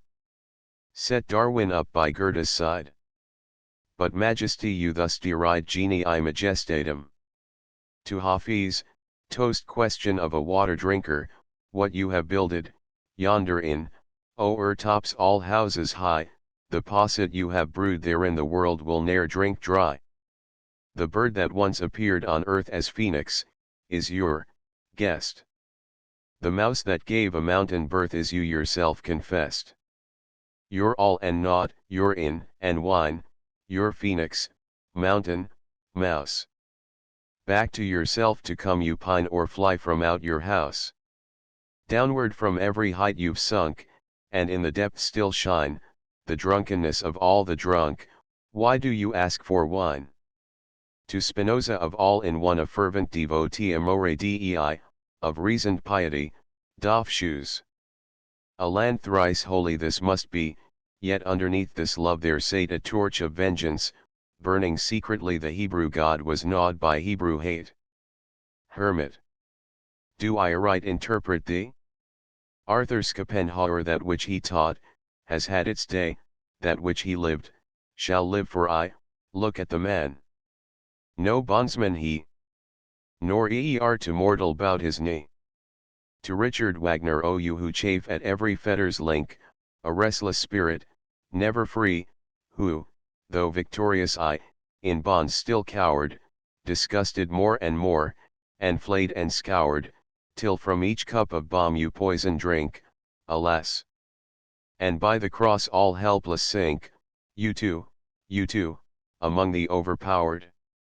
For long I watched this place so weirdly shaped, breathing an air of prison, vault, and dread, with churchly fragrance, clouds of incense spread, and yet I found all strange / in terror gaped. But now I throw my fool's cap o'er my head, for I escaped. Music of the South 5 all that my eagle saw clear, I see and feel in heart today, although my hope was wan and grey, thy song like arrow pierced mine ear, a balm to touch, a balm to hear, as down from heaven it winged its way. So now for lands of southern fire to happy isles where Grecian nymphs hold sport. Thither now turn the ship's desire no ship sped to fairer port. A riddle here can you the answer sent? When man discovers, woman must invent. To false friends you stole, your eyes not clear today. You only stole a thought, sir. Nay, why be so rudely modest, pray? Here, take another handful stay, take all I have, you swine you may eat till your filth is purged away. Friend Yorick be of good cheer, friend Yorick. If this thought gives pain, as now it does, I fear, is it not God? And though in error lain, 'tis but your own dear child, your flesh and blood, that tortures you and gives you pain, your little rogue and do no good, see if the rod will change its mood. In brief, friend Yorick, leave that drear philosophy and let me now whisper one word as medicine, my own prescription, in your ear, my remedy against such spleen who loves his God, chastises him, I ween, resolution I should be wise to suit my mood, not at the beck of other men. God made as stupid as he could the world well, let me praise him then. And if I make not straight my track, but, far as may be, wind and bend, that's how the sage begins his tack, and that is how the fool will end. Asterisk asterisk asterisk asterisk asterisk the world stands never still, night loves the glowing day, sweet sounds to ear I will. And sweeter still I may. The Halcyonian 6 addressing me most bashfully, a woman today said this, what would you be like in ecstasy, if sober you feel such bliss? Finale 6 laughter is a serious art. I would do it better daily. Did I well today or no? Came the spark right from the heart? Little use though head wag gaily, if the heart contain no glow. 1 translated by Francis Bickley. 2 on the title page of a copy of Joyful Wisdom, dedicated to Herr August Bungel Tr. 3 translated by Francis Bickley. 4 translated by Francis Bickley. 5 probably written for Peter Gast, Nietzsche's faithful friend, and a musician whose southern music Nietzsche admired. Tr. 6 translated by Francis Bickley. Dionysus Dithyrambs, 1888. These are the songs of Zarathustra which he sang to himself so as to endure his last solitude. Of the poverty of the richest 10 years passed by not a drop reached me, no rain-fraught wind, no dew of love a rainless land. Now entreat I my wisdom not to become stingy in this drought, overflow thyself, trickle thy dew, be thyself the rain of the parched wilderness. I once bade the clouds depart from my mountains, once I said to them, more light, ye dark ones. Today I entice them to come, make me dark with your udders, I would milk you, ye cows of the heights. Milk warm wisdom, sweet dew of love I pour over the land. Away, away, ye truths that look so gloomy. I will not have on my mountains bitter, impatient truths. May truth approach me today gilded by smiles, sweetened by the sun, browned by love, a ripe truth I would fain break off from the tree. Today I stretch my hands toward the tresses of chance, wise enough to lead, to outweed chance like a child. Today I will be hospitable gainst the unwelcome, gainst destiny itself I will not be prickly, Zarathustra is no hedgehog. My soul, insatiable with its tongue, has already tasted of all things good and evil, and has dived into all depths. But ever, like the cork, it swims to the surface again, and floats like oil upon brown seas, because of this soul men call me fortunate. Who are my father and mother? Is not my father Prince Plenty? And my mother Silent Laughter? Did not the union of these two beget me, the enigmatic beast me, the monster of light me, Zarathustra, the squanderer of all wisdom? Sick today from tenderness, a dewy wind, Zarathustra sits waiting, waiting on his mountains sweet and stewing in his own juice, beneath his own summit, beneath his ice, weary and happy, a creator on his 7th day. Silence. A truth passes over me like a cloud with invisible lightnings, it strikes me, on broad, slow stairs, its happiness climbs to me, come, come, beloved truth. Silence. 'Tis my truth. From timid eyes, from velvet shutters, her glance meets mine, sweet and wicked, a maiden's glance. She has guessed the reason of my happiness, she has guessed me, ha!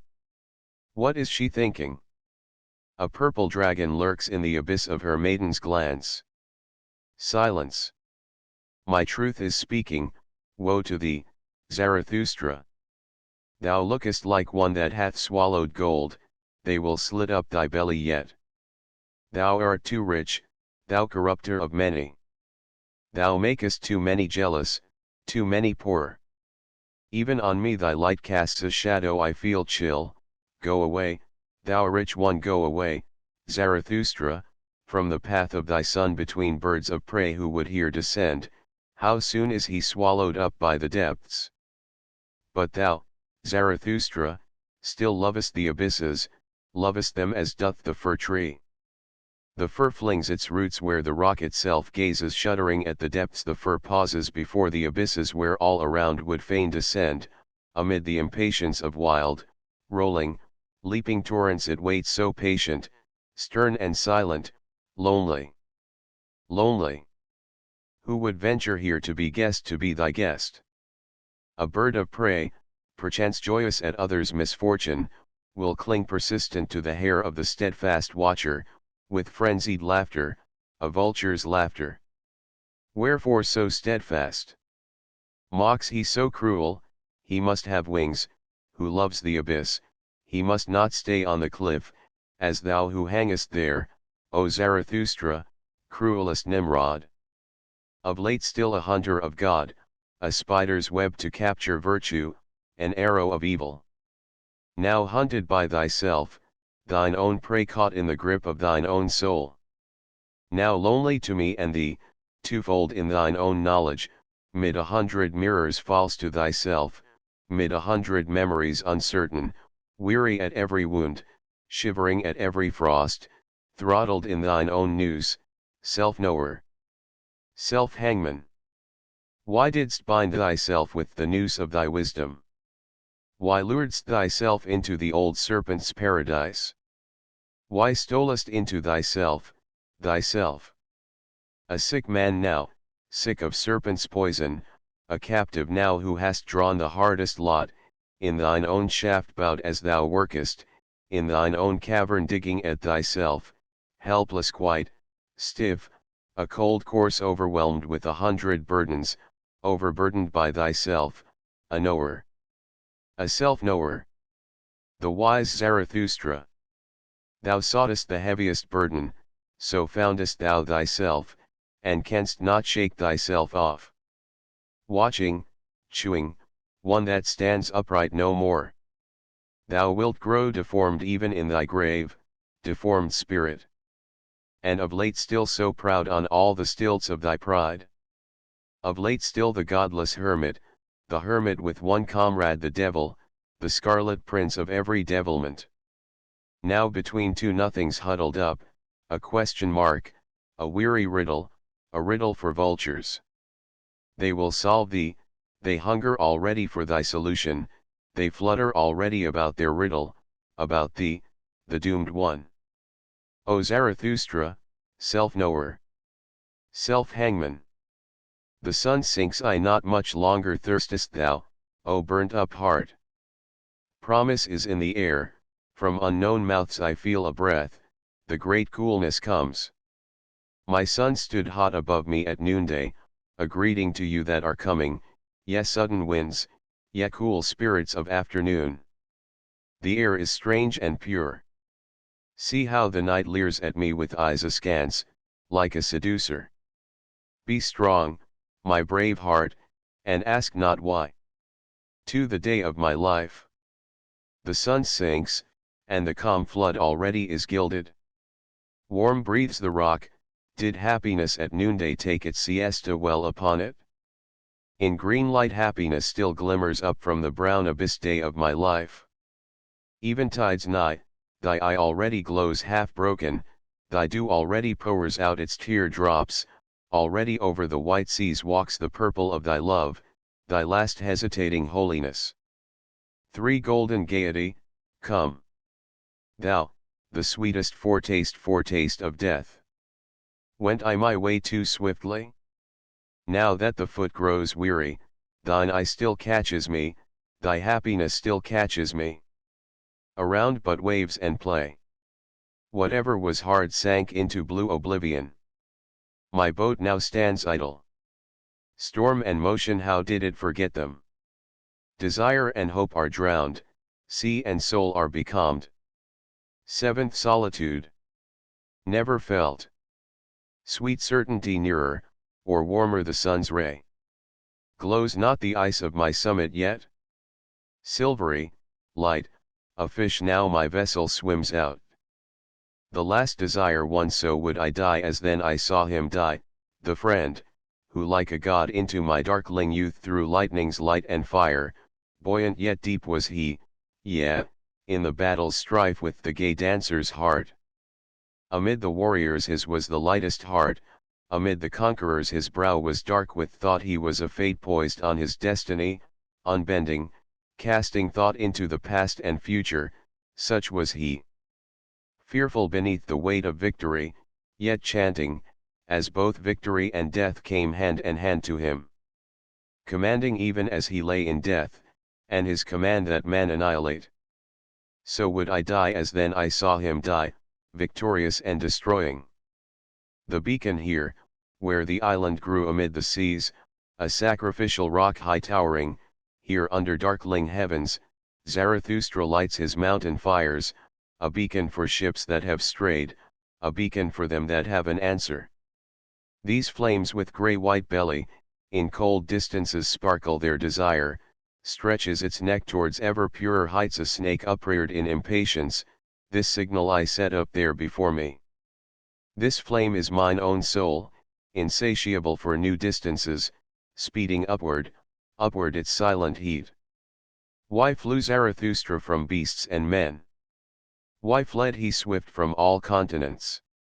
6 solitudes he knows already, but even the sea was not lonely enough for him, on the island he could climb, on the mount he became flame, at the 7th solitude he casts a fishing rod far o'er his head. Storm-tossed seaman. Wreckage of ancient stars, yes, seas of the future. Uncompassed heavens. At all lonely ones I now throw my fishing rod. Give answer to the flame's impatience, let me, the fisher on high mountains, catch my 7th, last solitude, fame and eternity too I speak, tell me, how long wilt thou brood upon this adverse fate of thine? Beware, lest from thy doleful mood a countenance 90 dark is brewed, that men in seeing thee divine a hate more bitter than the brine. Asterisk asterisk asterisk asterisk speak, why does Zarathustra roam upon the towering mountain height? Distrustful, cankered, dour, his home is shut so long from human sight. Asterisk asterisk asterisk asterisk see, suddenly flames forth a lightning flash, the pit profound with thunderous challenge fights against the heavens, midst clamorous crack and crash of the great mountain. Cradled in the heights, born as the fruit of hate and lightning's love, the wrath of Zarathustra dwells above and looms with menace of a thundercloud. Asterisk asterisk asterisk asterisk yeah, who have roofs, go quickly, creep and hide. To bed, ye tenderlings. For thunders loud upon the blasts of storm triumphant ride, and bastions and ramparts sway and rock, the lightning sears the dusky face of night, and eerie truths like gleams of Hades mock the sense familiar. So in storm breaks forth the flaming curse of Zarathustra's wrath. To this fame, which all the wide world loves, I touch with gloves, and scorning beat beneath my feet. Asterisk asterisk asterisk asterisk who hanker after the pay of it? Who cast themselves in the way of it? These prostitutes to gold, these merchant folk. They fold their unctuous palms over the jingling fame, whose ringing chink wins all the world's acclaim. Asterisk asterisk asterisk asterisk hast thou the lust to buy? It needs no skill. They are all venal. Let thy purse be deep, and let their greedy paws unhindered creep into its depths. So let them take their fill, for if thou dost not offer them enough, their virtue they'll parade, to hide their huff. Asterisk asterisk asterisk asterisk they are all virtuous, yet every one. Virtue and fame are ever in accord so long as time doth run, the tongues that prate of virtue as reward earn fame. For virtue is fame's clever bawd. Asterisk asterisk asterisk asterisk amongst these virtuous, I prefer to be one guilty of all vile and horrid sin. And when I see fame's importunity so advertise her shameless harlotry, ambition turns to gall. Amidst such kin one place alone, the lowest, would I win. Asterisk asterisk asterisk asterisk this fame, which all the wide world loves, I touch with gloves, and scorning beat beneath my feet. 3. Hush! I see vastness, and of vasty things shall man be dumb, unless he can enshrine them with his words.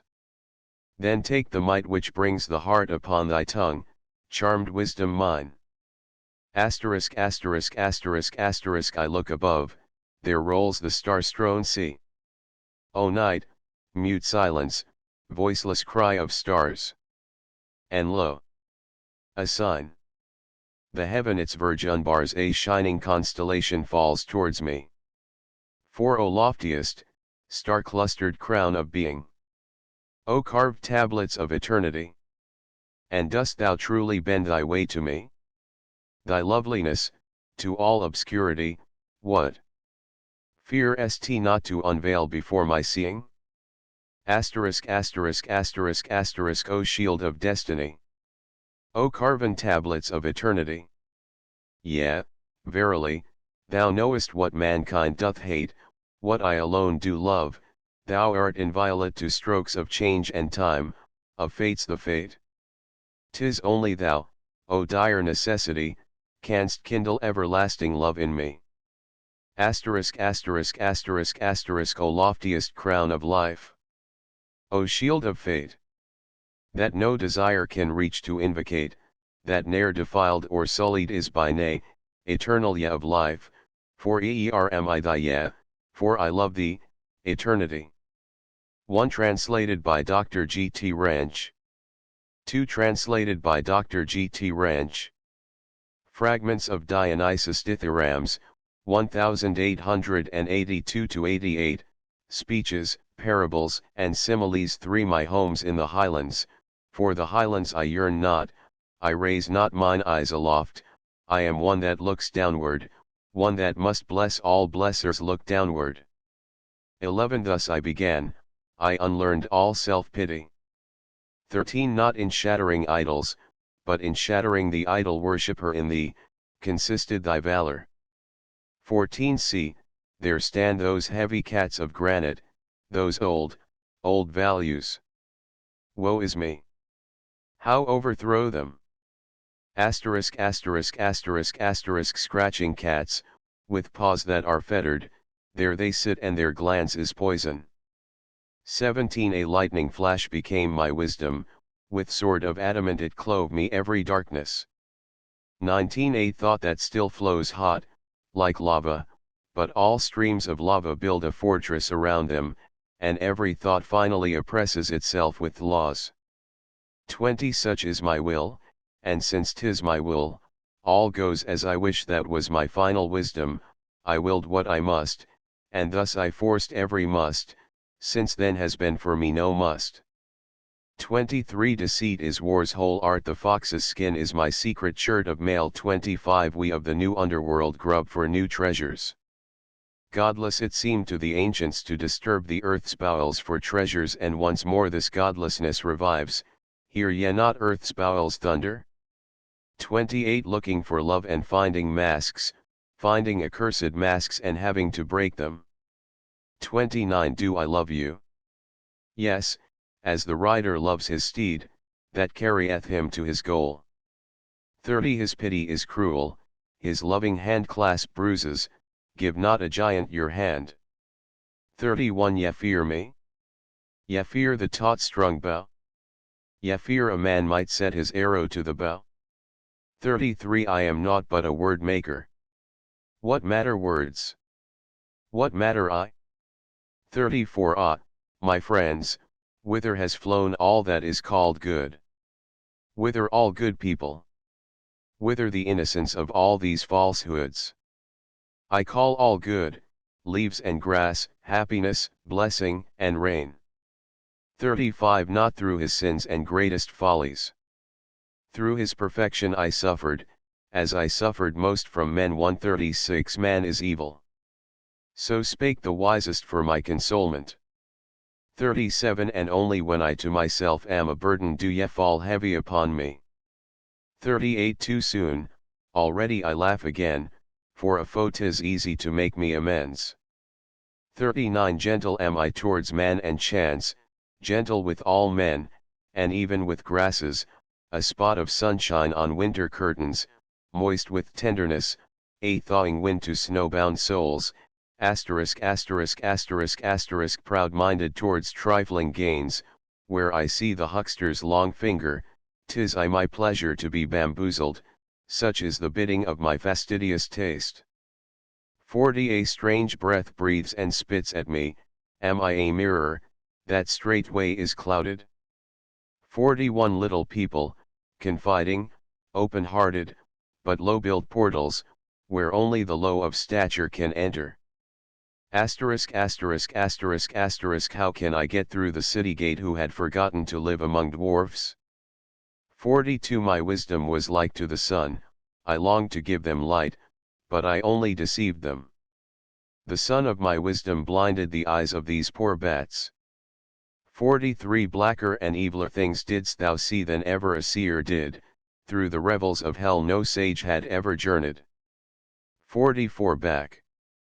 On my heels too closely ye follow. Back. Lest my wisdom should tread on you, crush you. 45 He goes to hell who goes thy ways. So be it, I to my hell I'll pave the way myself with well-made maxims. 46 Your God, you tell me, is a God of love? The sting of conscience a sting from God. A sting of love? 48 They chew gravel, they lie on their bellies before little round things, they adore all that falleth not down, these last servants of God believers, in reality. 50 They made their God out of nothing, what wonder if now he is naught? 51 Ye loftier men. There have once been more thoughtful times, more reflective, than is our today and tomorrow. 52 Our time is like a sick woman, let her but shriek, rave, scold, and break the tables and dishes. 54 Ye mount? Is it true that ye mount, ye loftier men? Are ye not, pray, like to a ball sped to the heights by the lowest that's in you? Do ye not flee from yourselves, O ye climbers? 55 All that you thought you had to despise, where you only renounced. 56 All men repeat the refrain. No, no, and thrice say no. What's all this yap talk of heaven? We would not enter the kingdom of heaven, the kingdom of earth shall be ours. 57 The will redeemeth, he that has nothing to do in a nothing finds food for trouble. 58 You cannot endure it more, your tyrannous destiny, love it you're given no choice. 59 These alone free us from woes, choose now sudden death or long drawn out love. 60 Of death we are sure, so why not be merry? 61 The worst of pleas I have hidden from you, that life grew tedious. Throw it away, that ye find it again to your taste. 62 Lonely days, ye must walk on valorous feet. 63 Loneliness plants not, it ripens. And even then you must have the sun for your friend. 64 Once more must ye plunge in the throng ye grow hard and smooth. Solitude withers and lastly destroys. 65 When on the hermit comes the great fear, when he runs and knows not whither, when the storms roar behind and the lightning bears witness against him, and his cavern breeds spectres and fills him with dread. 67 Throw thy pain in the depths, man, forget. Man, forget. Divine is the art of forgetting. Wouldst fly?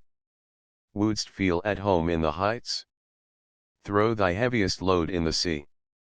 Here is the sea, hurl thyself in the sea. Divine is the art of forgetting. 69 Look forward, never look back. We sink to the depths if we peer ever into the depths. 70 Beware, beware of warning the reckless. Thy warning will drive them to leap into every abyss. 71 Why hurled he himself from the heights? What led him astray? His pity for all that is lowly led him astray, and now he lies there, broken, useless, and cold. 72 Whither went he? Who knows? We only know that he sank. A star went out in the desolate void, and lone was the void. 73 What we have not but need, we must take. And so a good conscience I took. 74 Who is there that could bestow right upon thee? So take thy right. 75 O ye waves, wondrous waves, are ye wroth with me? Do ye raise me your crests in wrath? With my rudder I smite your folly full square. This bark ye yourselves to immortal life will carry along. 77 When no new voice was heard, ye made from old words a law, when life grows stark, there shoots up the law. 78 What none can refute ye say must be true? Oh, ye innocence! 79 Art thou strong? Strong as an ass? Strong as God? Art thou proud? So proud as to flaunt unashamed thy conceit? 80 Beware, and ne'er beat the drum of thy destiny. I go out of the way from all pom-pom of fame. Asterisk asterisk asterisk asterisk Be not known too soon. Be one that has hoarded renown. 81 Wilt thou grasp at the thorns? Thy fingers must pay. Grasp at a poniard. 85 Be a tablet of gold, they will grave upon thee in golden script. 86 Upright he stands with more sense of justice in his outermost toe than I have in all my head. A virtue monster mantled in white.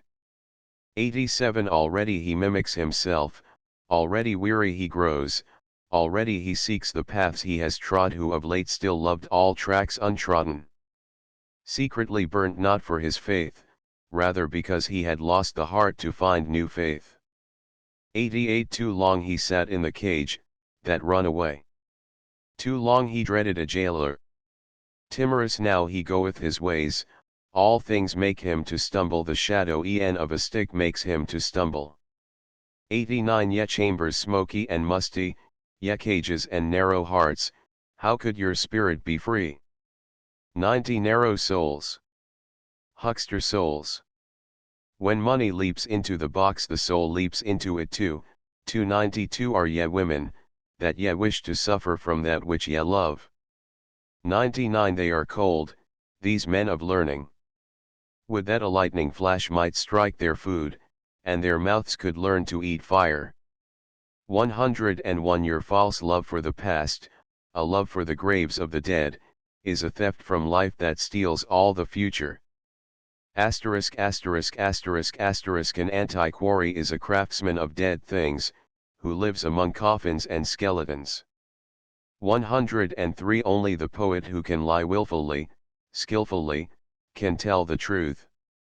104 Our chase after truth, is a chase after happiness. 105 Truth is a woman, no better, cunning in her shame, of what she likes best she will know not, and covers her face. To what doth she yield but to violence? Violence she needs. Be hard, ye sages. Ye must compel her, that shamefaced truth. For her happiness she needs constraint, she is a woman, no better. 106 We thought evil of each other? We were too distant, but now in this tiny hut, pinned to one destiny, how could we still be foes? We must needs love those whom we cannot escape. 107 Love thy foe, let the robber rob thee, the woman hears and does it. 110 A proud eye with silken curtains, seldom clear, honors him that may see it unveiled. 111 Slug-guard eyes that seldom love, but when they love, the levin flashes as from shafts of gold where a dagger keeps guard at the treasure of love.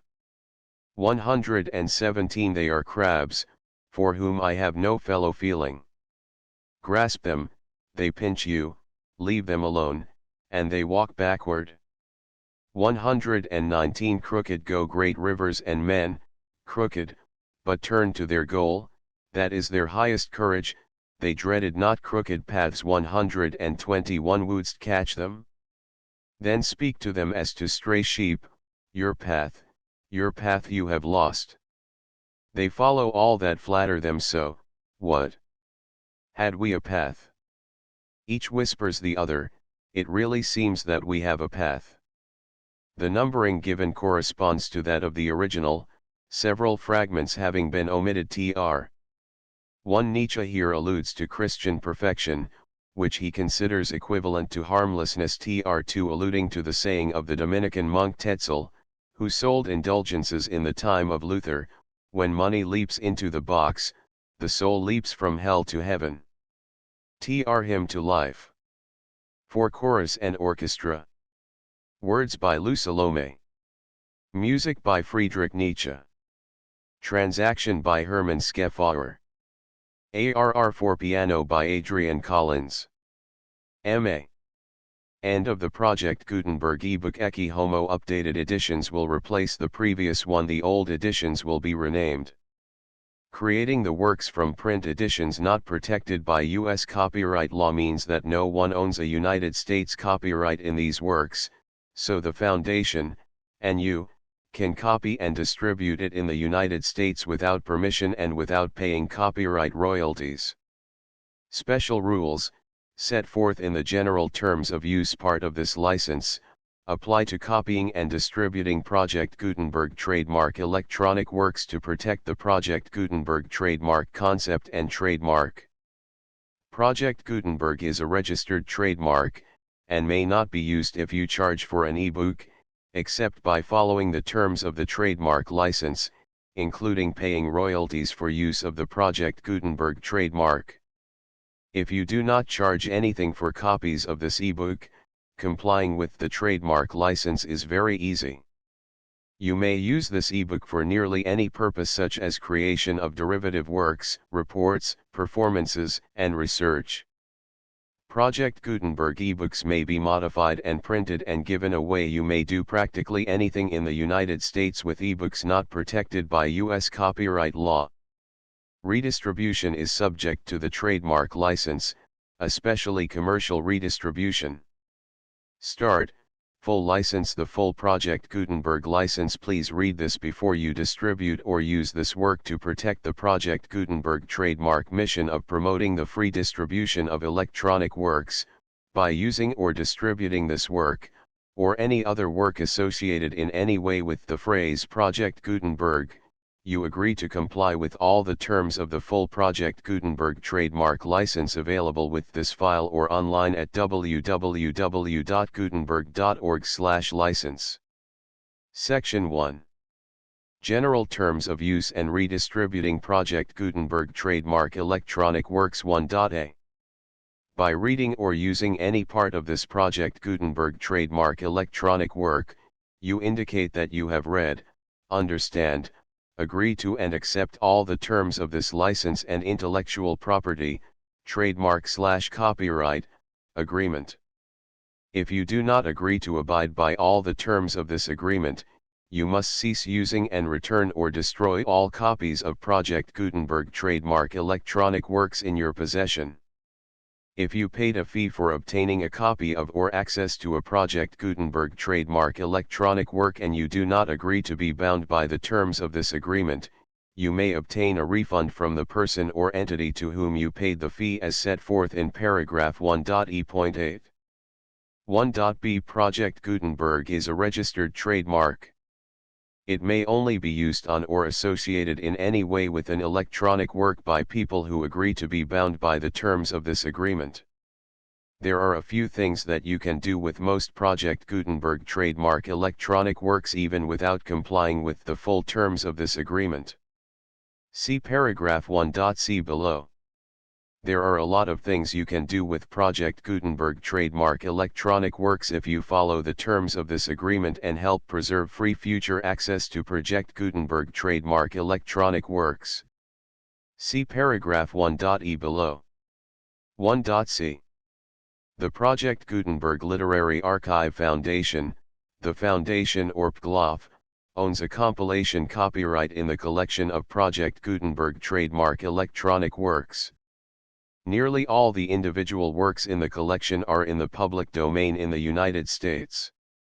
If an individual work is unprotected by copyright law in the United States and you are located in the United States, we do not claim a right to prevent you from copying, distributing, performing, displaying, or creating derivative works based on the work as long as all references to Project Gutenberg are removed.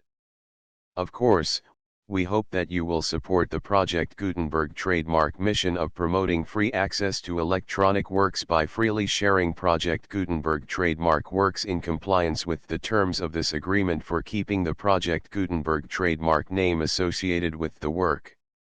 You can easily comply with the terms of this agreement by keeping this work in the same format with its attached full Project Gutenberg trademark license when you share it without charge with others.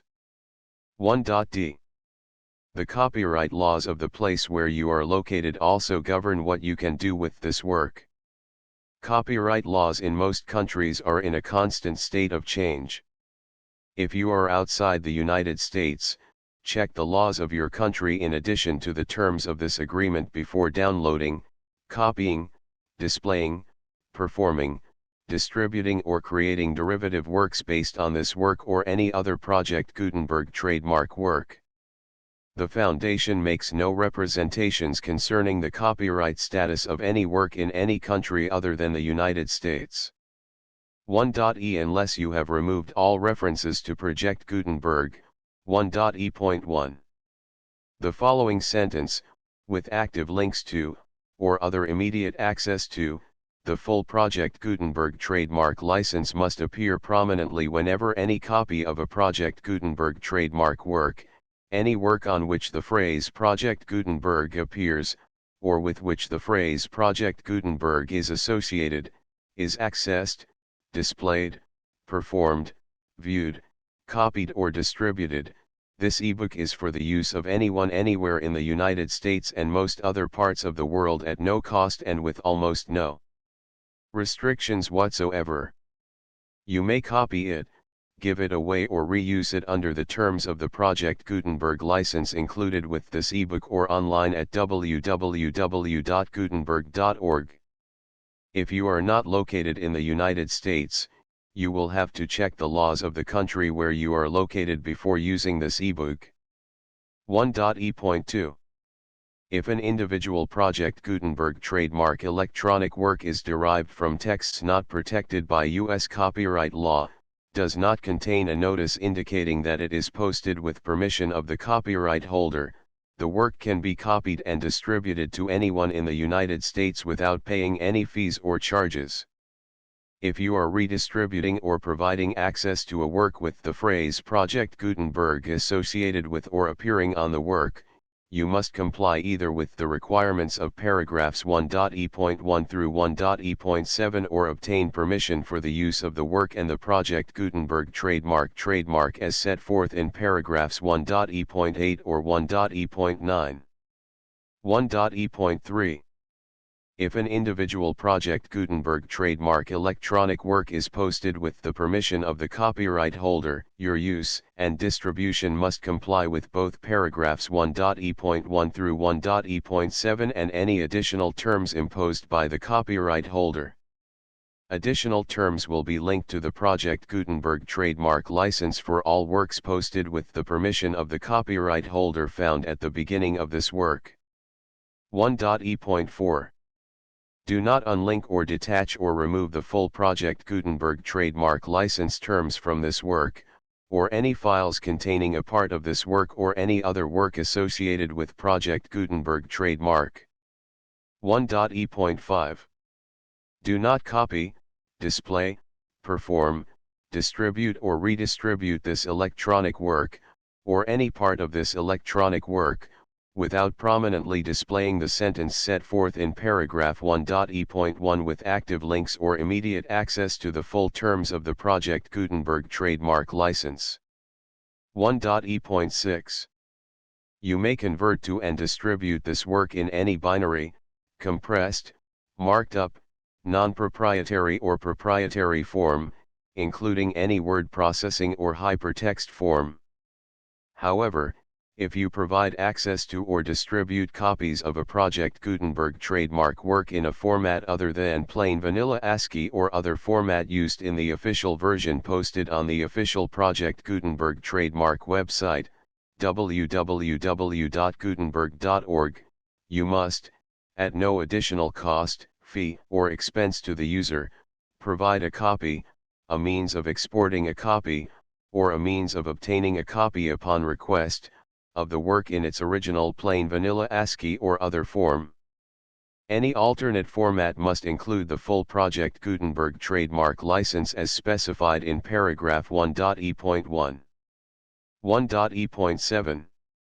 Do not charge a fee for access to, viewing, displaying, performing, copying or distributing any Project Gutenberg trademark works unless you comply with paragraph 1.e.8 or 1.e.9.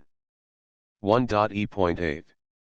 You may charge a reasonable fee for copies of or providing access to or distributing Project Gutenberg trademark electronic works provided that, you pay a royalty fee of 20% of the gross profits you derive from the use of Project Gutenberg trademark works calculated using the method you already use to calculate your applicable taxes. The fee is owed to the owner of the Project Gutenberg trademark, but he has agreed to donate royalties under this paragraph to the Project Gutenberg Literary Archive Foundation. Royalty payments must be paid within 60 days following each date on which you prepare, or are legally required to prepare, your periodic tax returns. Royalty payments should be clearly marked as such and sent to the Project Gutenberg Literary Archive Foundation at the address specified in Section 4, Information about donations to the Project Gutenberg Literary Archive Foundation. You provide a full refund of any money paid by a user who notifies you in writing, or by email, within 30 days of receipt that he does not agree to the terms of the full Project Gutenberg trademark license. You must require such a user to return or destroy all copies of the works possessed in a physical medium and discontinue all use of and all access to other copies of Project Gutenberg trademark works. You provide, in accordance with paragraph 1.f.3, a full refund of any money paid for a work or a replacement copy, if a defect in the electronic work is discovered and reported to you within 90 days of receipt of the work. You comply with all other terms of this agreement for free distribution of Project Gutenberg trademark works. 1.e.9. If you wish to charge a fee or distribute a Project Gutenberg trademark electronic work or group of works on different terms than are set forth in this agreement, you must obtain permission in writing from the Project Gutenberg Literary Archive Foundation, the manager of the Project Gutenberg trademark. Contact the Foundation as set forth in Section 3 below. 1.f.1.f.1. Project Gutenberg volunteers and employees expend considerable effort to identify, do copyright research on, transcribe and proofread works not protected by U.S. copyright law in creating the Project Gutenberg trademark collection. Despite these efforts, Project Gutenberg trademark electronic works, and the medium on which they may be stored, may contain defects, such as, but not limited to, incomplete, inaccurate or corrupt data, transcription errors, a copyright or other intellectual property infringement, a defective or damaged disk or other medium, a computer virus, or computer codes that damage or cannot be read by your equipment. 1.f.2. Limited warranty, disclaimer of damages, except for the right of replacement or refund described in paragraph 1.f.3, the Project Gutenberg Literary Archive Foundation, the owner of the Project Gutenberg trademark, and any other party distributing a Project Gutenberg trademark electronic work under this agreement, disclaim all liability to you for damages, costs, and expenses, including legal fees. You agree that you have no remedies for negligence, strict liability, breach of warranty or breach of contract except those provided in paragraph 1.f.3. You agree that the Foundation, the trademark owner, and any distributor under this agreement will not be liable to you for actual, direct, indirect, consequential, punitive, or incidental damages even if you give notice of the possibility of such damage. 1.f.3 Limited right of replacement or refund. If you discover a defect in this electronic work within 90 days of receiving it, you can receive a refund of the money, if any, you paid for it by sending a written explanation to the person you received the work from. If you received the work on a physical medium, you must return the medium with your written explanation. The person or entity that provided you with the defective work may elect to provide a replacement copy in lieu of a refund. If you received the work electronically, the person or entity providing it to you may choose to give you a second opportunity to receive the work electronically in lieu of a refund. If the second copy is also defective, you may demand a refund in writing without further opportunities to fix the problem. 1.f.4 Except for the limited right of replacement or refund set forth in paragraph 1.f.3, this work is provided to you as is, with no other warranties of any kind, express or implied, including but not limited to warranties of merchantability or fitness for any purpose. 1.f.5 Some states do not allow disclaimers of certain implied warranties or the exclusion or limitation of certain types of damages. If any disclaimer or limitation set forth in this agreement violates the law of the state applicable to this agreement, the agreement shall be interpreted to make the maximum disclaimer or limitation permitted by the applicable state law. The invalidity or unenforceability of any provision of this agreement shall not void the remaining provisions. 1.f.6 Indemnity. You agree to indemnify and hold the foundation, the trademark owner, any agent or employee of the foundation, anyone providing copies of Project Gutenberg trademark electronic works in accordance with this agreement, and any volunteers associated with the production, promotion, and distribution of Project Gutenberg trademark electronic works, harmless from all liability, costs, and expenses, including legal fees, that arise directly or indirectly from any of the following which you do or cause to occur. A. Distribution of this or any Project Gutenberg trademark work. B. Alteration, modification, or additions or deletions to any Project Gutenberg trademark work, and C. Any defect you cause. Section 2. Information about the mission of Project Gutenberg trademark. Project Gutenberg trademark is synonymous with the free distribution of electronic works in formats readable by the widest variety of computers, including obsolete, old, middle-aged, and new computers. It exists because of the efforts of hundreds of volunteers and donations from people in all walks of life. Volunteers and financial support to provide volunteers with the assistance they need are critical to reaching Project Gutenberg trademark's goals and ensuring that the Project Gutenberg trademark collection will remain freely available for generations to come. In 2001, the Project Gutenberg Literary Archive Foundation was created to provide a secure and permanent future for Project Gutenberg trademark and future generations. To learn more about the Project Gutenberg Literary Archive Foundation and how your efforts and donations can help, see sections 3 and 4 and the Foundation information page at www.gutenberg.org. Section 3. Information about the Project Gutenberg Literary Archive Foundation. The Project Gutenberg Literary Archive Foundation is a non-profit 501(c)(3) educational corporation organized under the laws of the state of Mississippi and granted tax-exempt status by the Internal Revenue Service. The Foundation's IN or Federal Tax Identification Number is 64-6221541. Contributions to the Project Gutenberg Literary Archive Foundation are tax-deductible to the full extent permitted by U.S. federal laws and your state's laws. The Foundation's business office is located at 809 North 1500 West, Salt Lake City, Utah 84116801596-1887.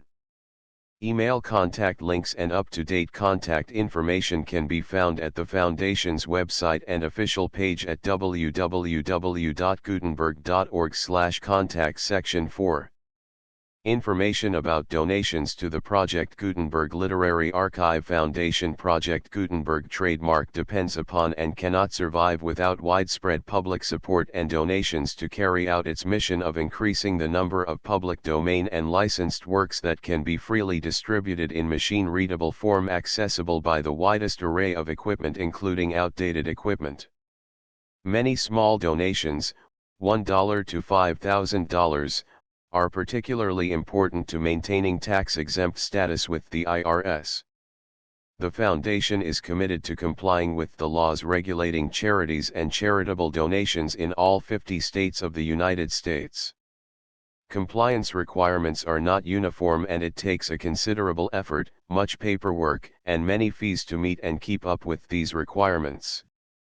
We do not solicit donations in locations where we have not received written confirmation of compliance. To send donations or determine the status of compliance for any particular state, visit www.gutenberg.org/donate. While we cannot and do not solicit contributions from states where we have not met the solicitation requirements, we know of no prohibition against accepting unsolicited donations from donors in such states who approach us with offers to donate. International donations are gratefully accepted, but we cannot make any statements concerning tax treatment of donations received from outside the United States. U.S. laws alone swamp our small staff. Please check the Project Gutenberg web pages for current donation methods and addresses. Donations are accepted in a number of other ways including checks, online payments, and credit card donations. To donate, please visit www.gutenberg.org/donate. Section 5.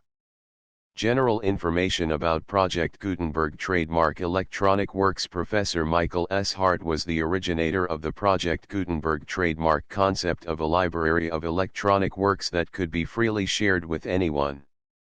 For 40 years, he produced and distributed Project Gutenberg trademark ebooks with only a loose network of volunteer support.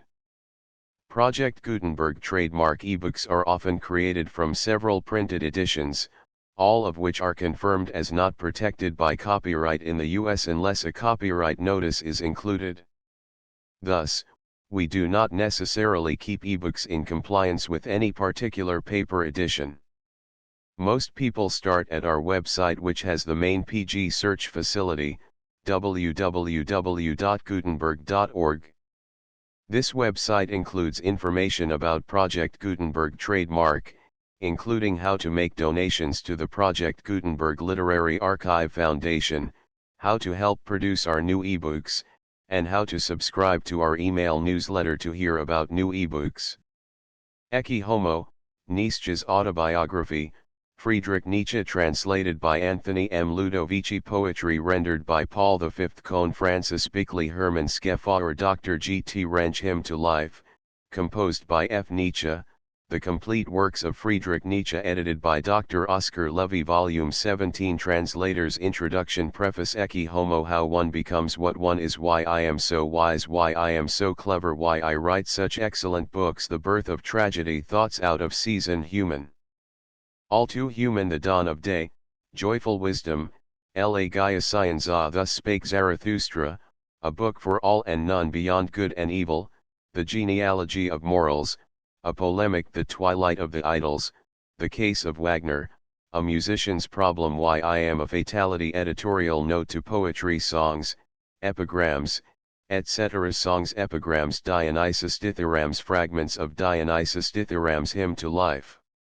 The full Project Gutenberg license. PG-7, PG-8, PG-9, PG-X, PG-11, PG-12, PG-13, PG-14, PG-1, PG-2, PG-3, PG-4, PG-5, PG-6, PG-7, PG-8, PG-9, PG-10, PG-11, PG-13, PG-14, PG-15, PG-17, PG-18, PG-19, PG-20, PG-21, PG-22, PG-23, PG-24, PG-25, 25 PG26 PG27 PG28 PG29 PG30 PG31 PG32 PG33 PG34 PG36 PG37 PG38 PG39 PG40 PG41 PG42 PG43 PG44 PG45 PG46 PG47 PG48 PG49 PG50 PG51 PG52 PG53 PG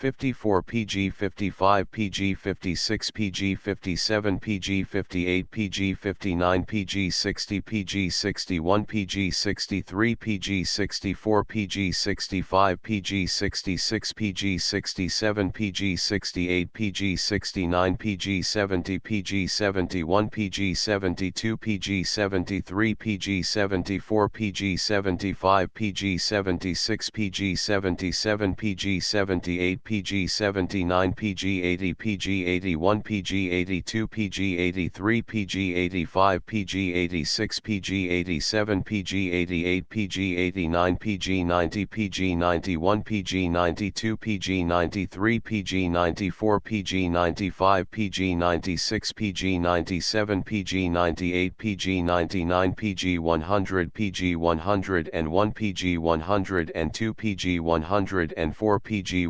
105 PG 106 PG 107 PG 108 PG 109 PG 110 PG 111 PG 112 PG 113 PG 114 PG 115 PG 116 PG 117 PG 119 PG 120 PG 121 PG 122 PG 123 PG 124 PG 125 PG 126 PG 127 PG 128 PG 129 PG 130 PG 131 PG 132 PG 133 PG 134 PG 135 PG 136 PG 137 PG 138 PG 139 PG 140 PG 141 PG 142 PG 143 PG 144 PG 145 PG 146 PG 147